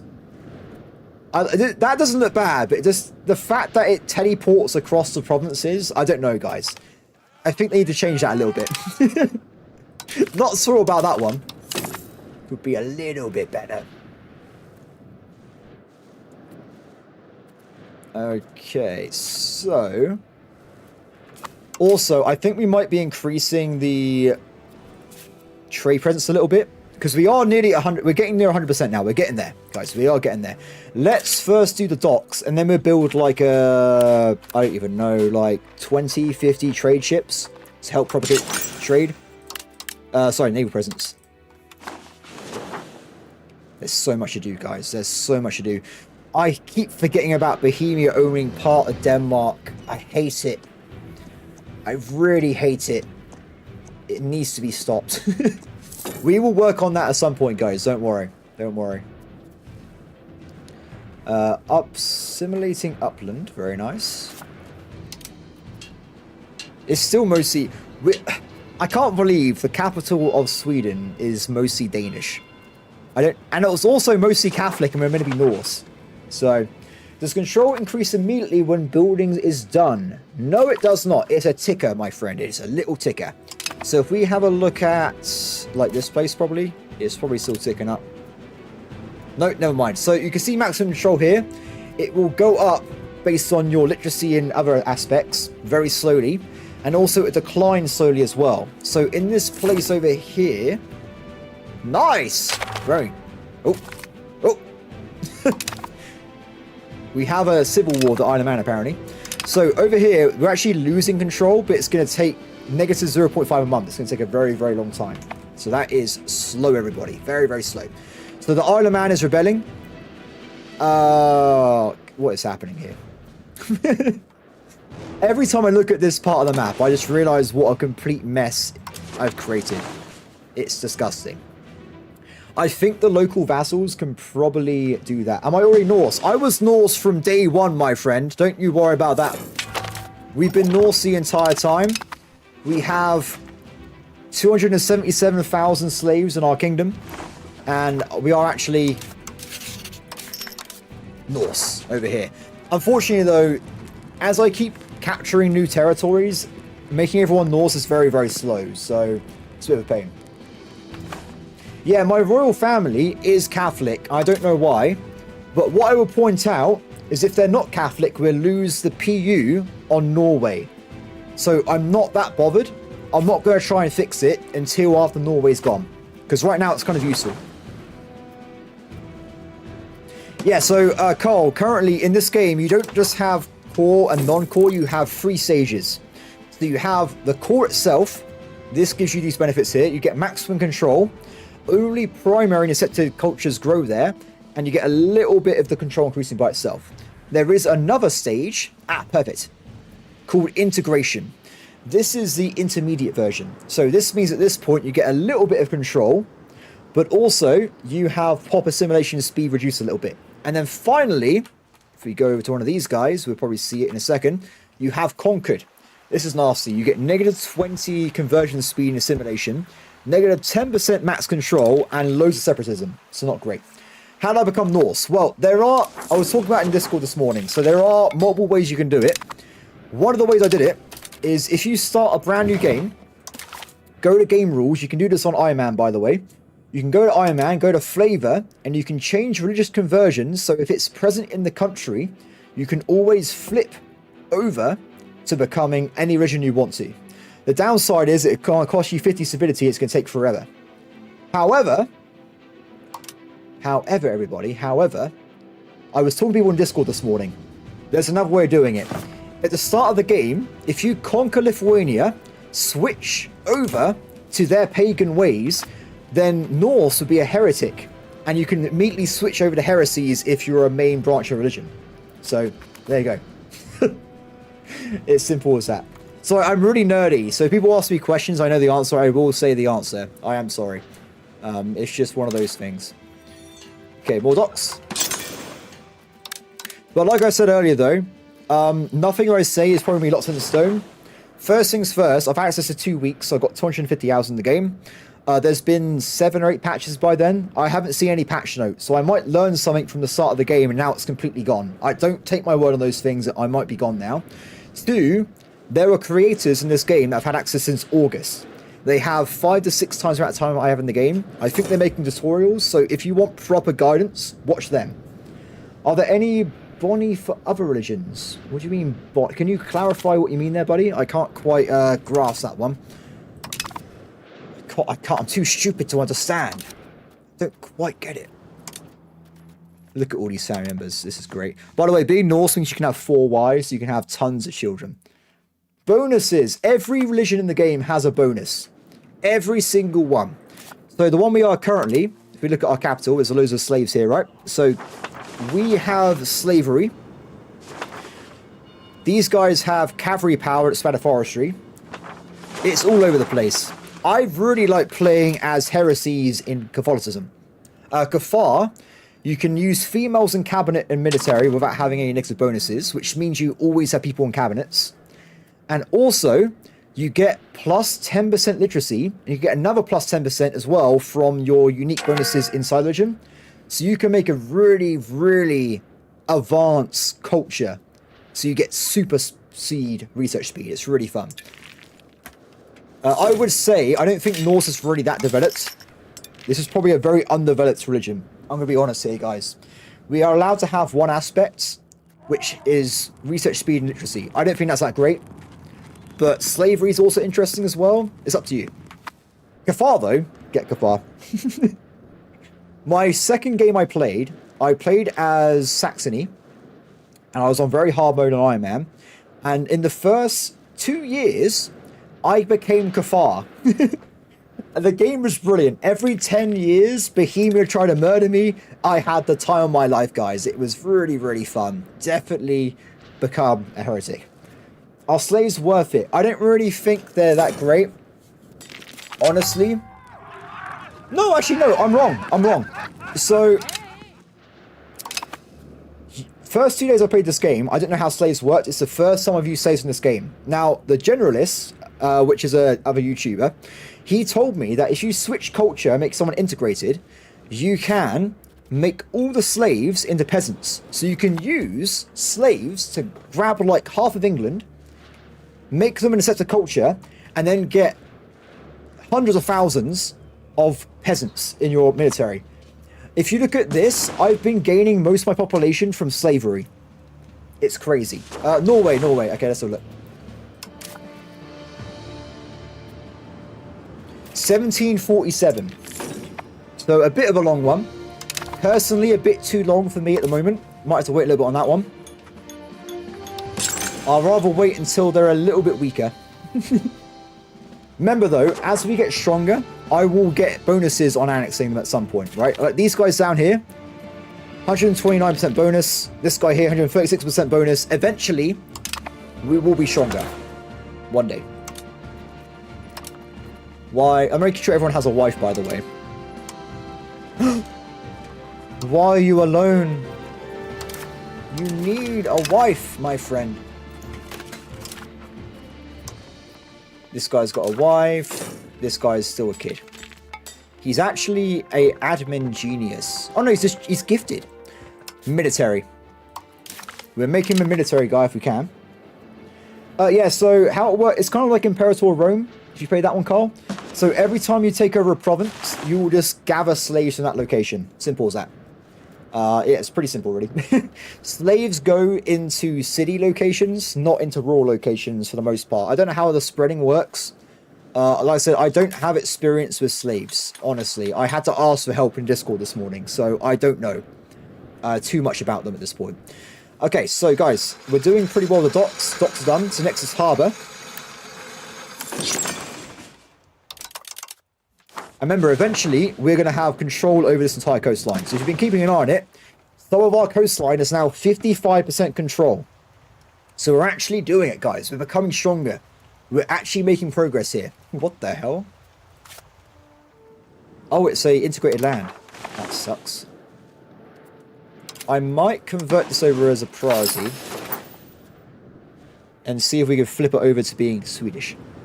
Nice. Get drink, everybody.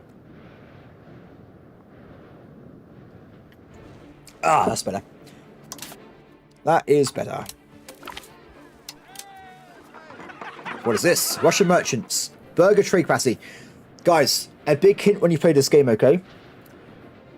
Burger's trade capacity, I think, is a negative. So what this is, if you got burgers in cities, currently they will have their own private trade routes. But the thing is, though, the burger estate doesn't make money off that trade route. The money just disappears into the ether. So if the burgers are importing and exporting for your market, you're losing trade opportunities. They're stealing your money. It's just gone. So I recommend, if you ever see this stat, avoid it at all costs. Just don't take it, guys. Get your own merchants. Get your own income. It's just not worth it. So we can also get trade advantage. That's fine. That's it all. Because there's actually a really nasty one over here. There's a privilege that a lot of countries start with, by the way. A lot of countries have this by default.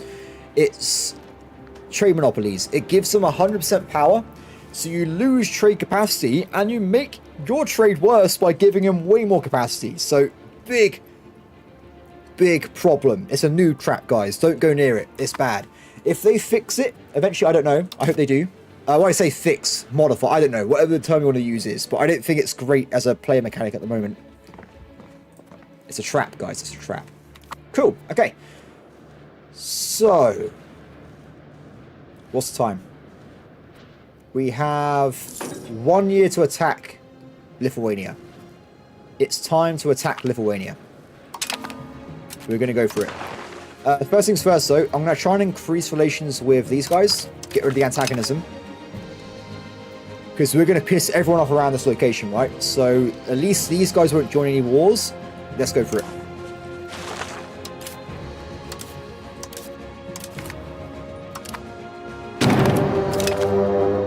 Whoa! Off they go. Do I need help? We'll see what the army's like. Oh, it's Lithuania. I probably do need help, because Lithuania's going to have one big stack. I'm pretty certain. 10,000. Yeah, so we're going to need help on this one. Are we? Oh my god! You're right! Welcome to EU4, everybody. Wait, guys, give me a second. Let me go over here. Press a few buttons here and there. Welcome to EU4, everybody. This is your start date as you recognize it from the past. I've spent thousands of hours playing this game, as you can tell. I love that there's a map mode to go to EU4 mode. I think it's pretty awesome. If you like details, though, it actually shows you a lot more of like where the terrain is, where harbors are. It's more tactical, I think. But, of course, I like playing in 3D, so let's go back to that, shall we? Save and done. Beautiful.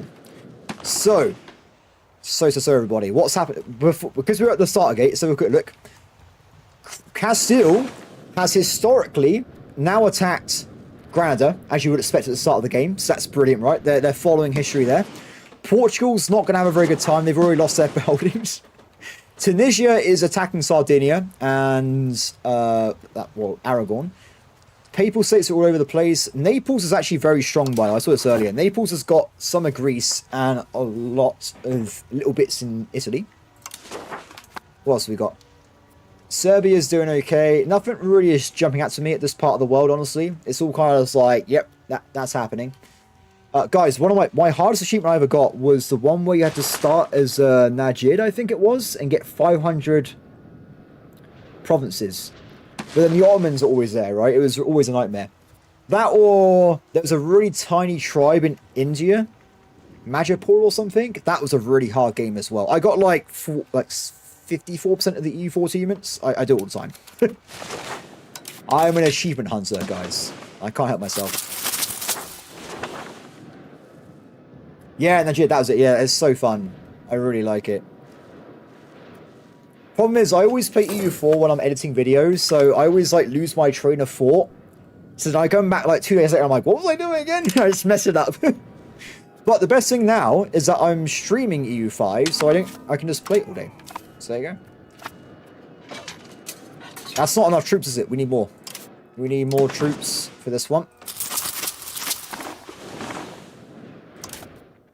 Okay, so we want to get harbours still.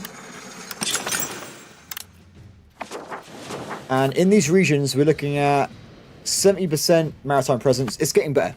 It's getting better. Okay, so that's going to be around 10,000 troops. Remember, we have Swedish still. So, what is all this? Ghost ship. Ignore it, because if it's a ghost ship, it's probably got a disease on it. So don't go near it. We have naval repair costs, which is nice. And we have Helga. That's not really related to the other two things, but whatever. Yeah, so I gotta say, Raphael, this is the first game I've ever played in this when the Ottomans are actually the Ottomans at the game start. They've actually done a pretty good job. They have got a rebellion though, so bear that in mind. Normally, they would be all that red bit as well. So they've actually done a really decent job. This is a, like, EU4 Ottoman right here. This is really impressive. But it's weird, because, I think there was some controversy, wasn't there, behind the AI? The first week I had the game, I had no idea. Honestly, I was just learning the game. I didn't even notice the AI was passive. But I think around 5 days ago now, 1.0 was given to us. And since then, the AI has been brilliant. You can see for yourself. The AI has been attacking everything. The AI has been very aggressive. It's been pretty awesome. I love it. I was really worried when I got the game originally that it was going to be like CK3, where the AI was just player-centric the entire time. But the AI doesn't care. The AI is doing its own empire building. Admin. And let's get people over here. No. So I'm doing the thing where I want to get over to the ocean, if we can. Harbours. Can we reduce costs on these guys? They're very expensive. Ah, okay, so we haven't got enough masonry, naval supplies, tools, or lumber. So that's not very good. Love the south. Wait, let's have a look. Oh no. What happened here? That's not a good situation. What have they done? The AI is a bit baller-gory, isn't it? It really doesn't care. I mean, like, it's weird that you have Naples owning Venice and, like, Pisa there. Actually, that's not that bad, is it? Because you can say that they can propagate control through the sea nodes. I did have to report stuff the other day. I think I might fix it for release. But there was a situation where Bohemia just started eating Italy. But they used to own, like, Rome and stuff. I'm like, what is happening? What has Bohemia done? Actually, say about Bordigor, though. Austria owns all this random land as well. I imagine that might be through royal marriages, but I don't know. It is the Habsburgs in the end of the day. I have to see. Army, you guys made it over yet? Did I not give you guys an order? There you go. My navy should be big enough for the entire... No, it's not quite big enough anymore. So, one thing I would say with ships is you got naval capacity. For whatever reason, levies are way easier to move than army troops. Army troops are 1-to-1. If you've got 200 men, you're going to need 200 capacity. Levies are like a tenth of that. So keep that in mind if you need to do a transport fleet. If you've got a 10,000 army, you need 10,000 transport capacity. Burgundy. Burgundy is gone. No one is surviving near France. Oh, wait, I'm wrong. Burgundy is hanging in there, guys. But yeah, France is a monster. They are scary. In terms of ranking, we're looking at that France makes per day 438 ducats. They're terrifying. I'm making 100... Wait. Oh, that's income. Sorry, I'm looking at it wrong. Sorry, that's the actual... This bit here. So they're making nearly 3 to 4 times more money than I am at the moment. Maybe it's all being spent on army. You never know, though. Could be the case.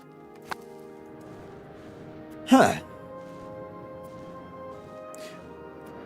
Oh, that's a good point, Raphael. So, I forgot about that. We actually unlocked the Hulk, which was the tier 2 version of the cog.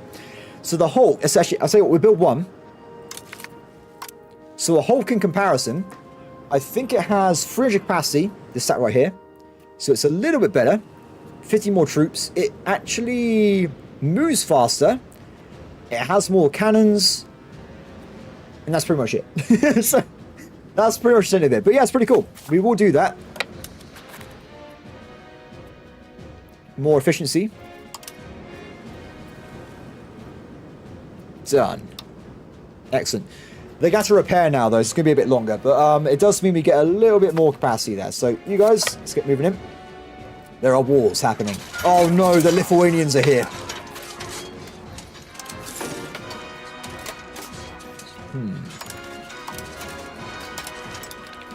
So, balancing of armies. We're going to stack one flank so we have a lot of DPS with the cavalry on it. As you guys know from my nerdy outrages, if cavalry gets flanking bonuses, they are making a lot of damage. And also, guys, don't forget, we now have the plated knights, the guys that do 50% more damage. These guys are going to be deadly if they get on a flank. So, where did they go? I don't know. They've gone somewhere, and I'm not sure where they've gone. Also, I'm building harbours. We've only got, like, 5 harbours left, by the way. Then we can go over stuff then. So, ideally, I would like to keep an eye on things and see where that big army is. So, what I'm going to do is just train my troops in this forest. So, this is handy, right? Remember, this game is not EU. Oh, there they are. I was going to say, so forests hide troops. So if you're fighting in Lithuania, be careful. Teutonic, all the players out there, be careful, because all this land could be hiding the entire army of your enemy and you don't know about it.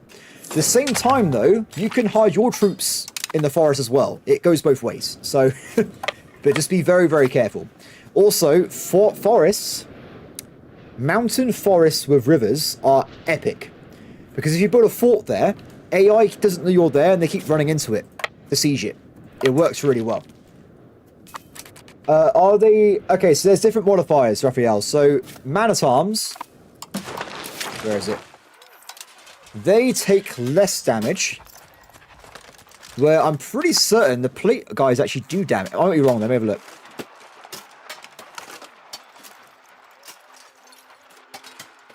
You're right, I'm sorry. You are correct. They take 50% less damage in combat, but they also take less morale damage. Oh, so these are tanky units in terms of those stats. I was completely wrong. Sorry. My bad, my bad, my bad. Get back here. Where do you think you're going? You will be destroyed. Okay, we got a flank. So we got a -1 from the forest. And -2, sorry, because there's a river crossing. Where? Oh, you gotta be kidding me. That's not a river. Whatever, whatever. I'm going to pull back temporarily. I'm going to attack him again about the river. Because I do not want to be slated with a -2 for no reason. So, there's no rivers here, right? That's not a, that's a road. I think we should be fine. Do I beat them there? It might happen. I'm Paul, sorry. It's taking a long time. Go, go, go, go, go. Oh, they beat me there by a day? Yeah, they're there first. And we still get a river... Whatever, who cares? So, the attack's begun. And they're retreating. That's a pain in the ass. So, the AI is very good at retreating as well. If they're going to lose a battle, they're going to just leave it. So, we will have to try and hunt them down a little bit more.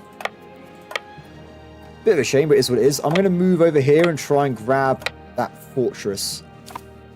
If we can. I was hoping to see a battle there, but... Oh, well. Lithuania's got a lot of forts these days, so they are moving towards a more civilized... Well, everyone is. Everyone's getting forts these days. So it's the newest fad.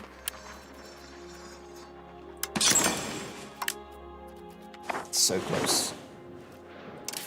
Money's really gone down for me again, hasn't it? Oh, nice. We've just annexed the coastline down here. And remember, next, we are going to be grabbing this guy, send him to a march. It's going to take 5 years.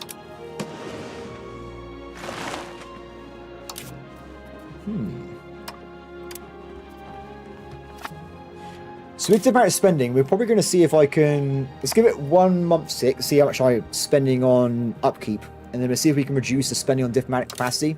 Because it is a lot of money we are burning through there. Speed up a little bit. Okay, a little bit more speed. Get some stuff done. And what is this? Individualism, I need it.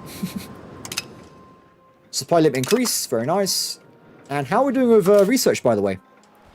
Still haven't spread institutions enough. It's at 10%. So it is slowly spreading, so it's not that fast.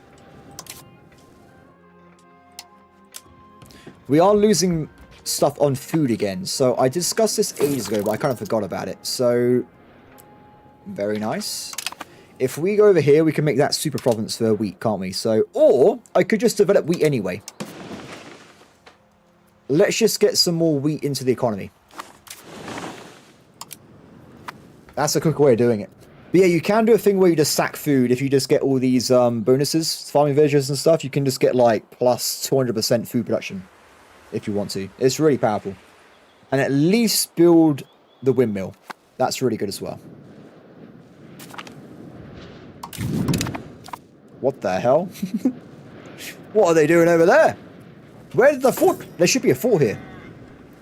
Ah, whatever. I guess the Finnish deleted it when they had control of the region. Bit of a shame, but is what it is.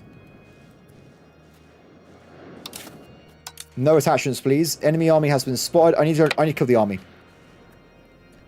If I can beat them once, their levies will be damaged, and they will eventually not be able to do anything at all. So I want to try and get to that point before I do sieges myself. So they're around this region again somewhere. They're going to either be around here at this point, I think.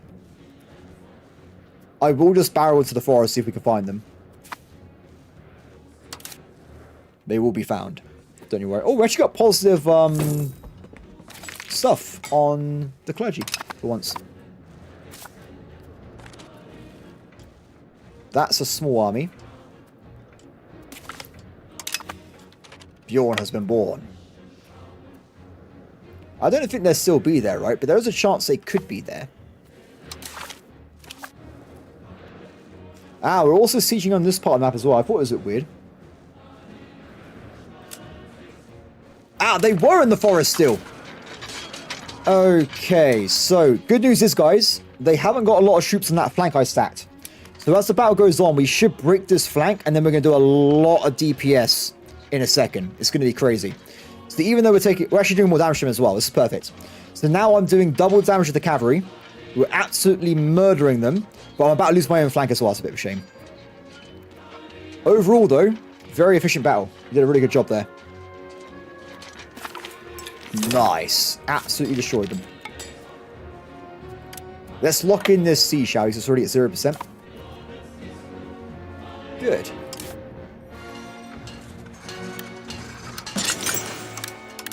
Two more harbours, and we go and work on economy again, because we need to get some more cash. Okay. Also, it's been a little bit of time. I think I'm going to try and enforce some Swedish.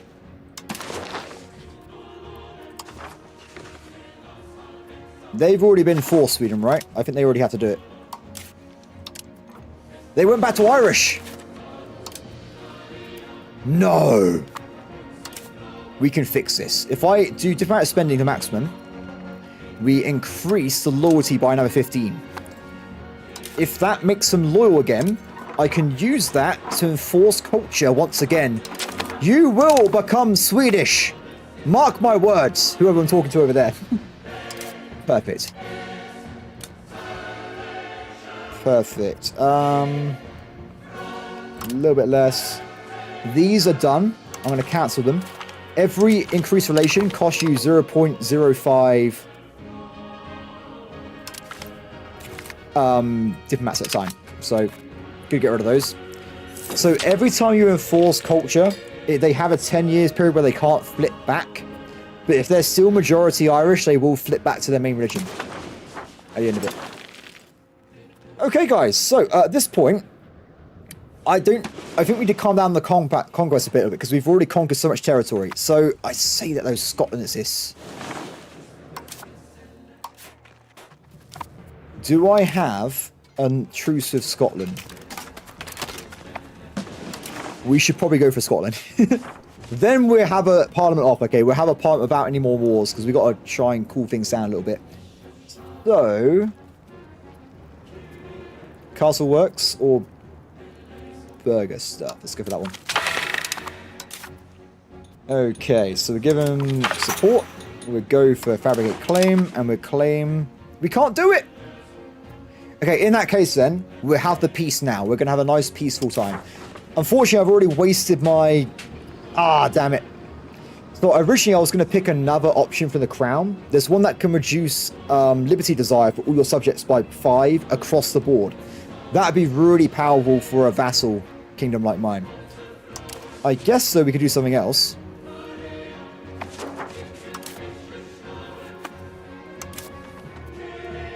Interesting. Very, very interesting, everybody. So, Tunisia, 53 ships. I reckon I can kill them. Wow, look at their army numbers. They're crazy. But if I get, like, a bunch of... Ooh. So I'm trying to think of what we do attack next. That's what we're going through at the moment. If I vassalize Portugal... They have claims. Oh, they're all... Okay, wait. They're already being killed by Castile. It's already over. Oh, they're in a coalition. Interesting. In that case, then, I will make a claim on Portugal. So what I was going to say is, if we claim Portugal, then they can make claims on all their lost territory, and I can attack Castile for really low costs. Wales and Ireland are English. This is all England. They own all of this. It's theirs. Oh, Iceland's already mine. I already own Iceland. I own all this territory. I am the Green. We own all this land at the moment. Not very impressive, by the way, because it's not very good land. If I own the whole of Italy, I would be vastly stronger. Is what it is. And also, taking over Portugal... Oh, they might kill them in that war, though. They might die in that war. It is 70,000 versus 56,000. So technically, these guys should win. Let's see how it works out. But oh, it's happening again. This is what I discussed earlier. Bohemia has started taking over the coastline. Oh, they're at war with France. That's a big war. Oh no, 178,000 against 28. If you become the emperor in this game, you will have to fight France. And you will lose unless you happen to start as a big nation. Because France is terrifying. France knows how weak the HRE is and they continually eat it over and over again. The only thing stopping them is coalitions. They won't go past that, but they will just eat a random neighbor every like 10, 20 years. They will just kill them. Okay, so back over this way.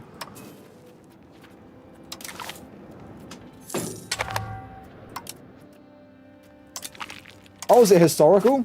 This game's not historical. As soon as you press play, the game is random. It doesn't make any sense anymore. Like, none of this happens in history. It's a coincidence, maybe. But, yeah, I don't know. It's just... That's how Paradox games work. Unless you play Hearts of Iron and you play on historical mode, it's going to be pretty wild. I mean, like, Bohemia and Denmark. So, doesn't make a lot of sense there. Harbour. Oh, that was the wrong button. Done. All harbours have been built. We have a lot of trade coming from this area now. Next up is money, right? We need to make more cash. So let's focus on marketplaces first. And then we'll focus on increasing the actual income of our country. We are on 184 at the moment, so we're doing a good job. We could be doing better, though. A lot better.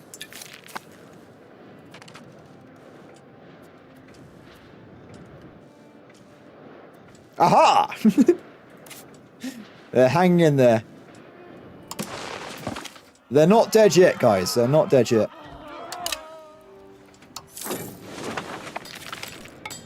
Very nice. I want to also save up soon for these institutions, but it's going to take a little bit longer, I think.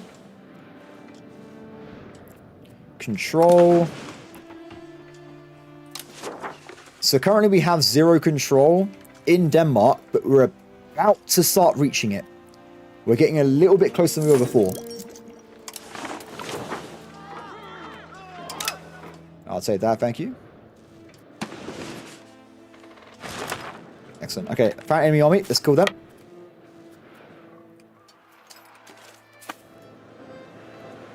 Ooh.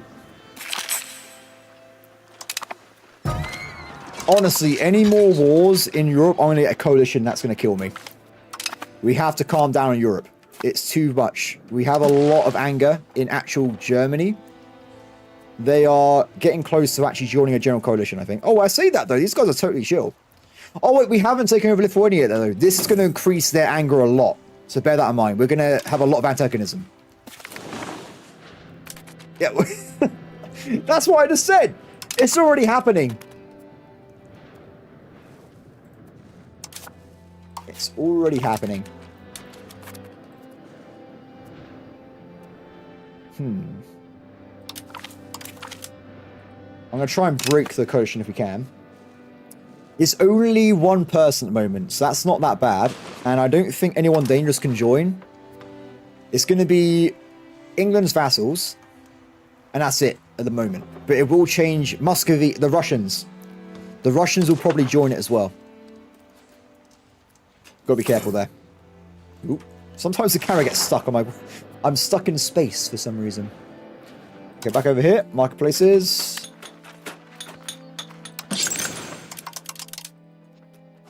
We got a lot more marketplaces because we captured a lot more territory from vassals. So, looking pretty good there. All of these guys should be auto-trading for me because I'm lazy. I do think eventually I will learn how trade works. But because I haven't had a lot of time in the game yet, it was just like... I had to focus on certain things. I focused on control and warfare. That was my main impact for the last 2 weeks. So, I'm sure people out there have been doing like manual trade and been doing a brilliant job of it. I'm not one of those people. Not me, though. Ooh, why did they start colonizing over here instead of like from my territory? Very random. Also, it looks like we are back to having 100% integration again, which is great. So we'll move this guy back to integrating the main area. And also I'm going to move this other guy as well to also integrating population. Remember, the more Swedish we have, the more army size we have. So I want to get all these guys over to my culture. Just look at the culture map mode. Oh, it's really bad. But the reason it's so dotty is because all the slaves of all the wars I've been fighting. Should we focus instead on the Danish? Because when we get rid of the Danish, then we can get a new group of slaves converted to over to peasants instead. The Hansa. Oh, they're pathetic. I don't care about the Hansa. Who cares about those guys?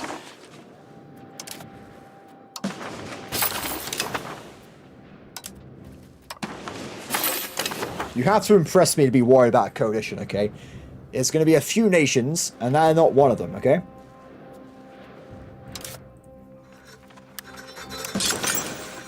More. How many more marketplaces can I create?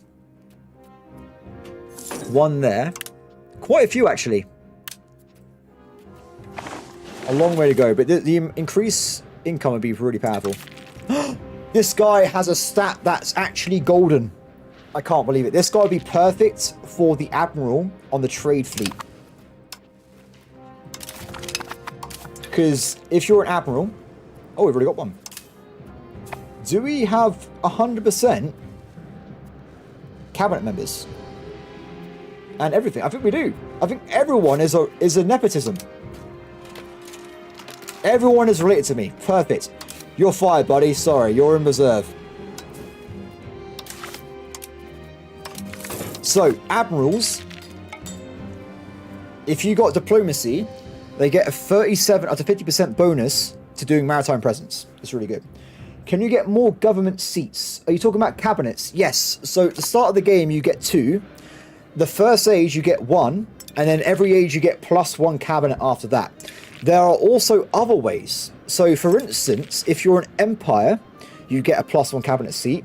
And also, if you are certain countries, like the Ottomans or the Byzantiums, you would also get +1 as well. So, start of the game, you're looking at probably 5 in Byzantium in age 2. So, you've got a lot more options there. It's pretty cool. Though I would say normally you would have more options with who to put in these seats. So if you watch the whole thing, we had a lot of trouble at the start of the game where the events kept killing all my characters off. But in my Byzantium game, in single player, I have 200 crown family members. So all of these jobs, nearly maximum stats. So they're working a lot better than they would be otherwise. It works really well there. Good. Convert. We will just be Swedish. It was all a ruse. Oh, by the way, as well, if you want to annex vassals, make sure they're also your religion, culture, because you get a 100% bonus to speed. So, pretty good. Pretty useful. We got that on both of them as well, so good times. My vassal was making a carrack. So they're actually making a combat army, navy. That's why I love those vassals. It's great. Oh, kill them over there, please. We captured their capital. Good news. Do it. No chance. Nice. Okay, more forts. There's one over there. Most of my vassals are doing these bits, I think. That's where a lot of them are. I saw like a nearly 8k stack of vassals earlier. They're all over the place. They kind of just spread themselves out to attack every front line. Pretty cool. I do like that. The fleet's gone. All their military is gone on annexation. You do, though, get their money in the bank. So sometimes if you annex like a rich dude, you just get like 400 quid or something out of nowhere. It's pretty cool. Ah! We are getting some estate buildings from the clergy. Remember, I'm not actually taxing the clergy, so they're actually making money, then they're spending that money back in the economy. It's pretty cool. I would say there is actually a build where you don't get tax income, you just work off vassal estates helping you, but I don't know, guys. Someone has to figure that one out. Coastal fortresses. Ooh. Very, very nice. I'm going to put that down probably in some locations. Definitely here. Definitely one here. So we're actually going to eventually build them a fort and a coastal fort, but later on. Ooh, and good admin. Good admin guy. No wives, though. I'm just interested in diplomacy for now, but admin's really good as well. Should we got more cabinet seats? What is the requirements for becoming an empire, by the way? You need 10 million population. And you need 7.5 million. Oh! When did that happen? Oh no. Not the research. 7.5 million primary copper. That's pretty crazy. Let's grab Chancery. This is that cabinet building in your capital, and it gives you, for your entire country, I think 2.5% better... Oh, what's it called? Better admin efficiency for your cabinet. It's pretty handy.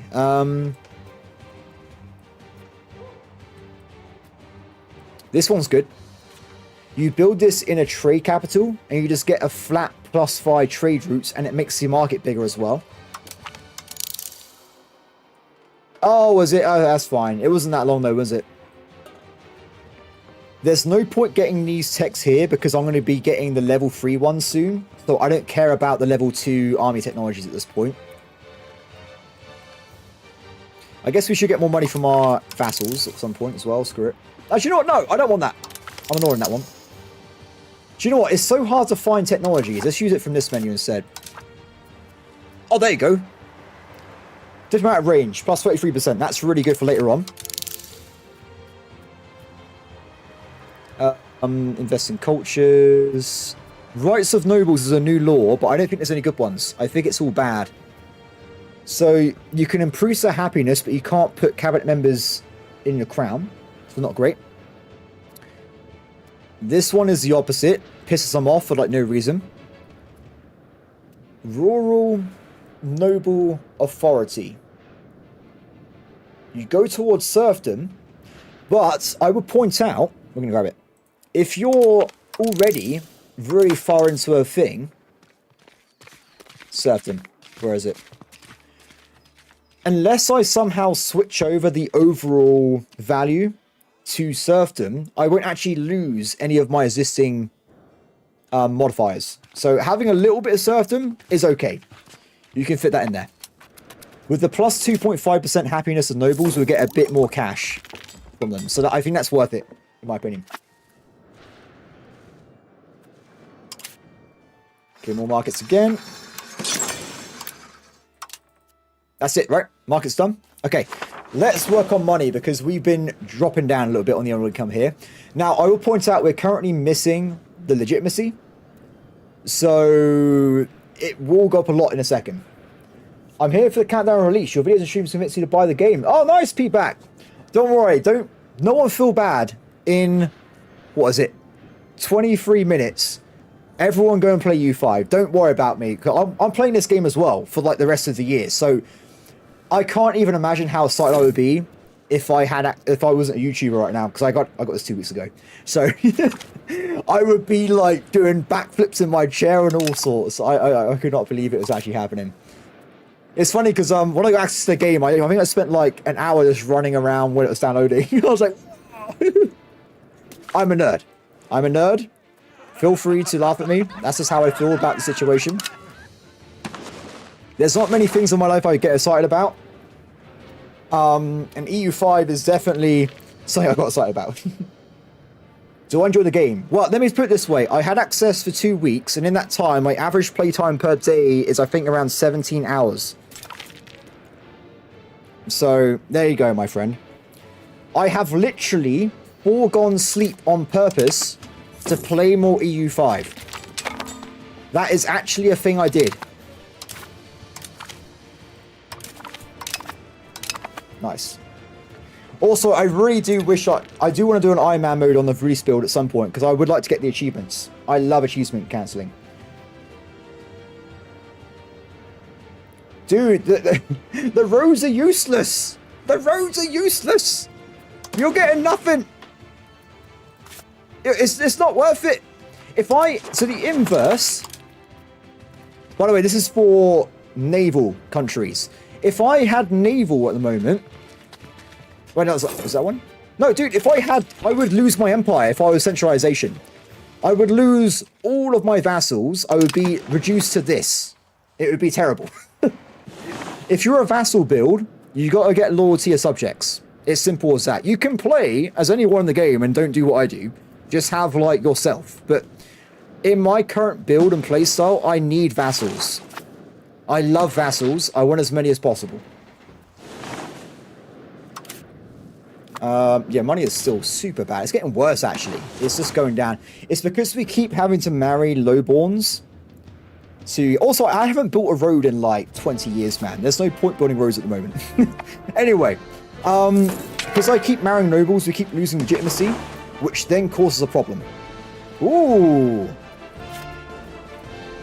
The pirates have returned. The pirates are back. I can't believe it. Let's get some trade ships, and they will defeat the pirates. What made you try EU4 to begin with? So it was literally just I'm not the youngest guy in the world. I literally just happened to play EU3, and then like I saw in a few months EU4 was coming out, so I just bought it, and it became my favorite game. I have like 5,000 hours in it. So, do any of your new territories have expansive natural resources? Well, we haven't got a market there, so not really at the moment. Oh, you meant in terms of the... Well, yeah, but I would rather have the other modifier. I want all my territory in the game to be at 100% prosperity. If you've got max 100% prosperity, every single location gets monthly development, so you get long-term growth for your entire nation. By the way, just to confirm, development is here. This is the modifier, right? By having max prosperity, I get 0.004, which is vastly more than any other modifier in the game. And it's really worth it. You want to get this maxed out all time, every time. You also get 0.2% population growth. That's not a lot if you think about it, but in reality, it's providing the lion's share of my population growth at the moment. So you want to max out prosperity. Forts. Let's have a look. Forts. Nope. Other way. Forts. Nope. Game says no. Okay, so you got a very good amount of local naval presence. You get passive attrition, and it takes longer for them to go out. Also, it blocks privateer raids. I think that's a special mechanic for like certain countries. We haven't got any of those attacking us at the moment, so... Sorry. It's all good, Raphael, don't worry. I'm a passionate man. I must talk about EU5 more. That's what we want to get in the end of the day. So, everybody.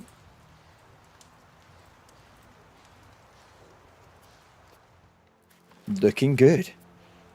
Looking good, everybody. Looking good.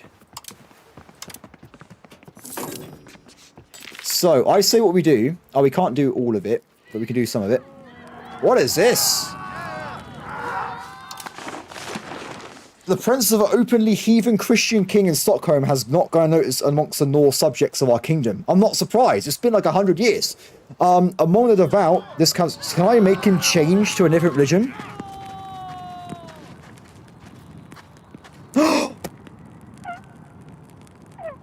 We've done it.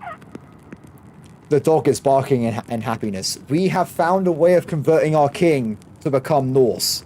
This is probably going to break the PU of Norway. If it does, we will attack and kill Norway over time. It'd be easy to eat them. It'd be fine. Okay.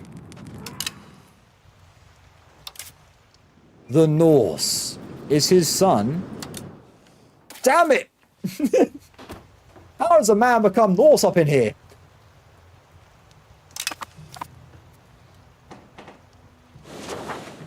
Ah. So also I can counter your point, Raphael, by saying if I have happier estates, they will be able to invest more money in the economy regardless. If I have better trade in the oceans as well, exactly the same thing. Like, the roads aren't as good as you think they are in terrible territories. It's not, you can try it yourself. So, as a counteract to that, if you're in Muscovy, build roads. Muscovy is cracked. Muscovy has rivers. Rivers reduce land proximity by stupidly large amounts. It's absolutely broken. They haven't even built a road, and they get negative 30 modified proximity because it's going downstream in a river. They can get all this territory be 100%... No, they can get this territory to be 100% control without even doing anything. It all depends on your situation. So if I was to build... Wait, where are my roads at? I have a road over here at the moment. It has 3% control. If I build a road over here, I get 0% control because it doesn't work. So, a lot of this makes no point. There's no point to a lot of this. What I will do, though, eventually, is when you get naval propagation through these nodes, you will have natural harbors which have amazing proximity. From those locations, you want to build roads out towards adjoining locations. Bridges are also only on rivers. Sweden doesn't have rivers. That's why it's really bad. Oh, there's a river there. But there's no cities there.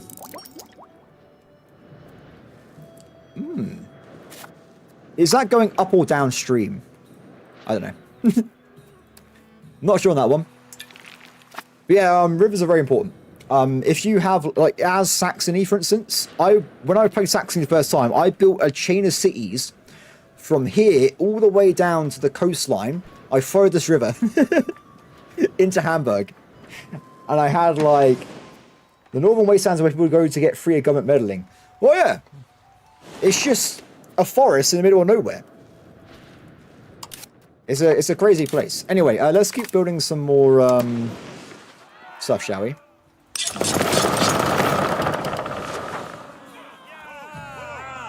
Not good. Not good. Okay. Let's go for that one. Anyway. The war. I'm going to be taking this land here so Poland can no longer annex Lithuania. We already own these guys as vassals. I'm also going to be taking... Oh.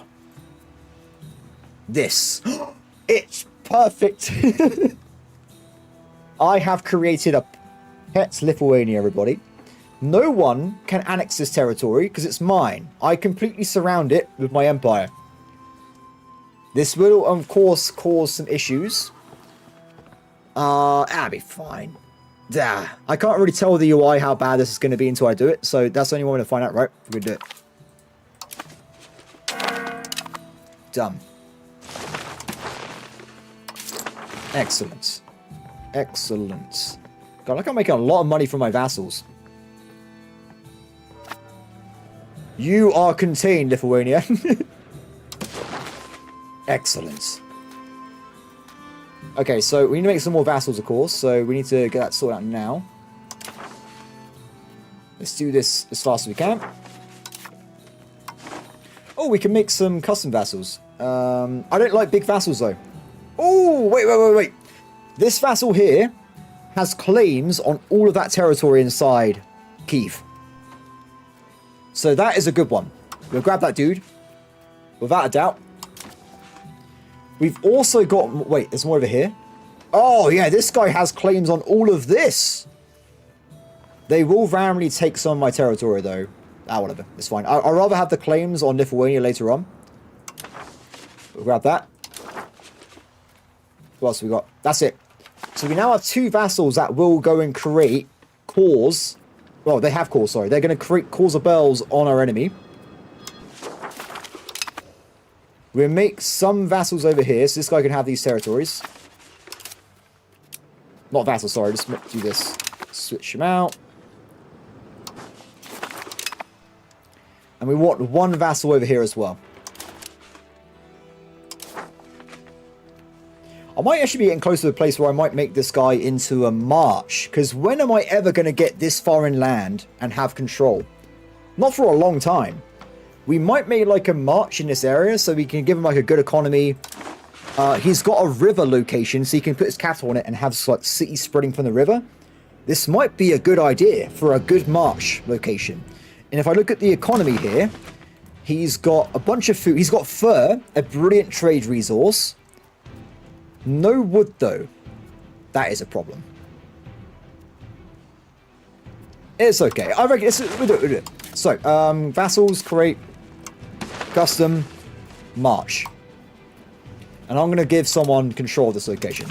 Just because I can, we'll send out a male... we'll send out one of my family members.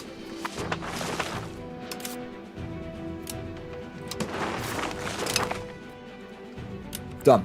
And by the way, because we now have the vassals take my technology, so these guys already have 3 cabinet members, so they're good.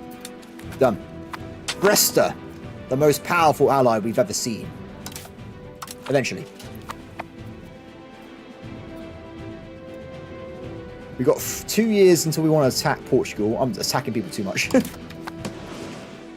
Perfect. Look at that, guys. It's beautiful. Okay, it's time to become Swedish, everybody. Are we going to do it? Let's get some Swedish going. I'm feeling more confident again. We've also got issues with my crown. It's only just over it, though. We'll leave that alone. Okay, so, actions. Let's go for culture. You will become Swedish. You're Swedish. Ah, they're not Swedish. You can become Swedish. You can speak some Swedish. Oh, I did it. Wait, what? One is even pagan. What? What are you talking about? Are they pagan? Wait. Let's have a look.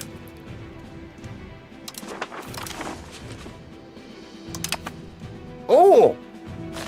You're right. This guy's a pagan. Interesting. So is that guy. That's, it's okay. Whatever. I'm not bothering switching religion because it's going to take a long time to do that. I'll just do it passively. Okay, so guys, now we've done that, we can get these guys here all join a coalition against us. We want to probably knock out these 2. I've already got a guy doing relations over there. This guy needs to get knocked out as well. He's actually quite powerful. 132 base tax, so we don't want him joining a coalition. We want him out of them. So we'll do that as well. Done. Everyone else is too weak. I don't care about Muscovy. No! That's not good. We may have a problem at some point. The other guys won't join. It has to be plus 50. So we are looking pretty good at the moment. It's all good, everybody. It's all good. Oh, game's stuck again. Oh, no. They're still in a coalition war? That was ages ago. Nearly 100,000 people have died. Kyiv isn't... Oh, Kyiv's joined as well. That's a coalition. Let's have a look. So I can add a coalition to my hotbar down here. So currently, they are... Oh, no! They have more armies than I do. If Muscovy joins, we're going to have a coalition war. Oh, yes. I mean, oh, no. I like getting killed in video games, by the way. So if the game can bring the fight to me, I'm ready. Do it. I want to see them kill me. Oh, by the way, this guy's taking forever to annex, so I forgot we could do... Oh, we haven't got enough people. We'll do that a bit later. Other things, though. We are making marketplaces still, right? We're making a navy for trade. So we'll make 2 more for now. I am now going to work on some economy. I think it's going to be quite important, right? So we'll bring this guy back home. It'll take a while, but get there eventually. We need some money, everybody. We need some money. So, currently, what will make us the most money in the game? Jewelry. I'll tell you what we'll do. We're going to work on the estates, guys. We'll work on estates. So if we try and reduce... Oh! This guy's a badass. This guy can become a cabinet member. He's actually good at 2 things, so we'll bring him in. Nice. Very, very good. Okay. So, what was I saying? We need to be careful with a few things. I am trying to remember my train of thought. It's gone. Oh yeah, that was it. Estates. Okay, so I mentioned this before. Currently, our goods are so expensive, the estates are spending all their income on just buying basic food or whatever it is. Like the nobles would be buying like fine linen, so would everyone else. So if we try and reduce the cost of these goods, 1, we improve our economy anyway because we've got more production going, and 2, they will start helping us build the realm. So right now at the start, our richest people are going to be the nobles and the burghers. So we want to focus on fine cloth. So I'm going to be very barbaric with this, but we're going to just build fine cloth, everybody. Right now, it's already going to make us a lot of money if we just start doing it. So we're going to work on that. Now, if we stop making money from fine cloth and stuff, we'll have to jump in and reduce the cost of the base resources. But there's a lot of stuff we've got to work on here. Fine cloth's definitely the best one. And then after that, we want to probably jump into cloth as well. Cloth is actually going to be needed to make more fine cloth. And then after that, books are going to need things we need. But yeah, building this up, I think it's going to help us out long run. We want to be getting up to probably 100 income a day now, I think. So we've got a long way to go. Long way to go. We need more income. So, by the way, if you guys aren't aware, 4 minutes to go, by the way, guys. I will say when it's ready.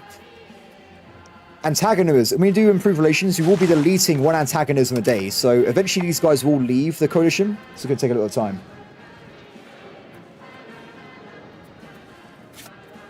Yeah, cool.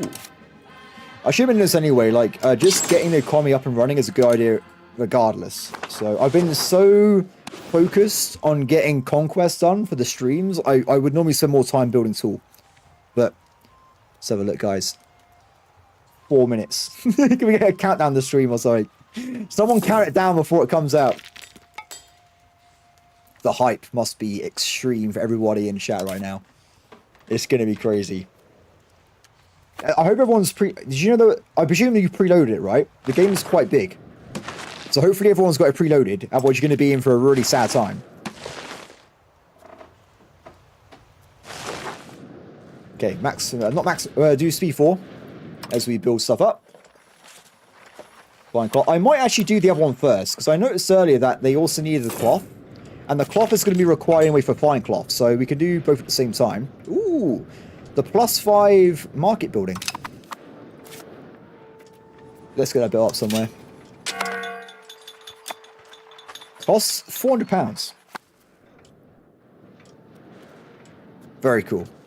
So I will, I'm not gonna, I do YouTube as a hobby, so I'm just playing this for fun. If I wasn't streaming it, I'll be doing it by myself anyway, so, yeah, if you want to hang out afterwards, if you can't play the game, feel free to stay around. I will be playing until, I would say 8 o'clock. It might be a little bit early today, because honestly my voice is super coarse, so hopefully 8 o'clock. We'll go for that. That's gonna be the target. It's weird, I don't know how streamers, like how does like XQC or whatever stream all day every day? Is this voice not destroyed? Like I don't get it. I honestly don't understand how they do it. Increased pensions? What is this, modern day? Hell no! You can work for a living, nobles. Get out there and make some money for me, and then pay me taxes. Pensions in 1448. Pfft, ridiculous. Cloth. Let's get some more cash here. So we've got to be careful then. So I've already noticed there might be a few issues with this plan. So this is our current cloth production. We're using wool to create the value here.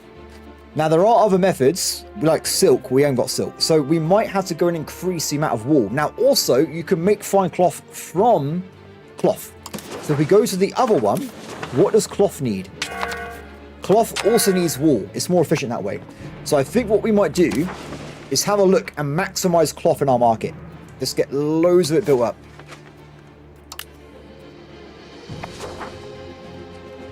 One year to attack Portugal. Portugal is still alive. Huh. We can do it.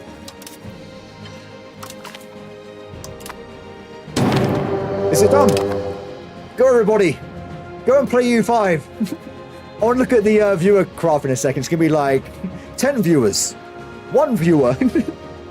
No viewers. I want to see... Also, I can't wait to see Steam stats. I reckon it's going to be Paradox's biggest release ever. I hope everyone enjoys it. Have fun.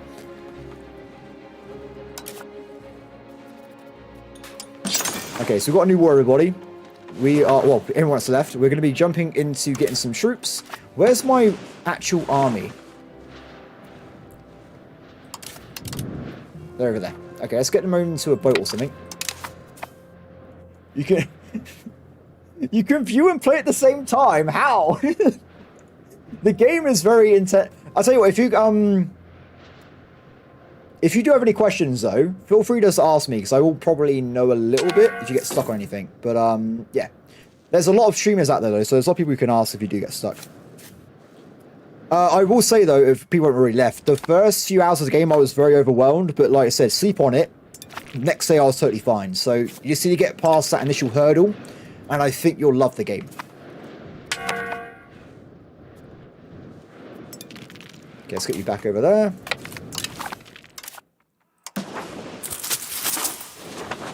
Armies are coming in. We're doing good. Bugs. What bugs? This game is more stable than Solaris. And Solaris has been out for like 10 years. Now, there are some bugs. You can't pretend otherwise. But honestly, I don't think... Have we seen any really bad bugs in this playthrough? Bugs. I think this reset itself twice, but I think that's when I had a new patch. And... I think that's it. I can't remember anything else, really. At the moment. I guess the most annoying thing for me would be that thing when Norway kept taking my land off me. That was super annoying. I was not enjoying that. Okay, to Portugal. Let's get in here and let's get over there.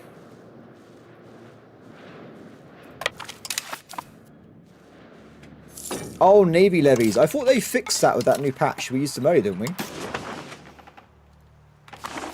Let's have a look. I'm not sure. I couldn't really tell if they're fixed or not, but I don't normally use levies for Navy anyway. I normally just have my own. But in the very first few years of the game, I think it really messes up England. Because they can't bring back their levies for the next 100-year war. They just ruined. Absolutely ruined. Can we get more wool? So, let's just increase as much as possible. Wow, look at the profit we get from increasing wool. Because we just built loads of wool locations. So we're going to make loads and loads of cash. Perfect. Grondo. What is Grondo?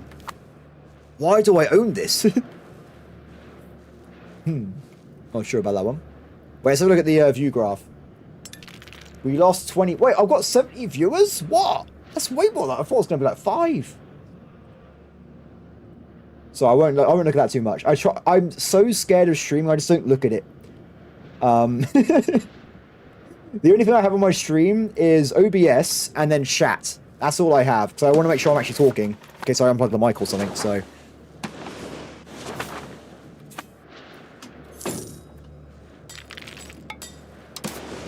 Okay, more of this wool. Most of you are lurkers. Yeah, so when I first started streaming this, I thought I was going to get, like, literally no viewers. Because it's weird streaming I've been streaming at 12 o'clock my time, and like everyone's going to be at work properly, but I guess different countries and different time zones, right? So in terms of this, whoa, look at that. There was a 12k over here. If I can get my fleet, drop off my troops, and then just sit on the 12k Aragon army, they can't do anything. They're absolutely stuck there.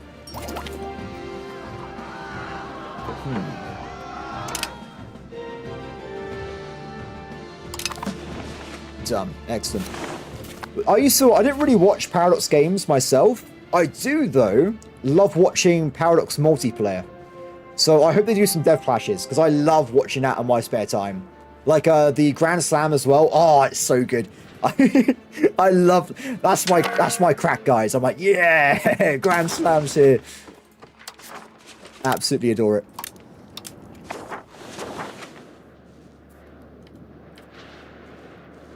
Okay.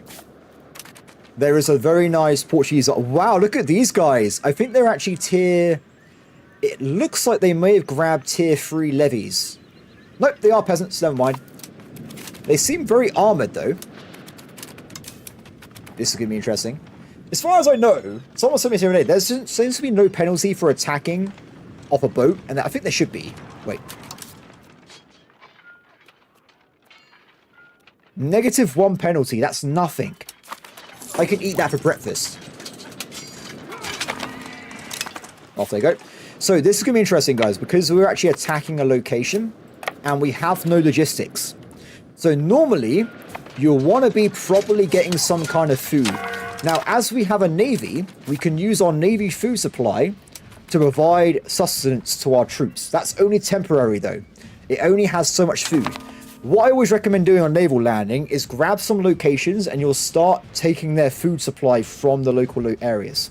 Super useful. Also, you can get... Oh, it's going to run out. You can get... Oh, little supply wagons as well. So it's pretty cool. Excellent. So with that captured, I'm going to jump on the main fortress and start sieging it down. The vassals are coming. Estonia, guys, has been my favorite vassal. I don't know if you guys have got a favorite vassal, but they've been helping me from they've been helping me in every single war. They always come in. They've always been doing a great job. We've also got Crete as well showing up to help out a little bit. Ooh. Build more wall. Not at the moment, Marty, because it costs me a lot of money. It cost me 10 ducats to do that. Right now, I have absolutely no access to the new world because I need to get the new world tech. Originally, people can get to the new world right away, and people are like, this is terrible. You can't do this. So what they did is, if you look at the tech screen, Asia Discovery, if you get new world, you start getting bonuses to the exploration range. But there's actually a tech here which blocks you from exploring oceans. So at game start, you could explore the coastlines, but you can't get to America. You have to get that technology to actually get into America. Oh. Oh, good. Okay, so the coalition is now weaker than me. And it looks like Kyiv has left as well. So that's okay. I'm fine with that. Not a problem.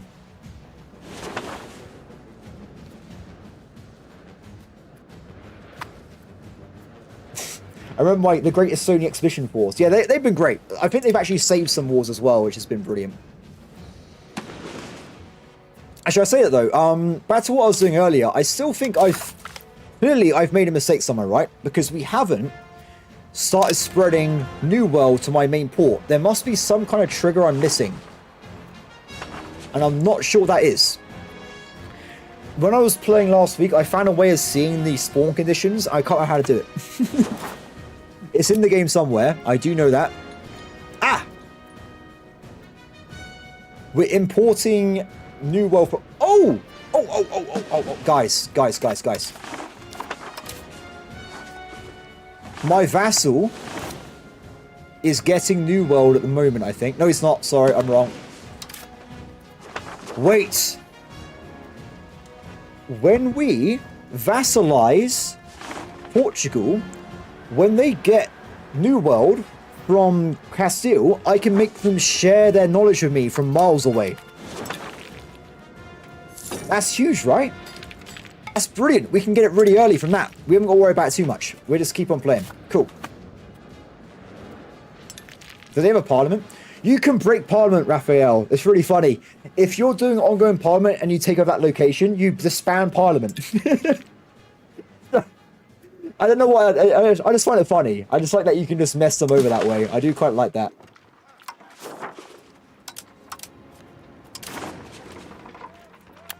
Okay, how's this been going? We've only got 4 personal wall locations, by the way, so wall's not very prevalent in Sweden, apparently. Bit of a shame, but it is what it is. I like how my vassals raise their armies to help me in my wars, but they haven't got boats. So they're kind of just standing around randomly. Oh, have a good dinner, Carl. Have a good one. See, I don't need to eat, so that's fine, right? I just keep... just keep going. Not a problem over here. We're also going to probably work on some trade goods that have some pretty good income as well. Iron should be maxed out already. Yeah, iron's looking... Look at this. Oh, that is some good iron right there. Oh, guys, we can properly... I tried building roads earlier, but it didn't work. Because it's just too far away. So, 2 locations here. So, a quick look. Have under 20 control. So, we can actually improve the control here artificially. If we go and build bailiffs, you get a flat 20 proximity on a location. So, that means if we've got a core as well, we can get 40% control and make more money from these iron mines. Can you... No, so, unfortunately... You can't do Pacific orders for vassals, but they did bring in this. You have got the stances. So what I would say is if you're fighting a war of supremacy against France, put your vassals on defensive mode, because they're going to be running into France and getting murdered. Like, you can do the same as before. So balance, aggressive, sieges and killing enemy armies, support, walking around with the rest of the allies, nothing, and also defensive as well. So it can depend on how you want to sort things out there. At times, if I have a super vassal like Cyprus, I will make them aggressive. So they go around and just kill armies for me. Because they're a march, they have the +5 discipline. They will kill people really well. So what I would say as well, if you develop your vassals, they will help you a lot more. Because we've been so poor playing as Sweden, I haven't given them marketplaces and stuff, so all my vassals are currently poor.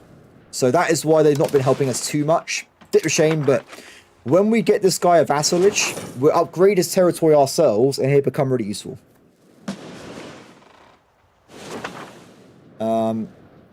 See, right now though, Estonia and Crete were trying to take out Aragon, but they got killed by that 12k army. Is that halberdiers? No, it won't be. They haven't got any proper troops. Peasant levies. They look pretty professional to me. I'm just going to put it out there. If that was a peasant levy, I don't know what's going on.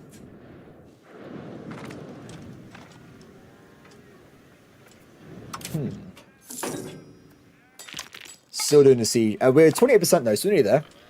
We're not going to worry about Aragon at all. We're going to ignore them for this one. Aragon will be a good target to annex later on though, because they haven't really got much going for them. I've noticed that Aragon has really bad land. They always seem to struggle. Oh wait, are my vassals taking slaves for me? Oh!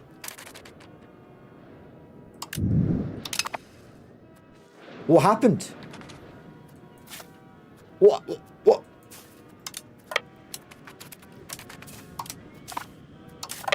Was that Aragon? Did they arrive? Ah! They walked through Spain. Damn it. Plan B, everybody. Plan B. I've changed my mind. We're going to mess up Aragon. They're going to paint me thousands of ducats to compensate me for my loss, and then we're going to kill Portugal. Screw those guys. They will pay for what they've done. Those levies' lives are lost forever.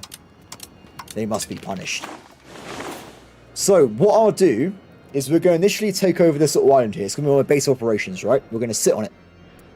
I'm now going to ferry more troops into this location. And then we'll use this as a staging point to jump into Aragon with a lot of units. So if we go to our main armies, we must raise the levies. And maybe some fishing boats.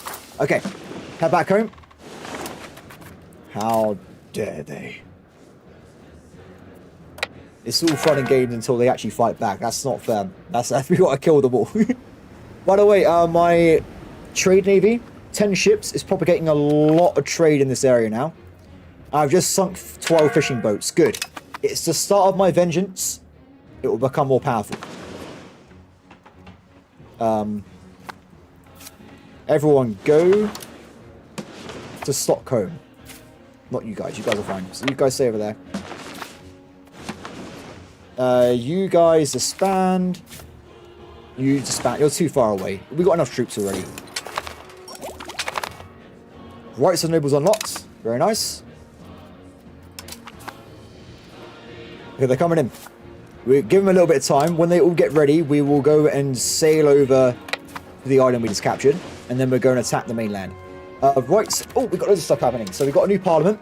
This is going to be a break parliament. No more calls of bells, because we've got to try and just get things under control a little bit. Now, we've currently been going for whatever is the highest percentage chance of success. But, as I said, there's really powerful ones for crown. This one here, for instance, if you get this one, your entire nation temporarily gets plus 0.5% population growth, so massive boost. And if you pass it, you get 7 stability. So, interesting, but not too great, right? This is what we need. Temporarily, I will make 20% more income from my subjects and more loyalty, and every single vassal loses 5 liberty desire. It's huge. You literally lose, I think, 10 years worth of liberty desire. Or is it 10 months? One of the two. We're going to grab this. Done. Yes, Marty, we have to do research.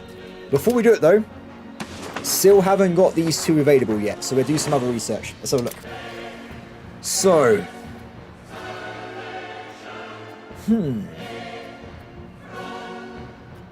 we are actually running out of options, aren't we? We have too much stuff. We should probably get peasant levies to bring them up to snuff instead of being H1. And we'll also get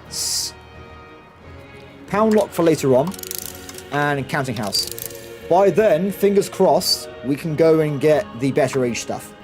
Next, we've got a law. So this one we saw earlier. We got 4 options. Ooh. We unlock new succession laws. Do I have to use those succession laws?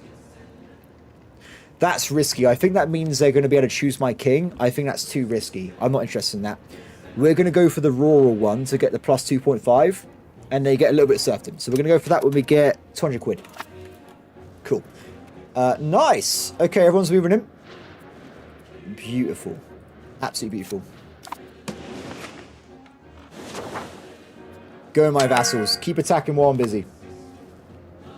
Yeah, so when I play video games, I don't like taxing my subjects, because if they have more money, they can become more useful to me. So I don't actually want to get that probably ever, if I'm being honest. I wish there was a way I can turn off taxes for certain people. Especially the march. I want the march to be completely focused on killing people. Okay, support outward, support capital economy. Support lessen levies, that's fine as well. And we have 70% chance of getting this passed through. It wasn't 10% resources, it was 10% raw material construction time. So it just speeds up a little bit of time. It's not actually input.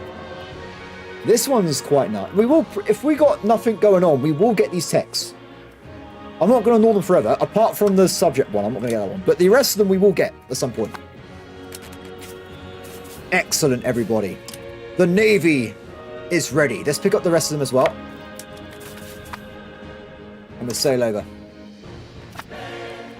So I've been building loads of wool, as you guys know. We've been getting a lot of wool, right? I think we might make more profit now from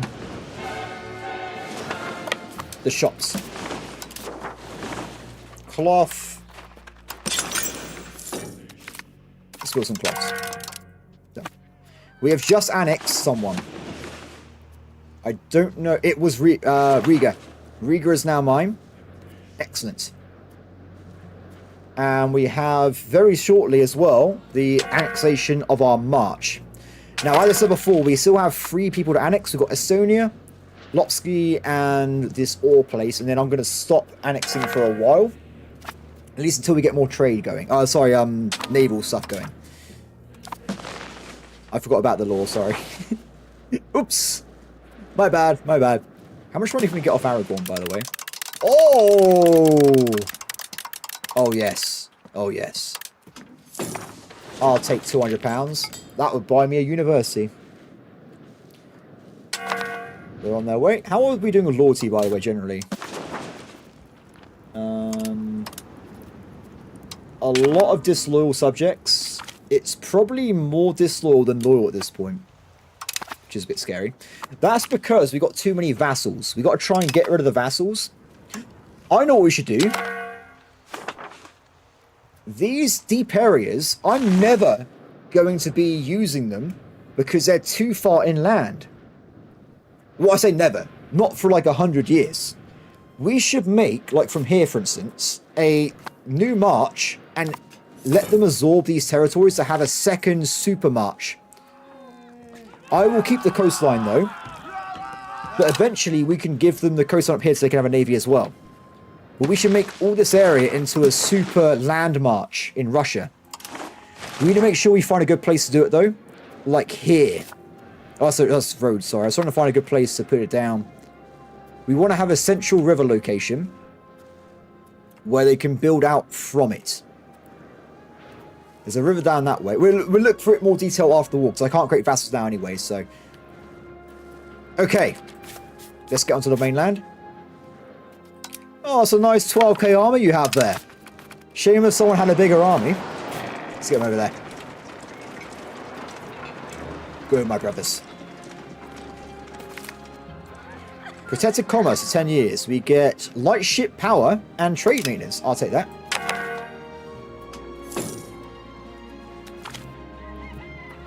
We keep losing support. We still got a very good chance though. We still got 60%. I might just put up a little bit more. Oh, we can't really afford it. We have to leave it. This is going to be the biggest battle we've done so far.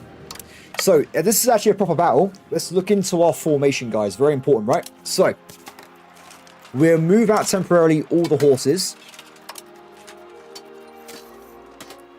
That's it. We've got one big stack of 500 horses. So, what I'll do, the enemy has a formation like this. So, they got around 4,000 troops. It's a very balanced formation. So, I think what we can actually do,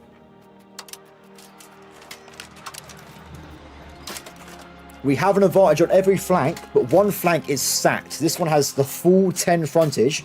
It should smash one of their flanks when we get to a contact. Why is there no leader? He's going to arrive in months. Oh, we have to wait. We have to wait. Also, it's in wartime anyway, so we should probably get someone else. He's going to arrive in same time, March. We have to wait a little bit, guys. The enemy's not going to go anywhere. They're still going to be alive. What we can do in the meantime, though, is collect some Aragonian slaves. While I'm here, right? Just want to get some slaves. My favourite pastime. So we'll do that over here. Aragon has no forts anywhere, so I can literally just absorb their population. It's going to be great. The game really wants me to fail this. I've literally lost 15 chance already from just being alive. I will put up a little bit more. 65% is probably too low for me, actually. Let's get... That's... If it's going to pass, it's going to pass. If the game keeps trying to reduce it, it's doing it for a reason. Argonian, the Argonian slave. We've done it. Check it out. Liberty Desire is down across the board, everybody. Where is my silver? Okay, so let's grab in rural authority, which will give us some more happiness on the nobles. Very nice. And then in a month, 2 months' time, we can go and attack that army. So while we've been busy anyway, still look around. So we currently are not making a lot of money right now, which has not been very fun for me. We need to try and improve that, don't we? So we want to probably start another annexation soon. So if we start annexing Estonia now, and when Crete's been annexed, we will jump over and annex one of these guys as well. Probably this little dude here first. Oh, he hates me! That guy's okay. We can annex that guy in a second. What happened here? Did they split their army? That is a terrible idea. If you're fighting a superior foe, don't split your army. Why, hello there. It's a nice battle we're having. So I'm at the top, guys, this time. This is the main flank here. The frontage has been reduced down to 7 due to terrain. So we haven't got the full stack incoming here. But we are doing the damage. Oh, that is some pain right there. That is some pain. Okay, let's keep going around. It's good to see. Whoa, whoa, whoa, whoa, whoa. 1 second, everybody. Kill that unit. We can knock them out. Let's make... Oh, they've moved their troops over to the landing point. Not very smart. So, simple as that. Not very smart. Excellent. This is mine now. So what I could do, before we go and create a march, temporarily, when you take over a vassal, you inherit their control. So at the moment, we have near perfect control, or at least like over average. So if I go and put my main man, wait, who's the best at this? My main man, this guy here. We're going to make him convert the population to Norse, and then we're going to release it as a Nordic Crete Swedish location. It's going to be brilliant, everybody. I can't wait. So we're going to do that right now. Norse paganism over there. Good luck, my friend. Good luck. He's going to be converting 100 dudes a day. I reckon he can do it. It's going to happen. Are you going to migrate to Spain? No. Yes, technically. We'll have some timeshares over there. It'll be fine. That's going to be temporary anyway. We also want to make sure we always are doing diplomatic endeavors. Always. We're going to have a problem. Oh, by the way, I said this ages ago. We were converting the Danish over, weren't we? So now we've got majority Swedish in these locations. There's still a lot of Danish to get rid of, though. So we'll work on that over time. I might put you back on converting the mainland again, because... Oh, actually, no. Not... Yeah. We've got too many Danish in the capital. We'll work on that bit first. Done. Excellent. We killed some ships. I totally missed it, but they have died. So if Aragorns decide to do that, let's see if we can make them make peace. So I can't make them a vassal, because it requires 300 times war score. I can humiliate them. I can ask them for war reparations. And I can take money. I'm not going to be an arse and just randomly make them release vassals, because if I make these guys too weak, France and Castile are going to eat them, aren't they? So in this case, we'll keep them alive for future endeavors. So is that their main army over there, by the way?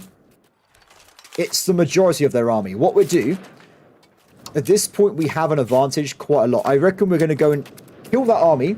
They can't escape. They're on an island. We can completely stack wipe them. Yes. To the ocean, my Swedish brethren. I love the graphics, by the way. Every you go through the ages, the graphics change. No, you can't ask for resources. You can't even convert them.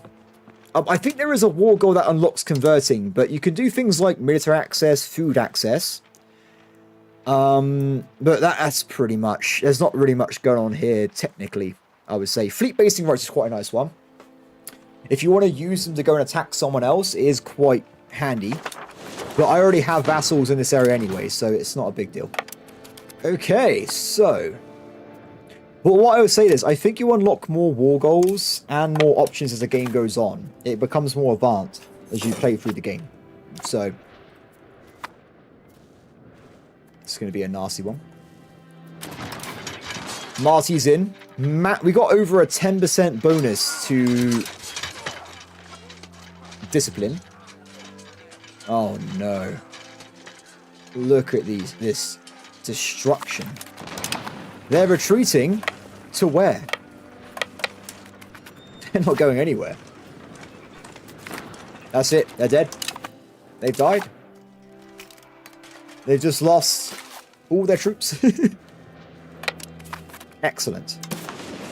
So we've got to probably take more territory first before they surrender. But because they have no forts, it'll be very, very quick and easy. When we re-land, I will carpet siege. We just go through and just knock them out in one big go. Then we go back to Portugal. Because don't forget, that's actually the main war. They're over there. So we will get there.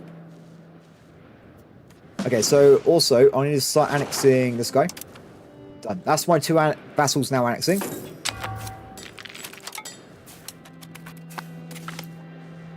Nice! They gave up. No collision. That's great news, because I don't want to get killed by a giant army if I can avoid it. Though they are pretty fun fighting collisions. Okay, Great Heathen Army. You are to carpet siege this entire region. Make me proud. Go. Good luck, men. Let's hope there's no enemies left alive, or we're going to have a problem. Off they go. Awesome. We won't do the entire thing. As soon as we can get the war goal, we will end this one. There's no reason to drag it out. If we get what we want, we'll leave. Good. Okay, so money's still going down at the moment. What is this? I have Swedish... What is that? Uh-oh, wait. Did I just say they had a 10k army? What the heck? What? They recalled their levies. They've recalled the levies. Okay, everyone, back to the capital. We still have a 10k.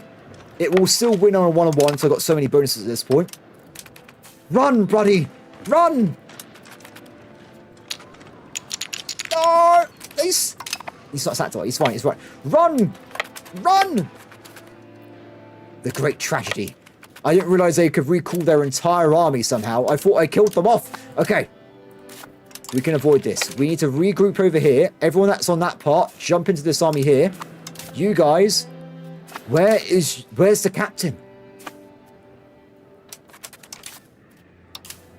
The captain's the one running into the forest.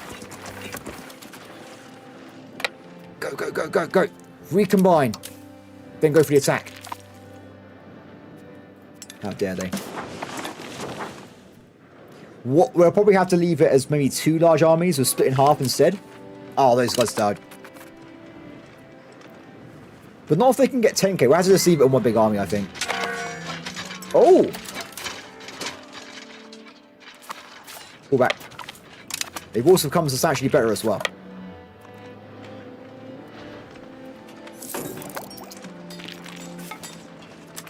Reform. We will go for the attack. It might be because of morale. Maybe that's why we had a big problem there.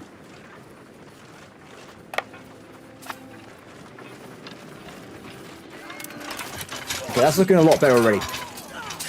That's looking way better. Yep, we got the advantage. There you go. Done. Keep going. Oh, we just lost that guy in a sack white. That wasn't good. He was already moving, I think, so I don't think I could have saved him there, but... Okay, so you guys are going to be just focus siege instead. Different where focus sieges, they go for forts or larger locations, so they do that first. And off they go. Yeah, Aragorn's wild, man. I don't. Whoever's in charge is just crazy. Okay, peace in our time. I'm going to try and improve some relations with the naval vassals over here. So they might actually help me in wars a little bit. Because these guys should all have access to some kind of boats. At some point. So it'll be pretty handy. Get rid of that. And guys, I forgot ages ago, we were talking about bailiffs. I just lost interest. So as I said before, these places are under 20 proximity. You can actually build bailiffs that will put it up to 20%. so you get 40% control of its core. So we might do that over here just so we get more money from these big iron mines. It's a very important place in our country. So we're going to go for bailiff. We can only afford one for now. Bailiffs are very expensive. Actually, most of the time they won't make you money. But if you have a really far away like trade good or something that makes you a lot of money, put one there. Otherwise, if it's like grain or wood, no. Don't do it. Good. It's over. Okay, can I now get you guys into a boat and we sail them over to Portugal?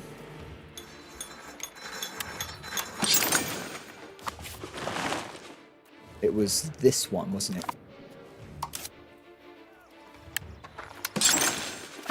Done. Eventually we'll make money off that. Excellent. More goods. Whoa. Oh, wait, guys, I forgot we have our new location, don't we? So we can make 100 profit in 3 years if we build up this region. It's pretty crazy. But like I said, I'm going to try and convert it to Norse first, and then we're going to switch it over to the becoming a vassal afterwards. So eventually we will help these guys out, but not at the moment. Other places, though. Let's do Stockholm Market. More wool. We need more wool. I might just do this first, just max it out, so we have maximum production on the way. And then we always will have just whatever we can afford. Oh, there's loads of wool in Gotland, actually. Are you guys ready? Let's send them over back towards... Oh, I can just walk through... I can walk through Spain. Not sure why, but... Oh, they're exiled. What a... No! I have to go back to one of my... Oh, wait, it's okay. We got Crete. Because they're exiled, I have to go back to my territory so they become active units again. That's okay, though. We go over this way. We'll quickly jump into Crete, and then we'll go over to attack Portugal. Good. So we got this new estate. I think because we've got Muslims. I'm pretty sure it's from the Muslims in... Maybe it's not from Muslims. I don't know why I have this new estate. I swear this is related to Muslims. This estate represents the religious minorities in our country. Oh! Gee, I had no idea that was a feature, guys. We must be over a certain threshold to have, like, this minority religion group. So the question is, then, what do they do? So we can allow military service, allow them in cabinet. Not great there. A lot of them seem to be taking away stuff from other factions. Not a fan of that myself. Yeah, not the best stuff here. This one's good. I don't mind this one. We'll grab that. We're going to get a rebellion soon, by the way, so that's going to be a problem. Just so people know. And also, I guess I can make them happy by giving them estate access. I think that's pretty much it. The rest of them do seem a bit I'll go get that one as well. The rest of them are mediocre, I think. And the top one as well, sorry. This one's just a flat out more happiness. Done. So now he's definitely guaranteed there's going to be a rebellion from the nobles. But whatever, it'll be fine. Estonia has returned. But they are not strong enough to, unfortunately, beat the enemy there.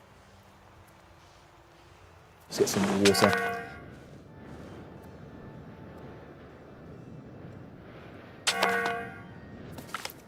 What's this?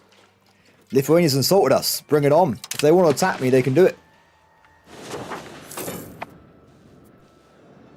Ooh, I've got way too many pop-ups coming. Okay, good. Let's head back over to the attack. Off we go. My money is getting worse and worse and worse. So if they're happy, they give you... let's get rid of that.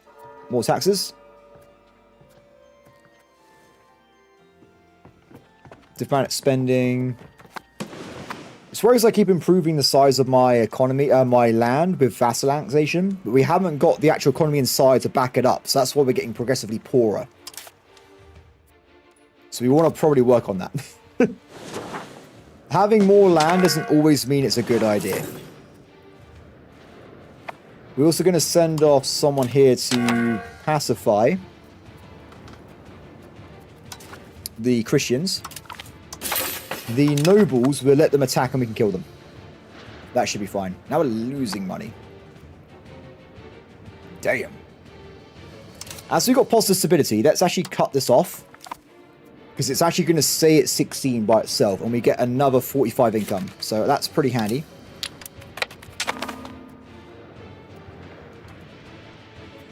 Sick army. No troops. 5 guys. What the hell? Don't worry, buddy. You're good. You just go back home. Enemy down. Okay, so split army in half. Initially, we're going to take this location here to get some food supply. Then we'll split onto both forts. And then Portugal eventually will be captured. It's taken a long time, but we're getting there.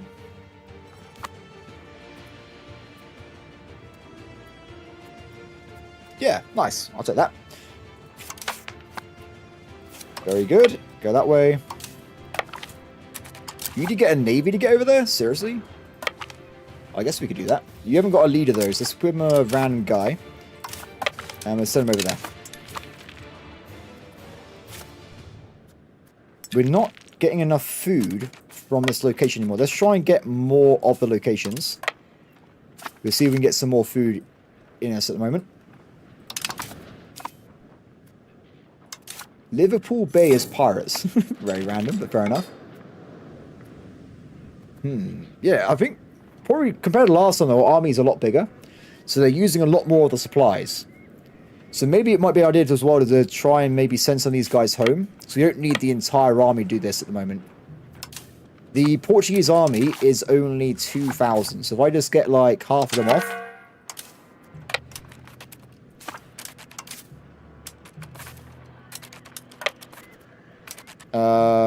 Yeah, we'll just use these guys to siege instead.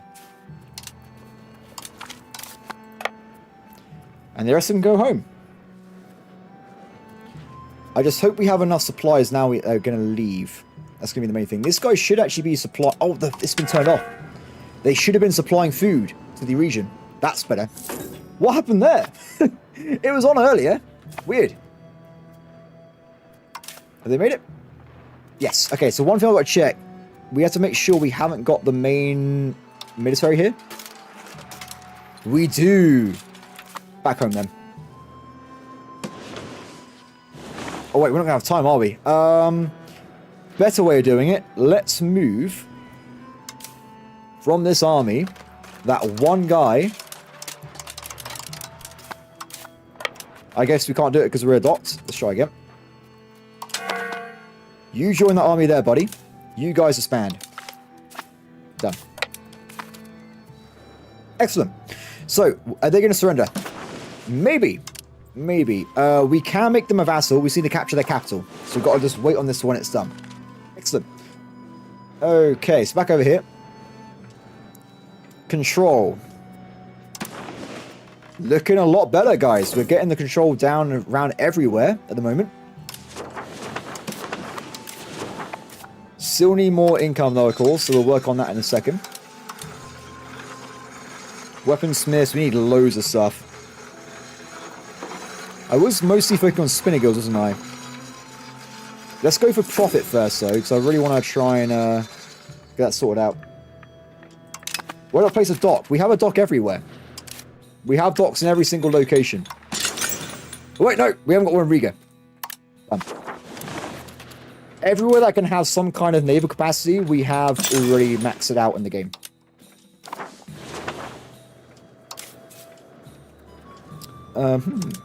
Maritime presence.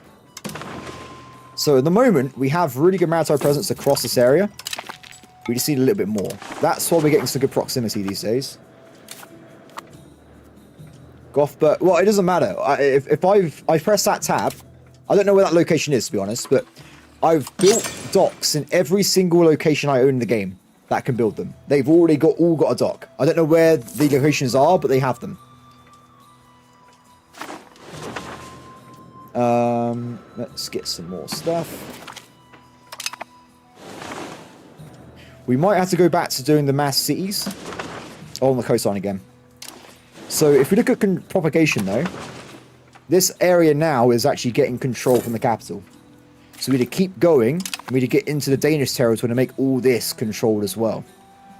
And we've also propagated some trade over towards this part as well.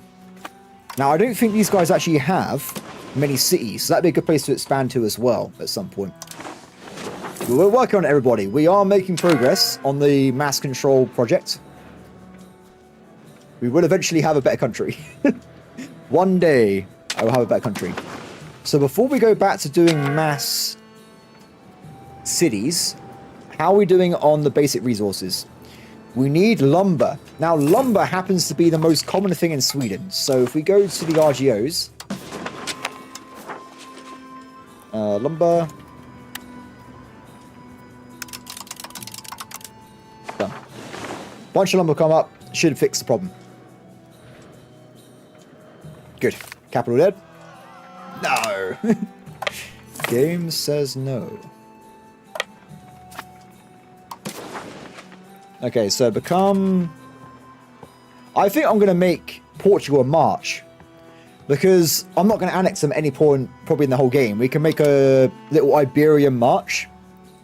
Humiliate as well, and war operations. Done. Now, the problem is, this might put a target on my back and Castile might attack me.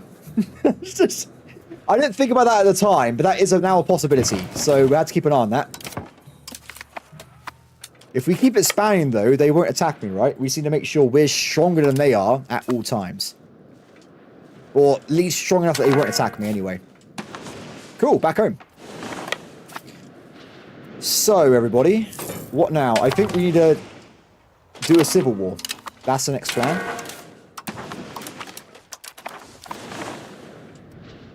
Civil wars are away. The enemy's going to have more troops than last time because we're getting more control, so there's going to be more of them every single time. These big niche stacks, we'll put them on auto focus siege.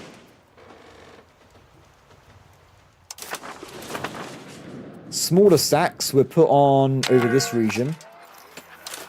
Carpet sieging. Very nice.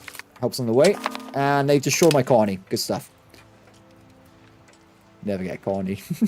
Every time I try, they come in here and they take my colonies away.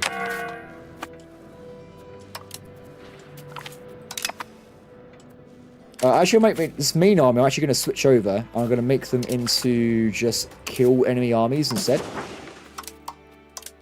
I wish there was a way you can set this to attack all armies in general, because it's a bit clunky if you've got a really big empire. Done. They should now hunt down armies they see. Like that. Perfect. Okay, so...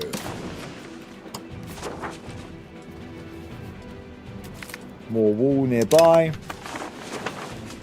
We have to wait on the wood to be doing more cities anyway, right? So we'll just give it a little bit of time here. No. Is everyone actually fighting right now? 87 troops, not the most amazing thing there. Norway should be helping as well. These guys won't fight us for very long. They should get knocked out at some point. Very nice. Complete sack wipe. And everyone, we can grab pike and shot right away. Remember, if you grab these institutions, it increases your base research rate by 5% every time. So it's always worth grabbing. Now we have this, though. We can do pike and shots. So what we do first is we need to make sure... we need to grab actual upgrades. So I mainly use armies that are based on heavy cavalry and man-at-arms. So what we need to do is grab halberdiers, lancers, falconets, and supply convoys as a priority. Then I want to be grabbing the actual army upgrades generally. So we want more military tactics. We want to be grabbing Antagonism down, that's a good one. Nothing there. Naval morale is nice, but not a priority. This one, Battle Leadership Law. This allows you to be just have a law that increases military tactics by 0.1, which is actually quite a bit. It makes your guys just better at fighting, more disciplined, just more powerful. Grab that as well. And then we also get the level 2 version of docks. And we get the level 3, carracks and other stuff as well. So this is all the stuff we need in the game. Foreign culture law, what does this do? Blood tax, so you can put them into, you can call them as levies. You can integrate them, that's really good. I love that one. More integration speed is brilliant. Or more, let's go for the integration speed, I think. Grab that fella. And this is where we also get some of our customs. And we, as Sweden, we get more iron output. I'll take that. We also eventually get level 2 marketplaces. Want to get that as well. This is a very big training queue, by the way. It's going to take a while to go through all this. More rural locations. That's really good as well. We're going to just queue this all up and try and grab it. I will change that queue. When we unlock the other institutions, there's stuff that's really important. So we will have to go back and delete the queue and redo it. But for now, that's what I'm going to be doing. Excellent. Okay, cool. Oh, wait, I forgot. Sorry. We do not need any more. It's already been done. Excellent. That's the last one. Pike and shot is on the way. Okay, wall, I think, is maxed out.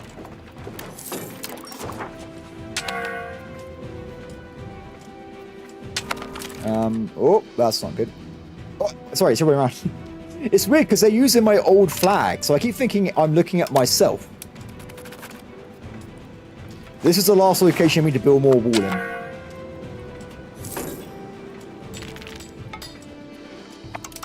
Luckily, it's always really cheap buying RGOs. And it's probably what, if I had more cash income, I would just be building RGOs everywhere, by the way, because it's just a good idea. But also, the other economy stuff's good as well. There's a lot of, like, deciding what you want to do in this game. There's so many options. It really is, like, crazy at times. Go in my army. Spread. Spread everywhere. Death. So they're being annexed at the moment, as we speak. We also need to annex this little guy here. And after that, we're going to focus a lot more on the economy stuff. I did talk about earlier about making a super vassal in the middle. So maybe when we finish those annexations, we'll start building a proper vassal somewhere. Like a really scary one. Whoa, look at this event. I get £470. Hell yeah. I'll take that. That's amazing. That's a lot of income for me. Still not enough wood. Still need more lumber, everybody. We'll increase the lumber near my capital first, because then you're going to get more of it with the market accessibility and the control. Done. That should be enough lumber for now.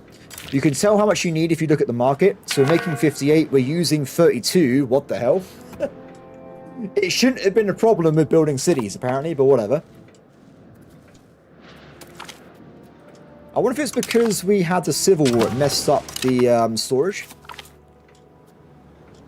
No, it still says here, we're not getting a benefit from lumber.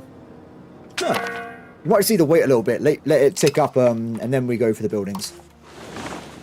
We could spend our money instead, while waiting, on more ships to propagate more trade along the whole coast of Sweden, because that will speed things up. These guys manually go around and increase trade themselves. They've actually maxed out the capital's trader at this point, so they're doing a really good job. If we actually make sure they're set on to do the whole sea, so we want to make sure we're doing all of this stuff here. That's it. That's what we've got to do. Is the province in another market? Oh! It probably is. I think you're right. Lund. Genius. Absolute genius. So, That's okay. What we can do then, we can go on this and we can actually filter by market and we can look for lumber there.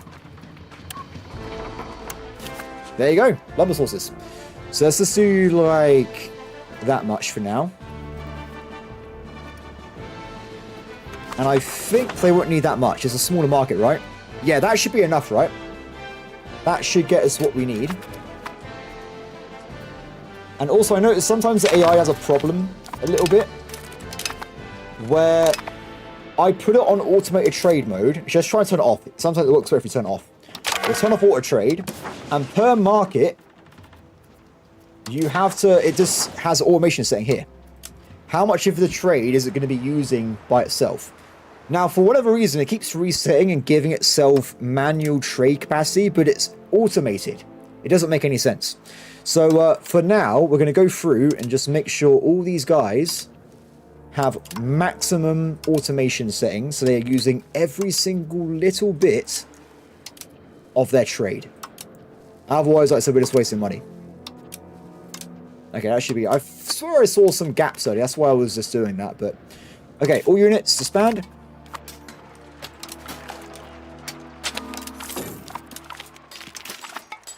There's still so many units. There you go, done.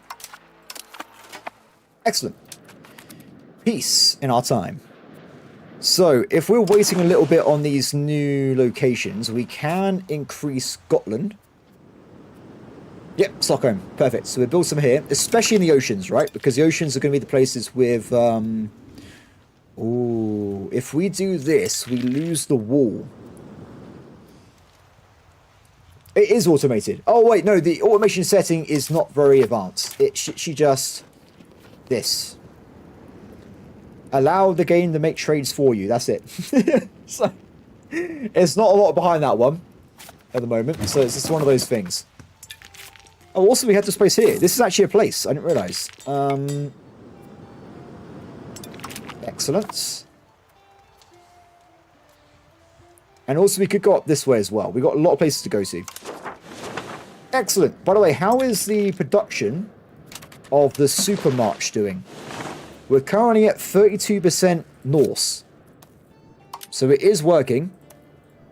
When they get, we're probably getting to like 100%, then we just make them into a mark. Or maybe like 60, 70%, so they switch back over.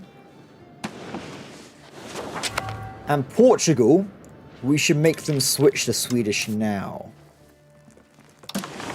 It's happening. They have no choice in the matter. Done. Very cool. Okay, we definitely want to have like a we'll have like a Naval Parliament off just to do some development in the cities and stuff, and then we'll go back to the wars, everybody. We'll head back there. I'm actually going to hide this by favoriting one market, and the rest will be hidden from sight. There you go. Wait, that's London, sorry. I'm making more money from London than Stockholm. Not surprised, honestly. Stockholm is very far away from the rest of civilization there. There you go. Must get more water.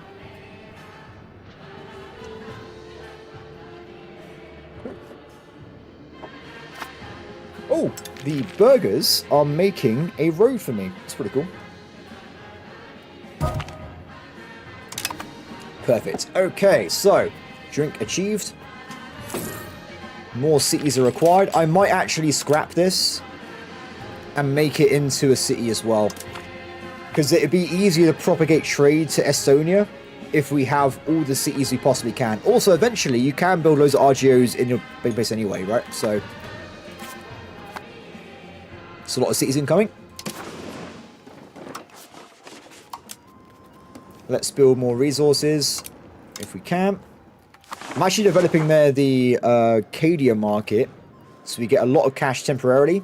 But this will also make the main march a lot stronger in the long run as well. We need to get some stuff over there. Excellent. How strong is England now, by the way? They have 230 base tax. What am I on? 230 base tax. We are now equivalent to England. The question is, though, armies. They still have 50k levies. I haven't got that much at the moment, so we can't quite do that. But as we are moving towards the age of, well, the new military units, I won't need the levies to rely on too much. We actually go for a proper army, and we should be able to fight them in the fields with, like, Swedish steel without levies. That's going to be the plan there. We still will use levies to, like, back up my main army, but most of the fight is going to be done by the troops. 100 income, everybody. 100. We will need to spend a little bit more on stability in the future, but I'm going to keep it 100 for now until we max this out. Oh, that's some income right there. That is some income. I'm loving it. I'm also going to do one expedition because this might be what's limiting us on getting... Oh, wait, I forgot. Sorry, I'm an idiot. I'm a fool. Portugal will unlock New World soon. Yeah, so the reason I'm doing it this way first, I only have so much money, Raphael. So I'm going down this way first because Denmark is very, very centralized with loads of little provinces with, well, sea access. So it's a lot more efficient initially to make this into a sea zone. And then we want to go for the really drawn out low population areas. Because remember, the closer you get towards Europe, the higher the population numbers. We are in a very desolate area. I mean, like, Italy, random place, 32,000. They're going to have a lot more people. 54,000.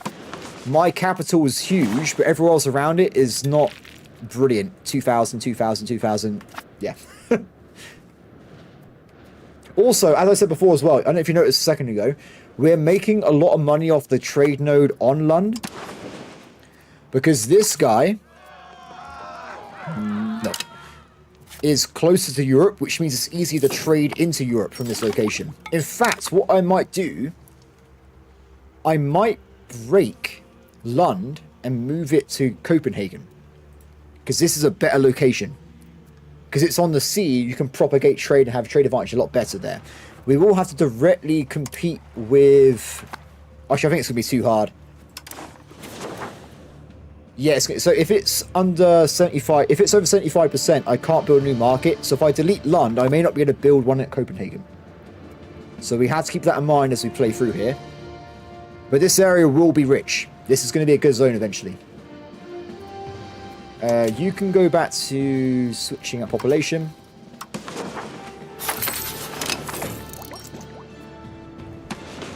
Excellent. Oh wait, I forgot. We have that random territory. I need to get rid of someone. Let's give it to our new march.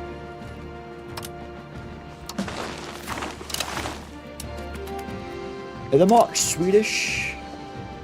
No, they're not. I didn't actually do the switch over. They need to become Swedish as soon as possible. The quicker we get out of the way, the better it's going to be. They are a march, right? Yes, they are. So they're going to hate me for a few years until they get over the religion and the culture, but eventually they will become loyal. Look at that cash, everybody. Look at that cash. So if we have a look at that city now, then, it's going to be costed. It's still too much. We need more lumber still. Damn it. So even though we're building lumber, they haven't got enough population to fill in these locations. That's why it's taking forever. How do we deal with this? We can also build lumber through buildings. If we can't do it through RGOs. So we can build a lumber mill. We'll build them in these city locations. So spread them out a little bit. And they should provide a little bit of passive lumber. Oh, actually, I think it's like +1. So that will provide us with what we need, hopefully. If we can't get that to work, we will move on to this bit instead. Also, as these come up, we have to make sure we're building marketplaces as well. We need to make sure we've got as much trade as possible. Because right now, we can build trade. A lot of trade. Riga is badass. A lot of trade over there. Very nice. We have to make sure we're keeping an eye on the market, so to bring stuff over. How are we doing on the world rankings, by the way? So we are now 6th, everybody. We've gone from 9th to 6th, so we're actually creeping up there towards the big boys. And also our population is pretty decent as well. Of course, France is still the world leader, but I reckon we can catch them. I reckon we can do it. We can take them out. Why is my... Oh, sorry, I was looking at Swedish there. My culture. I really should make sure we build more libraries. It's very important for cultural conversion. We haven't been doing it. So, I got to work on that at some point. Cool. C4, I think, for now. You can speed up conversions, by the way, if we build university cathedrals. We get a 20% bonus. Though I'm not really sure if it's worth me doing that at this point. Yeah, most of the land looks like it's going to convert over to Norse anyway, so I think they're fine. We just leave them be at the moment. The Ottomans are doing pretty well. It looks like the Naples is going for Serbia. France is still absolutely terrifying. They've even gotten over to... They're getting towards the actual top bit where I'm going to be. That's going to be bad. Alba is still alive, but whatever. Oh, wow. Egypt has become very whole. I think they got rid of their vassals. They've become a lot more powerful. Riga, let's have a look. Riga is over here. Do you know what we should do?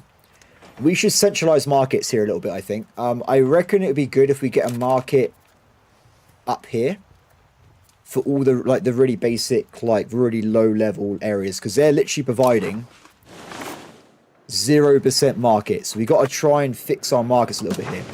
So I reckon we break... Oh, we can't break it because it's a vassal's territory. When we annex them, I think we'll scrap that. We'll move it to Riga. Very central location. Then we need to get one over here. In fact, we will probably look for natural harbours. Very important.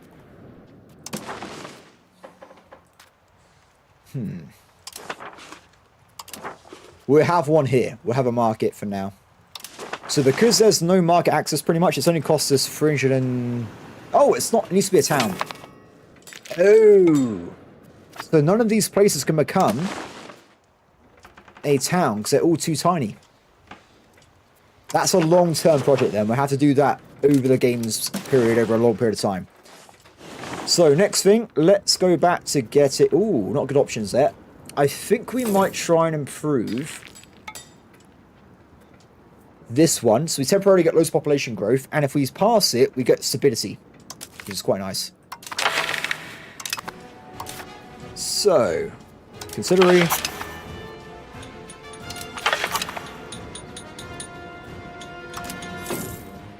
Oh.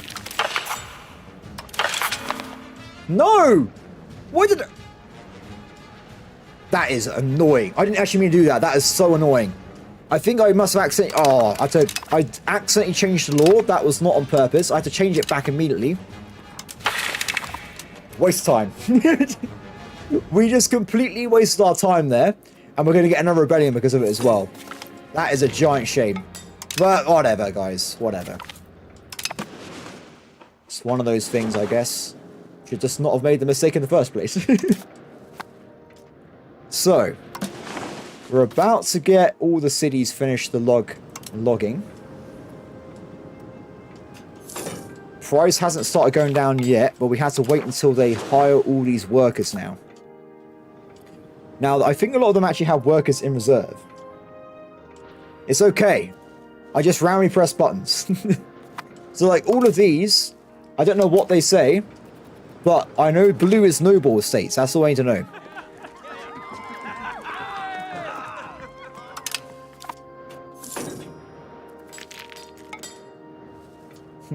So with that being put down then, are we getting lumber? This is a Lubet market over here anyway. Oh, can we build a Lubet market while we're waiting on the other one? Potentially.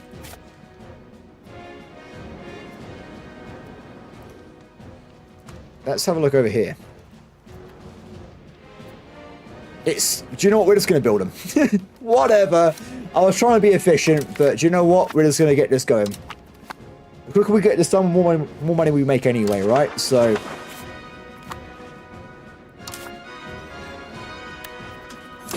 a lot of this game is also economic building as well, isn't it? Like, I would say it's probably the main part of the game. Because I'm at the point where I have conquered my land. I just need to make it work.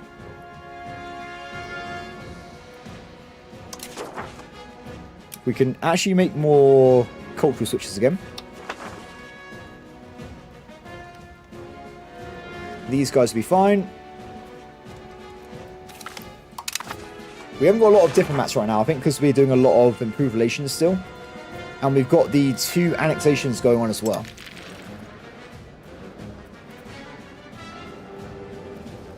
How you guys doing? Let's save some costs where we can.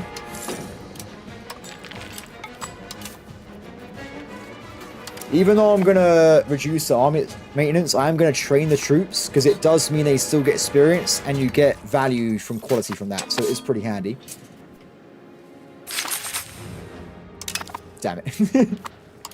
Even more degradation of my income. Not good. Not good at all. So we're in at 50% here. The problem is, it started off really fast. Because we've been losing all the control of the area, it's slowing down a lot now. Like, this place, we've got 61% penalty to religion. It's not great.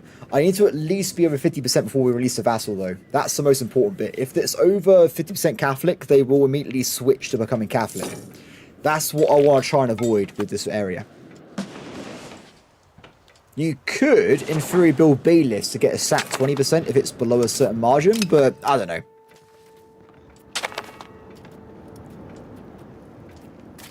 Wow, these are a lot of old people. Ah, 17. Excellent.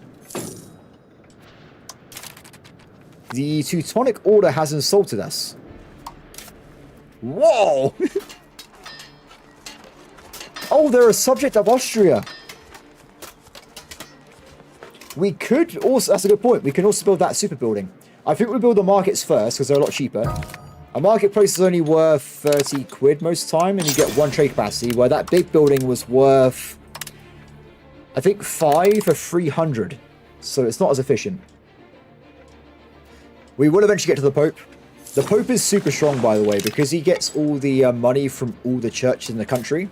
He is making loads of cash right now. He's absolutely stacked. His income would be 200 probably at this point of the game. Which is very nice. I wish I had 200 income. I don't, but I would like it. Okay, so once again, we built all the marketplaces up again, which is good. So we go back to building new cities. I think we'll get down to these 3 here, and then we'll go and build docks in the ones we've already produced. Because that should mean we'll start propagating maritime presence down here. It's already green, but the better it gets, the more efficiency we have for control. And like I said before, check it out. One of our locations is now at 69, guys. We're at 69 control in one of our nearby locations.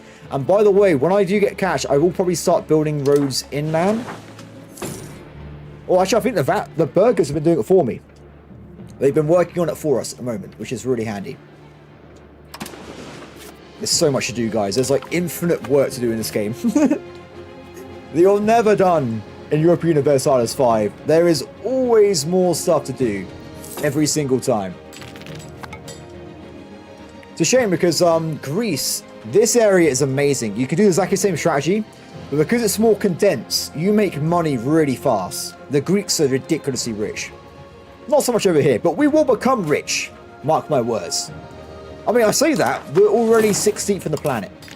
We are getting there, everybody. We are becoming richer. Our graphs are beautiful. We are making progress as we play this game. Okay, it's going to be the last one for a bit.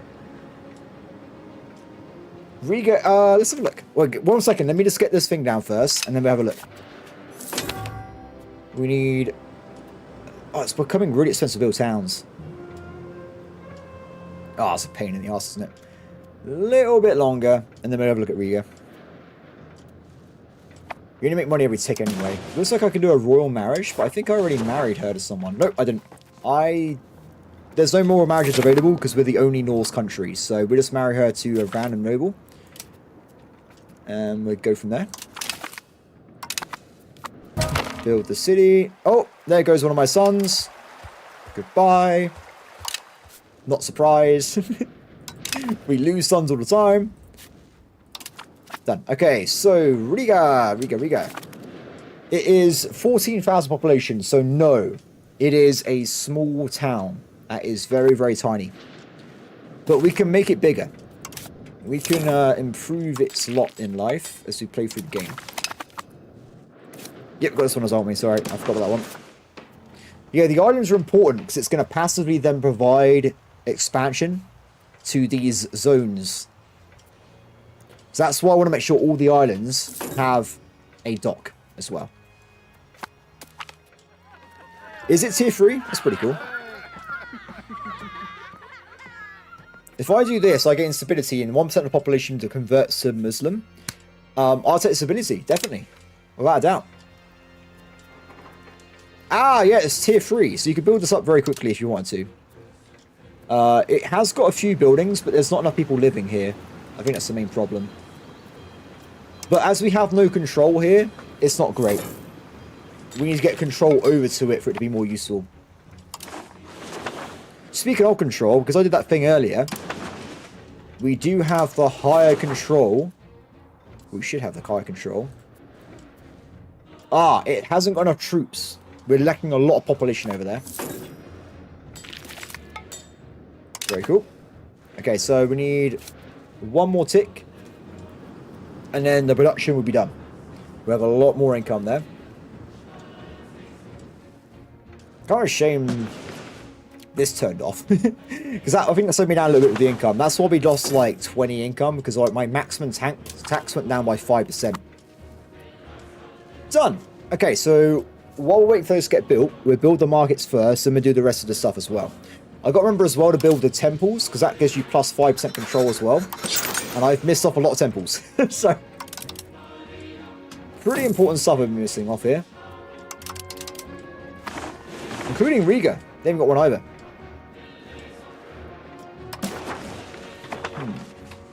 So when is the next parliament? We've got like 25 years. So we had to find a good target to attack as well. Or is there more tier 3s? Sure. Oh, Alan, yeah, that's so there, isn't it? Oh, where's Alan? Alan. I don't know. Not sure. Do not know Swedish locations very well. Well, I'm just going to do a little part because we've literally just built like 8-10 towns in a row. So we now want to probably be building up some marketplace in them. And temples as well, like I said before. Just so they can start being useful earlier on.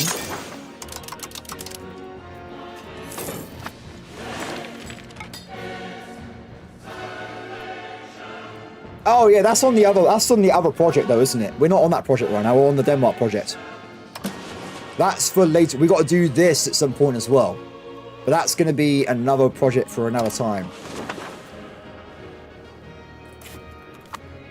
So, in terms of wars though, I think we might try and maybe go for something that's quite bigger.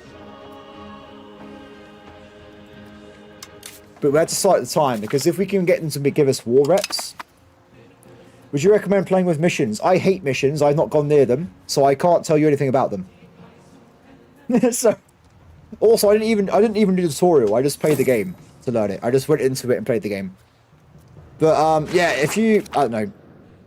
If you need tutorials, maybe watch YouTube videos, because people would be probably better to watch someone play the game and, like, tell you what to do. Not what I'm doing. I'm talking about, like, the generalist or something like that has, like, tutorials.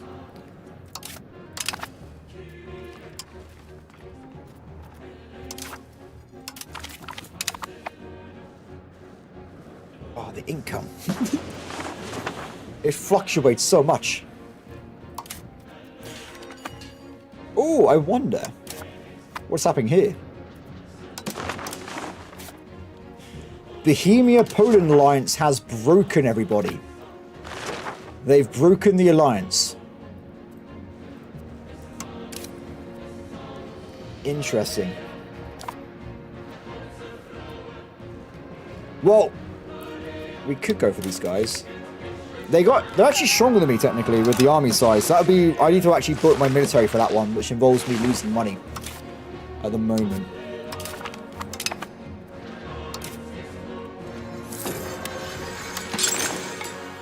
We still got a few years though. We could decide later on. Maybe we've got to do it right now. Because our military is now 25,000. So we actually probably could take these guys on, but they probably have allies, I imagine. Oh, they're actually a vassal of the Golden Horde, who has 50,000 troops. So that's a lot of units there. What about Kiev? Ah, these all seem to be vassals of the Golden Horde. Muscovy's not, but the other ones are.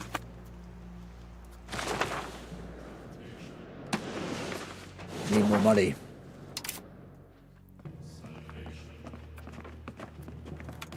How's that looking over here?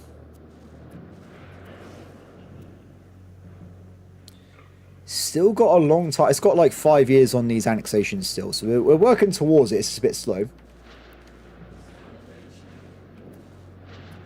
Also, guys, I'm gonna be honest. I'm gonna probably end up this stream today at 7 o'clock because honestly, my voice is like razor blades right now. So I've been talking too much. So 7 hours today should be fine, right? I'll just take a little bit of an early one. I will be streaming this tomorrow though. Like I said, my friend's probably not going to be getting the game anymore, so I will be just streaming it if people are interested in watching the game as we go through things. Yeah, so if people want to check it out, do it tomorrow. But also, we've still got like 40 minutes left, so... Can you make a religion-free civic? Religion-free civic.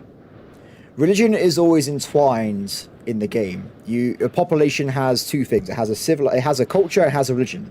I don't think you could attach the two, but maybe in the game later on there might be atheism. But I don't know. I haven't played into late game, so I can't tell you what there's going to be. Because of course atheism did exist before the end of the game, so you might see that later on.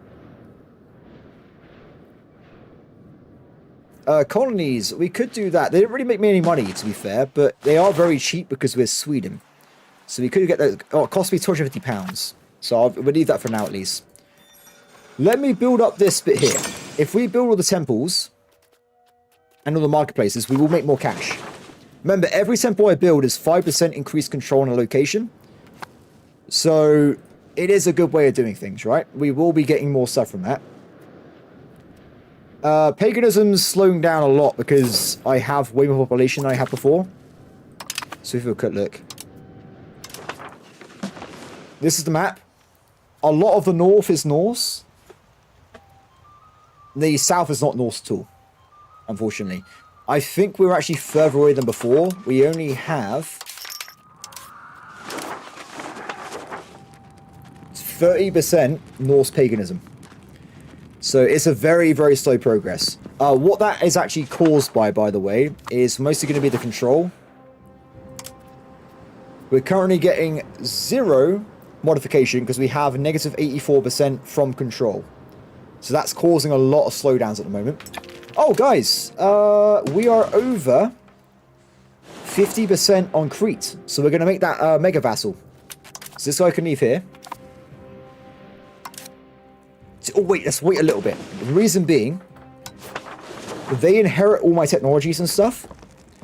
So the plan's going to be, we wait a little bit, and we grab printing press, which we can now unlock for £500. So we're saving for that, then we'll make the vassal. Because then they start with it. New World is still going towards Portugal, but it's still quite far away. I wonder if I can ask Sweden for money. Oh, sorry, Norway. No. The money. The money. Let me just make sure all my markets are trading again, because it is quite important. They seem to be okay. Trade really isn't strong, being Sweden. It's so different playing in different parts of the world. Like, I think we're just too far away from the markets. It's pretty good, though, in Lund. So when we get this sorted out as well, we'll be a lot closer. The trade will be a lot better. I think it's still worth, though, building all the buildings for it. It's just not as powerful as it would be in, like, if we were playing in Genoa. 4,000 market value. We're on 448 and 700. Such a big difference on these market values. It's night and day, really. It's nowhere near each other.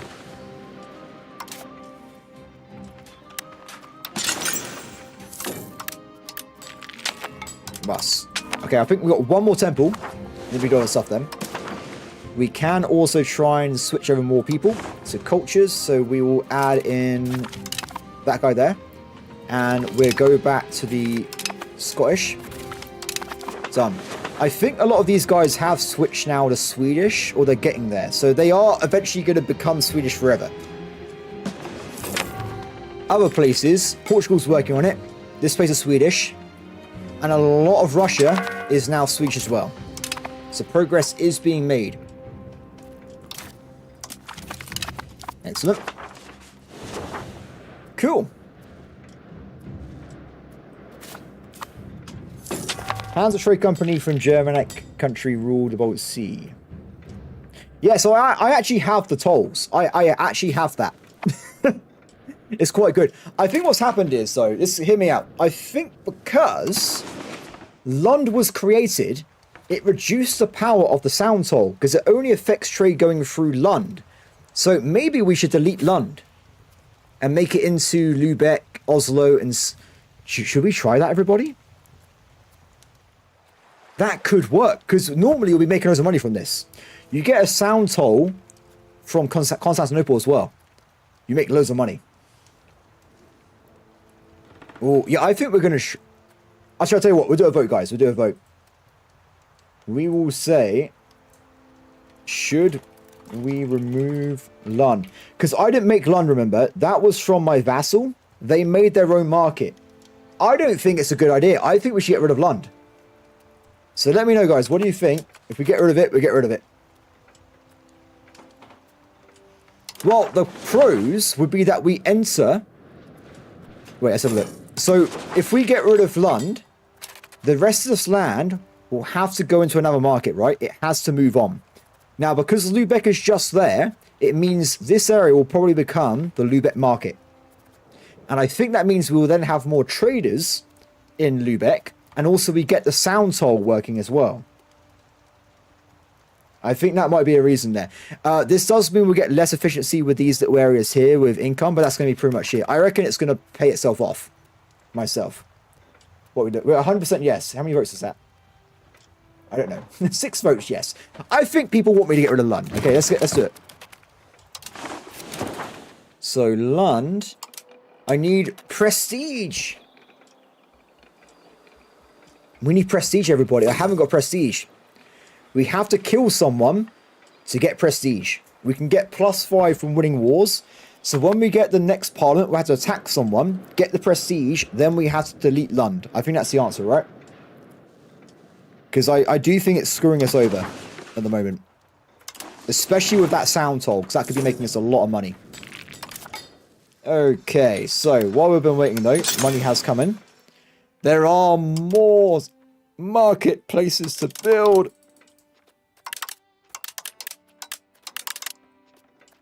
So many marketplaces.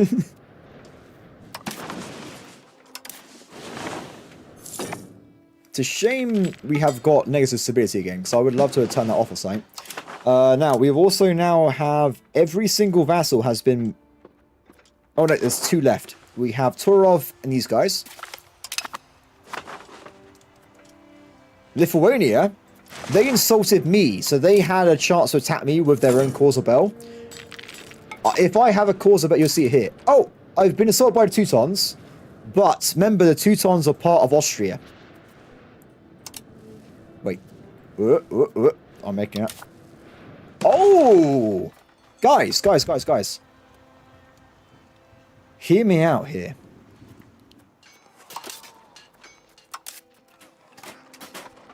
So, Austria is huge, right? They got a big alliance. They also has a Bohemia as well.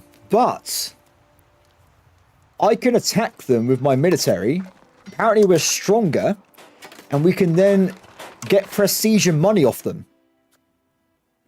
And at the same time, Bohemia's involved, we can steal this part of Denmark back.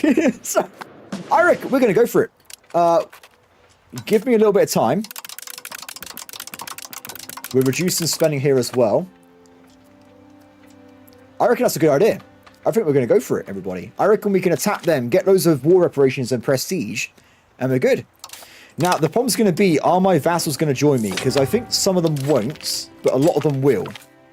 And also, before we do that as well, we've got to make sure we lock in... Let's do this first. This is more important. We get back, create the March Acadia, then we'll attack the Teutons. So Teutons will be in 3 years' time. We've got plenty of time. Slight insult. World War III has begun. No! This is how things work sometimes, everybody. It's how things work. So a little bit more cash. And remember, every time we get printing press, we get more stuff as well. I think when we get printing press, we'll have to probably move some text around a little bit. Because printing press comes with some really good stuff, guys. Printing press is the economy one. It comes with a bunch of stuff like new buildings, like better paper makers, that kind of stuff. So we want to get the economy building so we can make more money in the game. Give me the Stockholm printing press. It's funny that I found it in my... I still haven't got it, but I think other countries already have unlocked it. Not many, though. Not many at all. Done. I don't think they would have switched back. Let's have a look. One of my vassals is pagan, but no, they haven't switched back. Okay, so vassal time. Create vassal. Oh, that's the wrong one. What am I doing?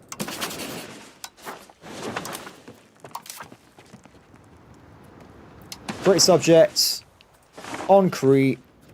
Make them a march. We would install a family member to run it. This guy's got brilliant admin. Crete has been formed. Do I own these random nations here? Wait. I randomly own these islands as well. We'll give them to Crete. They can do their own propagation. Now, Crete has been created as a Swedish Norse pagan territory. I'm actually going to hold these for a little bit because I'm worried that they might cause it to go to 50% for Catholic and they might switch to Catholic. So Crete has been formed, everybody. We've done it. Now, I didn't show you. Wait, I made a mistake. Sorry. So I made them into a march. I should have made them into a march. Where is it? Diplomacy. March. Good. So marches are a bit different than regular vassals. That you can build troops and stuff in their territory, which isn't really that helpful. But they're really loyal. And also they have less taxes, but they get these bonuses. They get more fort defense, more discipline. So all their troops are 5% better than they would be otherwise. And remember, because I've made this march Swedish, they have another 5% from my own technologies. They inherit my techs. So this guy is powerful if he has a military. Done. Okay, so war. It's time, everybody. It's time. So we're going to go and attack the Teutonic Order. And remember as well, Bohemia is currently fighting Poland, which is perfect. Are we good for this? Go. This is going to be a huge war, by the way, guys. It's going to be a monster one. So we're going to have to fight a lot of enemies. If we look at the map now, we are fighting the Austrians. Remember, the game's start, it says 17,000 troops. They had to deploy their levies. So that's why it's low. So, plan of action, guys. It's now 1459, so forts are everywhere. We're probably going to need to spend some money to get some money. So we might have to get some... This is first. We will get that first. All levies form. Apart from that bit. And that bit over there. Done. Let's do it. Yeah, so I'm going to go and knock over this fortress first. And we'll just see how we go. So the main attack partner is actually going to be Austria. So if we focus on knocking out Bohemia first, we can get the war exhaustion and stuff off them. Also, we're going to be... loyalty of subjects. A lot of disloyal vassals. Not much to do about those guys. They're all new vassals anyway, but the other ones will hopefully become a bit more loyal if we give them some increased reputation or relations. Sorry. Okay, Swedish army, Combine! Wait, where are they? They're on their way. Every single Swedishman is on his way to the front lines. Let's hit that right away. We're just going to plow into it and start sieging over.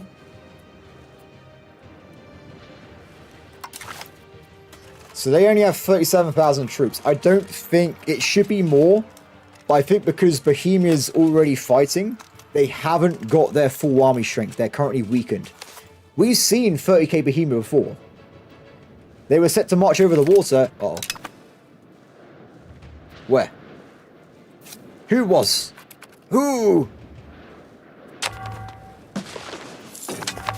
I think we're okay. It looks like they're going to be okay anyway. We've also got this guy back here now, guys. So I think we're going to put this guy back on to switching over culture. Over there. And this guy can go back on to doing the diplomatic reputation. Done. What is Botten Viking? There's no ice though, so they can't go over. Yeah, I think it's fine. Yeah, I think it's gone. You can't actually go over that bit there, so I think we're fine. But yeah, very dangerous. You've got to be careful you're playing in Sweden, because they might just kill themselves. for like no reason. So we're going to be doing a lot of sieges, so I think it's time we probably actually spend some money on some cannons anyway. I should have had them ages ago, to be honest. I normally do. So we will buy to order. We'll put some cannons in here so we can get more speed. Well, I'm the one getting rowdy. They insulted me. The Teutonic Order killed their master. They insulted me. I'm killing them all. It's their own problem, everybody. It's their own problem. Okay. The Ironman's threatened to kill me, apparently. That's interesting. Also, we might have to... this guy needs to get rid of some Catholic. Oh, it'll be fine. It'll be fine. Oh, yeah, sorry, I just noticed that myself. We're okay for now. So, rebellions can't trigger while at war, so we just need to make sure we pacify it at some point. We probably should do it now, though, shouldn't we? Before I forget, we'll just get this guy on it. No Catholics! Why don't they just want to live in peace? I don't understand. Like, just become part of the glorious Norse Empire. Which is still mostly Catholic. Oh, we've unlocked the first tier 3 unit. What we'll do with the technology, because this can be useful for war, right? If we stop all the other tech tree, all we're going to do is going to grab the man-at-arms, or the halberdiers, heavy cavalry, cannons and supply convoys, and then the military tactics. Very important. And then we're going to go and jump into... Reformation. First things first, printing press. Plus 10% literacy. Huge. That is massive. Diplomatic capacity. We can save money. Oh, wait. Promote institutions. This means I can spawn institutions in my land no matter what's happening. It's absolutely broken. I don't know why it's in the game, honestly. So if there's ever any institutions after this, I just put this guy in my capital and eventually he'll learn it from nothing. It's pretty awesome. So, what I was going to say, though, we want to be going down this way, because this is about money, guys. So, if we have a look, you'll see we get tier 2 paperwork shops and printing shops. These more than double your income from those buildings. They make them vastly better. So, you want to get this as soon as possible. And then you get even more income. You get 25% book income. And you get some cabinet laws as well. So, we'll grab all that stuff for now. And then eventually you can also get weapon workshops and naval workshops. Now, if you're the first person in Europe to get these better buildings, they are more efficient than the basic versions, right? So you are making a lot of money. No one can compete with you. You have the advantage. It's ridiculous. Where's that, sorry? There is proximity from naval. Wait, what do you see in this one? Where's the look? Prox. Rocks. There are proximity ones, but they're going to be over here. They're going to be in the New World. So this is the main one you want to get. On top. On top? What's the name of it? I can search for it there. I'm not seeing anything here that's to do with proximity. On top. I don't know. Regardless, though, for the other ones, Naval is very, very important. If you get this, it's huge. Under promote institution. Oh, thank you. Let's have a look. So that's army maintenance and cost of hiring leaders. So not very useful there. Yeah, so we want to get this one at some point as well, and also the experienced captains. They're huge, those two. That will make my empire vastly stronger right away. Done. Bear in mind, we've got like a massive tech tree to go through, so we'll come back to that at some point anyway. It's going to take a while. So, okay, so we got our main army sieging here. More reinforcements are walking in very slowly. Yeah, there's so many modifiers in this game, man. It really is crazy. Like, it might look useful, but it's like not. What is this? It reduces RGOs? No, it doesn't. It makes it easier to build them. It's not, a lot of the time, it's not brilliant, but I'm saving more money on diplomat spending than before. And I think we're going to build into this army some cannons and stuff. So we're going to go and build over here. 1, 2, 3. 3 cannons. Now, in this game, you need 15 cannon regiments to have 5 siege pips. So you need quite a lot of them. Actually, I don't know if it's different if you get falcons. Maybe it's a bit more efficient. We'll see what happens. But I'll get 3 for now, so we go a little bit faster. And also, we can bring over the navy to siege down this location. That's the wrong navy. That's the trade fleet. Sorry, my bad, my bad. That's the wrong one. This is the complete wrong thing. This is the navy we're looking at before. Who's in charge of this? We got a really good general, so I'm happy with that. Absolutely awesome. So, with the war, though, it's going to probably take a while for Austria to mobilize, but they will go to one of the front lines. Now, we have a lot of vassals, so there's going to be a lot of fighting in this region here. If I can somehow get access through Poland, my vassal front will begin flowing into Bohemia. So if we have a look, let's see what we can do. We can simply request military access, and we have 84 favors? How? Oh, guys, if you fight people in their wars, it gives you favors. So that's where we got all those from ages ago when we were fighting Bohemia before. So let's wait one more day. Interesting. Apparently there was a huge battle with 46 fishing ships, though, or something. Oh, I wonder if I could have used that earlier to request money off. We can ask for money off Poland, by the way. This is a really cool feature. I don't think we could use it in this series because I was, oh, it won't work. So Poland's in debt. But if you have favors, 25, you can ask a ally for money. But if they're in debt, it's not going to work. But instead, though, we can use favors to ask for military access. Done. This should let my armies flow through that territory. Hopefully. If not, Austria's going to come over here. Yeah, it only works if they got money, though. They're actually in debt, so they can't afford to give it to me. Yeah, a bit of a pain.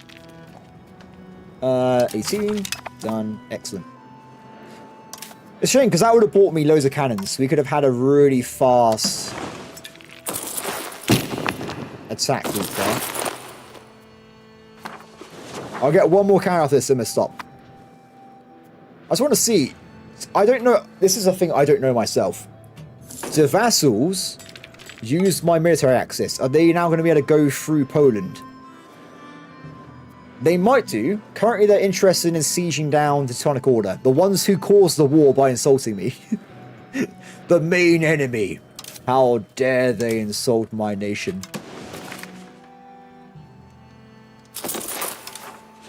Get rid of that. I wish there was a way you could filter by age, because That's all that matters for marriages. So. Okay, so as the cannons come in, we should start seeing siege pips appear. We're now getting a +1 from having the guy help us out, which is awesome. We're also apparently missing paper in Stockholm. Interesting. We should probably build some paper mills temporarily then, so we get those upgraded. So I know we're about to unlock level 2 paper mills, but you can actually upgrade existing buildings to level 2. So this does work as well. It should be fine. They're actually making a lot of profit as well at the moment. It's a bit of a slow start, isn't it? Bit of a slow one. It looks like Crete is sieging down the Croatia for me. They've only just come in and they've already got like 1,000 troops, so I'm happy with that. Portugal's unloyal. And because I've been reducing diplomatic capacity... Whoa, what is this? Negative 60% all of a sudden? What's happened there? Damn.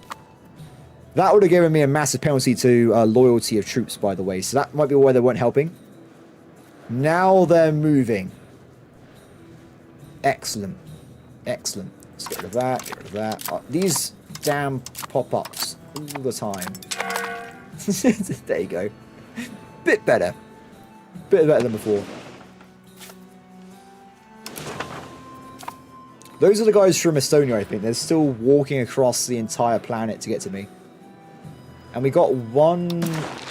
The royal marriage ones aren't going to work because we just don't have any people that are Norse that we can marry to. So we'll just get them random marriages.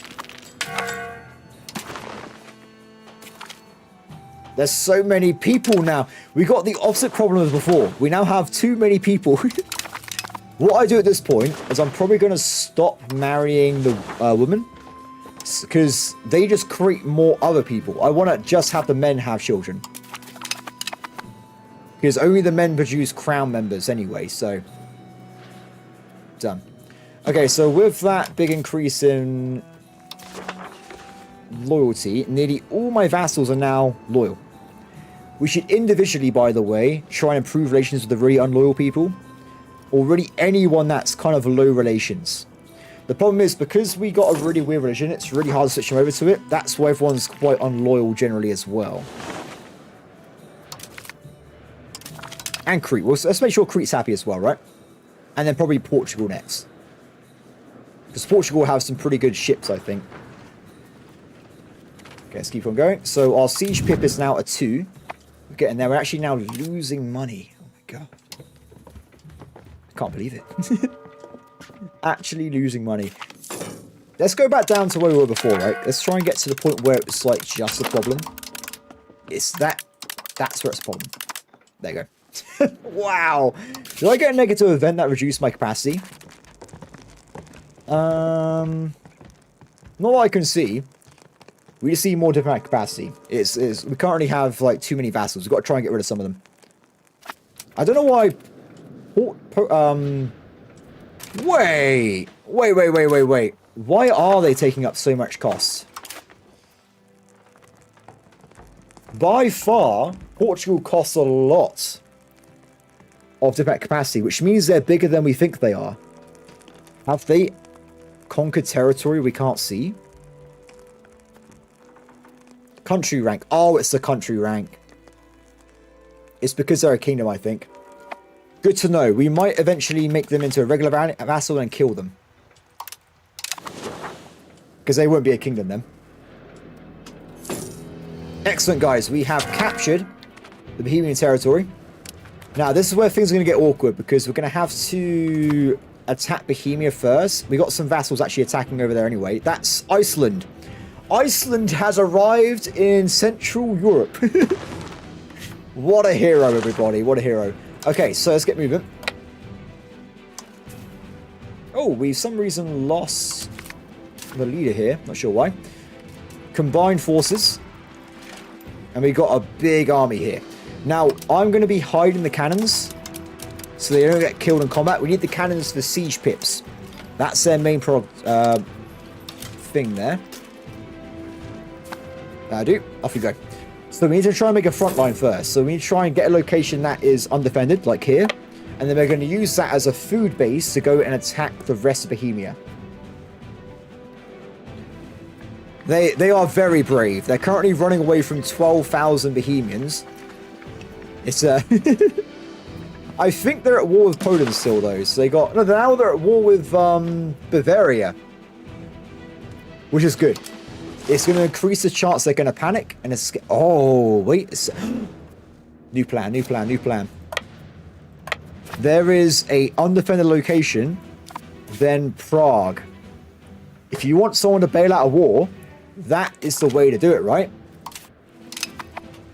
We're going to go for that first. Now, I don't think... Combined, they can definitely beat me, but I don't know where the Austrian army is. Let's get some more stuff sorted out here. I'm still getting guys follow me. Hurry up, man. You're holding up the entire thing. Yep, can I just do a prequel? Oh.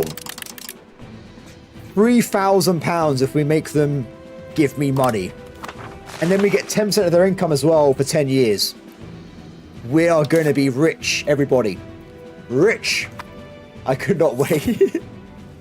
Okay, so while I'm busy doing this, Portugal, increase trust, go.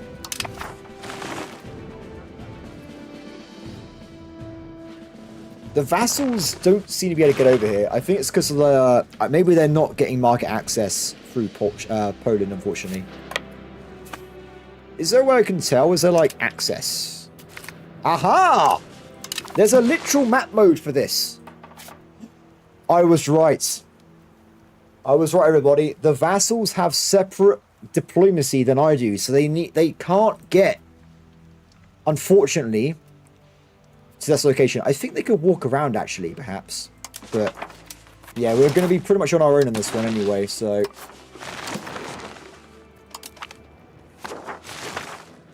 Apart from Iceland. Iceland's always here. Search thing. There's a hotkey, my friend. It is this button. It's this down here. That is the way you search. Then you just write what you want.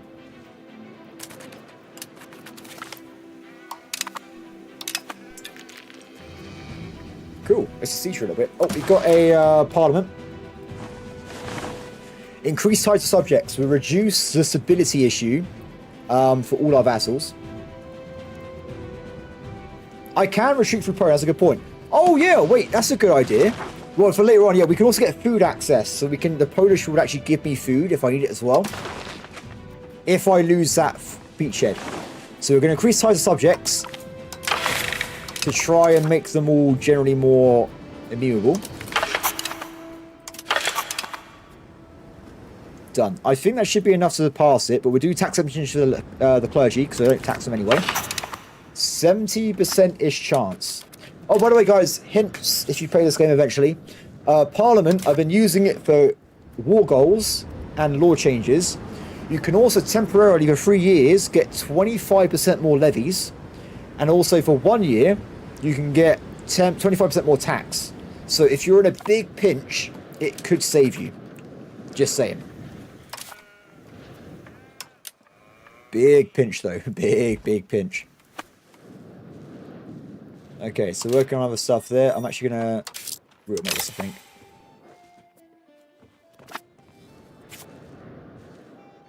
So, oh, my income tanked. I think it's because we lost all that stability. So I really want to get back to having stability going up anyway, but things are so expensive right now.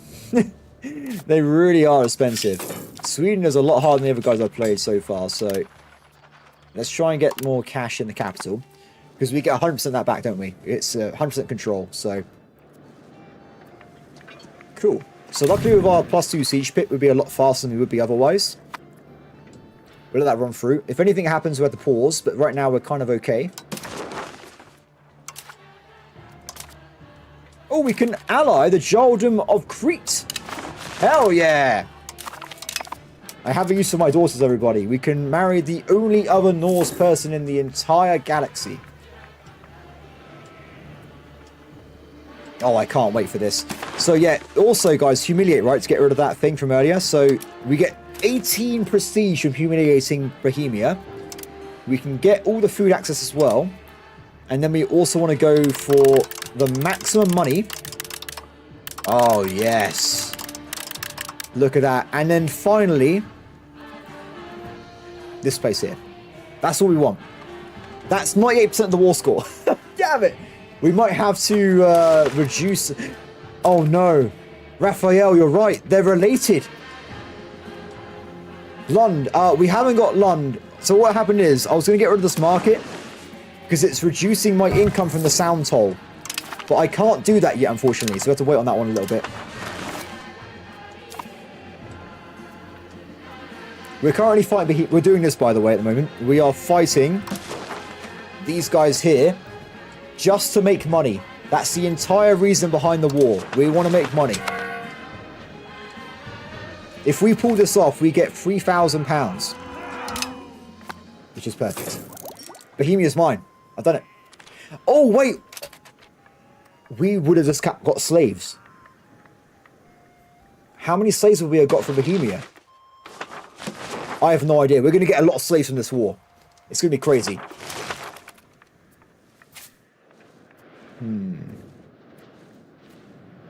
So what I'm thinking is we're going to cut Bohemia in half so they don't propagate control anymore. I'm pretty certain... Might be wrong here. Oh, maybe I'm wrong. I thought they couldn't propagate trade. If they were occupied, I thought it stopped them from moving around proximity. I'm clearly wrong there. My bad. But good news is, now that we've actually got a castle in Bohemia, if they try and do a defensive or recapture it, I can go and get a defensive battle every single time. Nice. I'll take that. I would take that, I will. I think they're coming. There's no food here. Is it because it's winter? Let's back up. We need more food. So, we don't have food here either. We must have gone through the initial supply of food. So what we might do is ask Poland if they can assist us with food.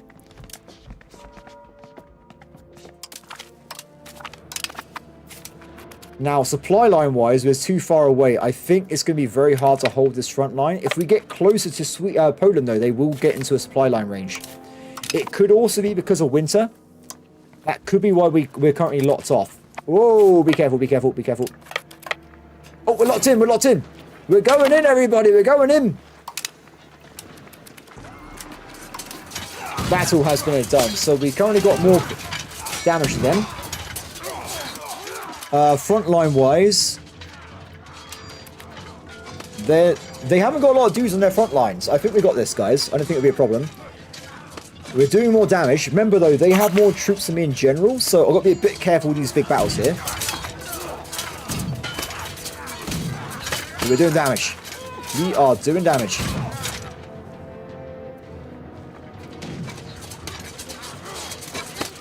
Oh, yes. Oh, yes. Nearly 5,000 casualties. And we stole some food from their army. I think what we've got to do, though, is we've got to try and get some more food from Poland. So we're going to back up this way. And we're going to try and create a supply line into the center of Prague. Now, they're going to try and recapture their territory. But if it's getting close to being lost, I'll run over there. And I'll quickly smack them in the face.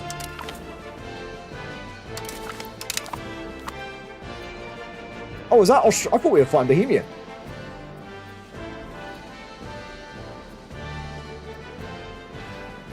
Oh, I wish these guys could help me. Make my life a lot easier. It's a big war and I'm doing it by myself. We did have some big guys help me earlier from the naval aspect, but I think they got killed. Like, we have Norway in the middle of Prague right now. We should be getting food from... Poland there. I don't know why we're not getting that. Bit weird. So if we do this, so in theory, we should create a supply line. I think. This is why I want more cannons, though, because we could have really sped things up here. So I'll work on this anyway. How is Bohemia doing with water exhaustion? They're not even remotely worried about this war at the moment. They're completely fine. Oh, I see what's happened. So I was like, what's happening here? I think what's going on is I am capturing this location because I own the capital. And then the forts are recapturing it back.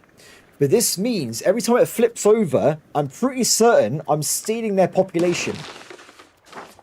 If that is how that works, that's crazy. Because it means I can just instantly just keep taking people away from them. That'd be amazing. I hope it works that way. That'd be great. I might get some reinforcements set up. For cannons. Or we just get... It's just good economy while we're waiting.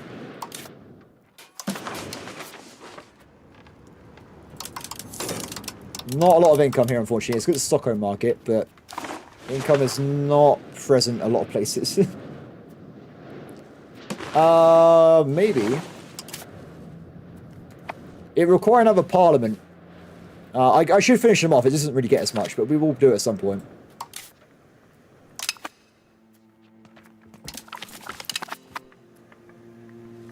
Speed 4. So because there's multiple wars, by the way, I'm pretty sure Bohemia is busy fighting the other guy. This war's a lot more engaging for them. So they're just ignoring me sieging their capital down, apparently. I don't know. We should look at the... How do I know that? How do I figure that out?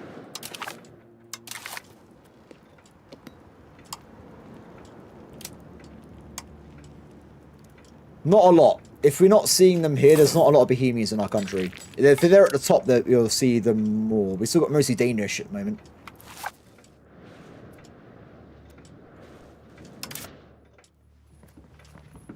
So how are we doing on annexation? We're about to annex 2 more vassals, which should be good.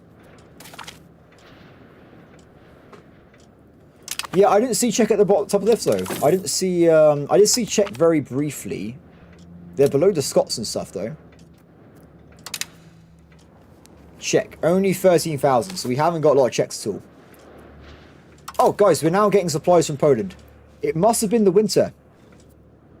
It must have been the winter that was causing those supply issues. So maybe having, like, a supply army would be a good idea. We'll do that in... Oh, they're coming.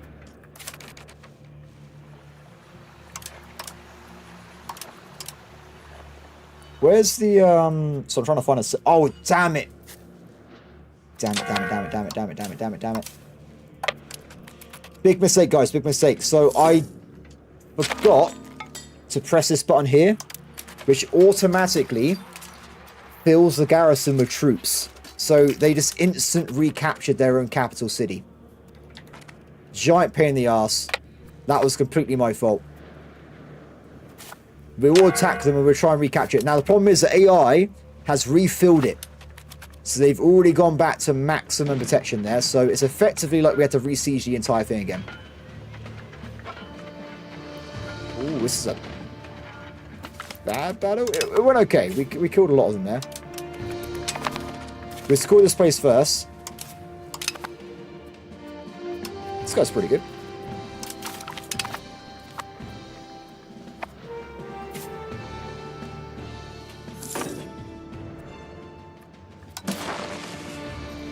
Too ambitious here. Ah, humiliate's costing 50 war score. Ah, we could have got out of this earlier. I guess humiliate scales a little bit. That's probably why it's so high. Because Bohemia is just a secondary partner. If we get rid of them, we start making money off them.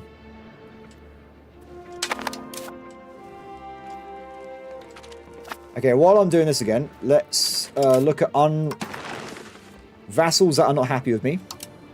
And we'll improve relations with them. We're targeting the ones that are disloyal, so they might come and help me in future wars.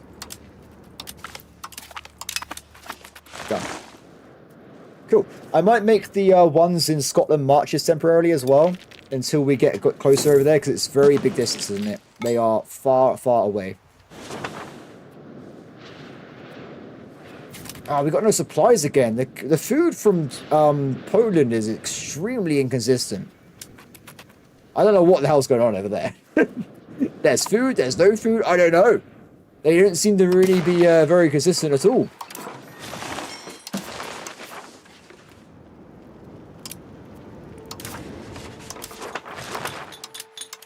Must make money.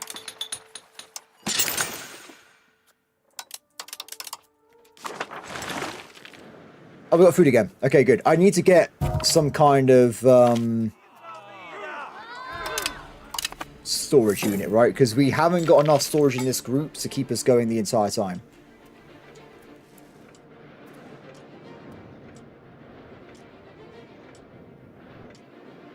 We could, like in EU3 2 and 1, have a city. Are you talking about this? So in this game you have rural locations, cities, and towns. So you have three. Oh, sorry. It's a rural, town, then city. So you have got different things there.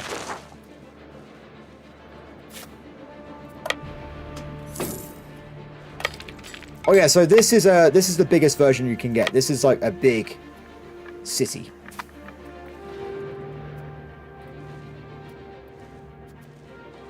Big old city. Annexation is very, very close. The game keeps removing my stability over and over again. It's evil. I promise you, it's out to get me, guys. It's out to get me. So what are my estates for mobility? Because I might increase it to get some more tax off them, honestly. Because we did have negative ones at some point.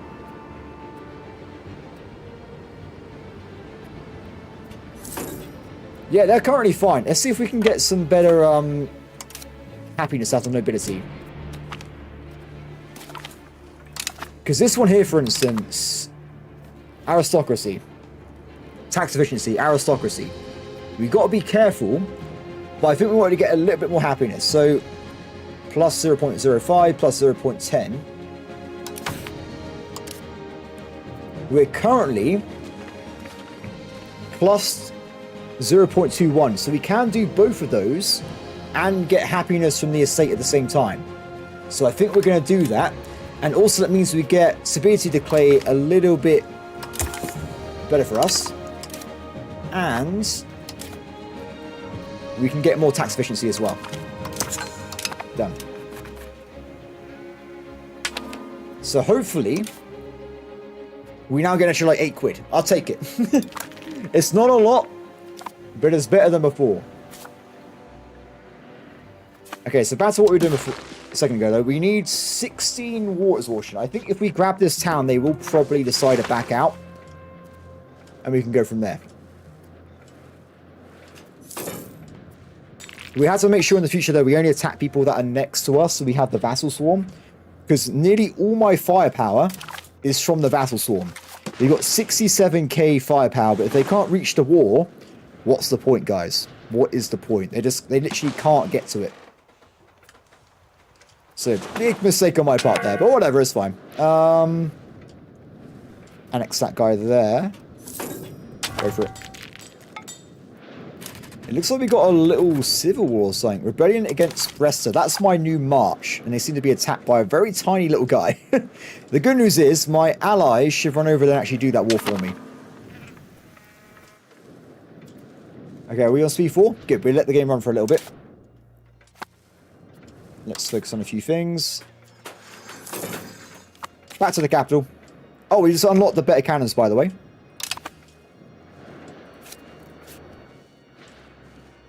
Always nice. Okay, so what can we build to make money? Weaponsmiths are currently in demand, apparently. We build a few of these, but not like one big stack, in case it reduces the value over time. You guys are out of stuff again. I definitely regret not having supply convoys, because it's causing havoc on my stuff here.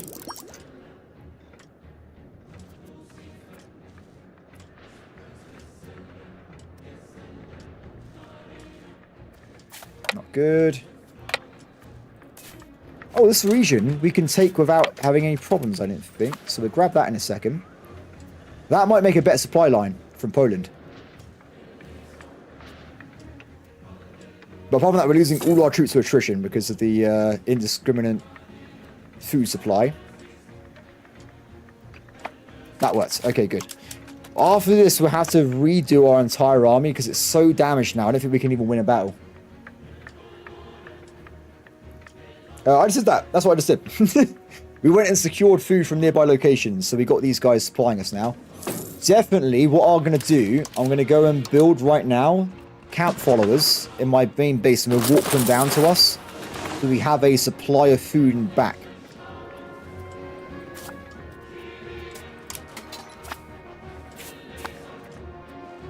Now we wait. Oh, they will currently surrender, but we're not getting the money. So if we get the capital, we could probably get the 3 grand, and then that's it.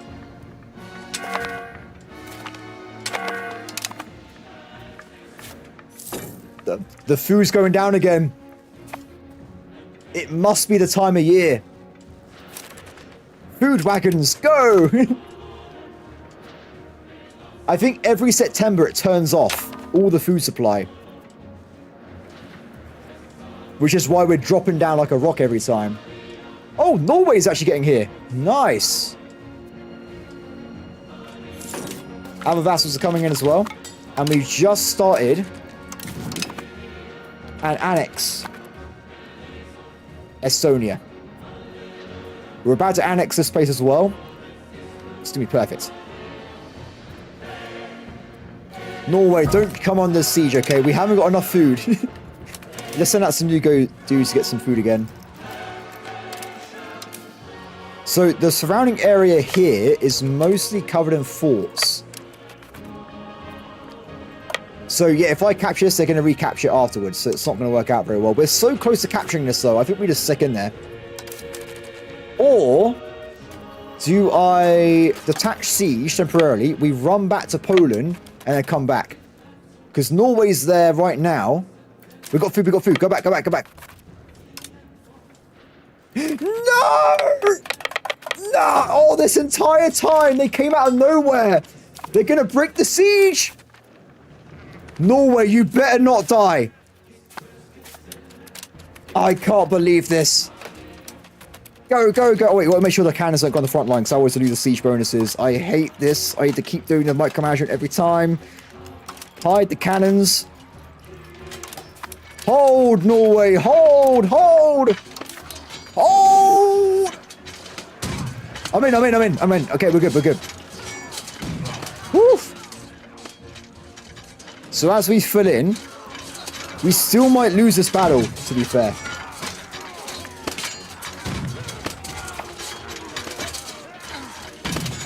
Oh, we're losing the battle. Our troops suck. No! We got it. That was a close one. We have to go and get a refill of the army after this siege. We have to, guys. We get this unlocked, we go back and we get our army redone because we got 10,000 troops left. It's not enough. That was so close. They're coming back again.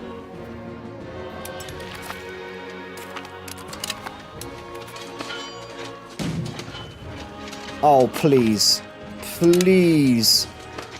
We're so close to getting the fortress. Bohemia reinforced mid-battle. They're cheating. Back off, Bohemia. Back off, man. Come on, we need supplies, food supplies as well.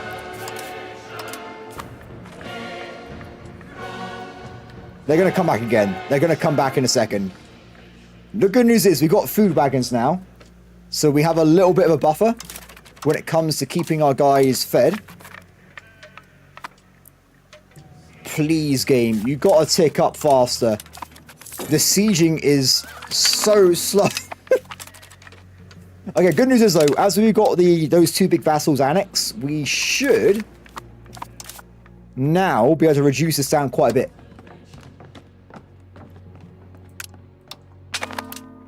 Very good. Very good. At this point, it's okay. It's okay. Oh wait, we should. There's a bug. I reported this myself. Is it a bug, or is it the cannons? The cannons are dead. The cannons are completely dead. It's not a bug, guys. There are no cannons left. There is no siege bonus. That's why it's slowing down. I really, really want this capital city. Because the thing is, until we disband the levies, we won't get back the ability to call in a very large army. So we have to disband the entire thing. No! I need it!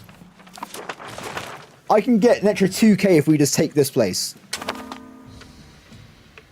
They're running out of food.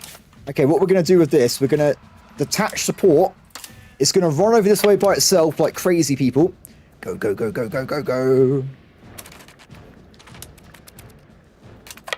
Get the food.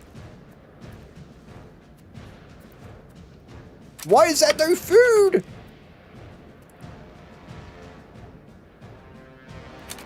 Oh my god! We've got to go back. If I lose this last second, I'm gonna no. Oh no!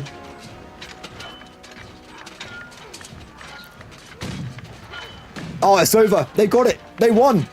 They got the capital city. I can't believe this. Get out of there, stupid out. So, oh, that's such a ball ache, guys. I'm never doing a separate war like this again. Done. Damn it, guys. Damn it, damn it. I didn't think it would be so... So I've learned a lesson then. I didn't realise supply was so inconsistent. We'll learn that in for next time. We're sort of Austria, by the way. So, Austria war. We've already got war score, so we might just be able to do the... war reps. Oh, this is fine. We got this, we got this. Humiliate. Money. Vassalize the Teutons. Because we get all the cores. We done it. There you go. So that was painful, but we made like 2 grand from it, and now we get war reparations from Bohemia and Austria, and we got the Teutonic Order, which will have claims on the other territory. Oh, that was horrible, guys. I don't want to do that again. Horrible. Horrible.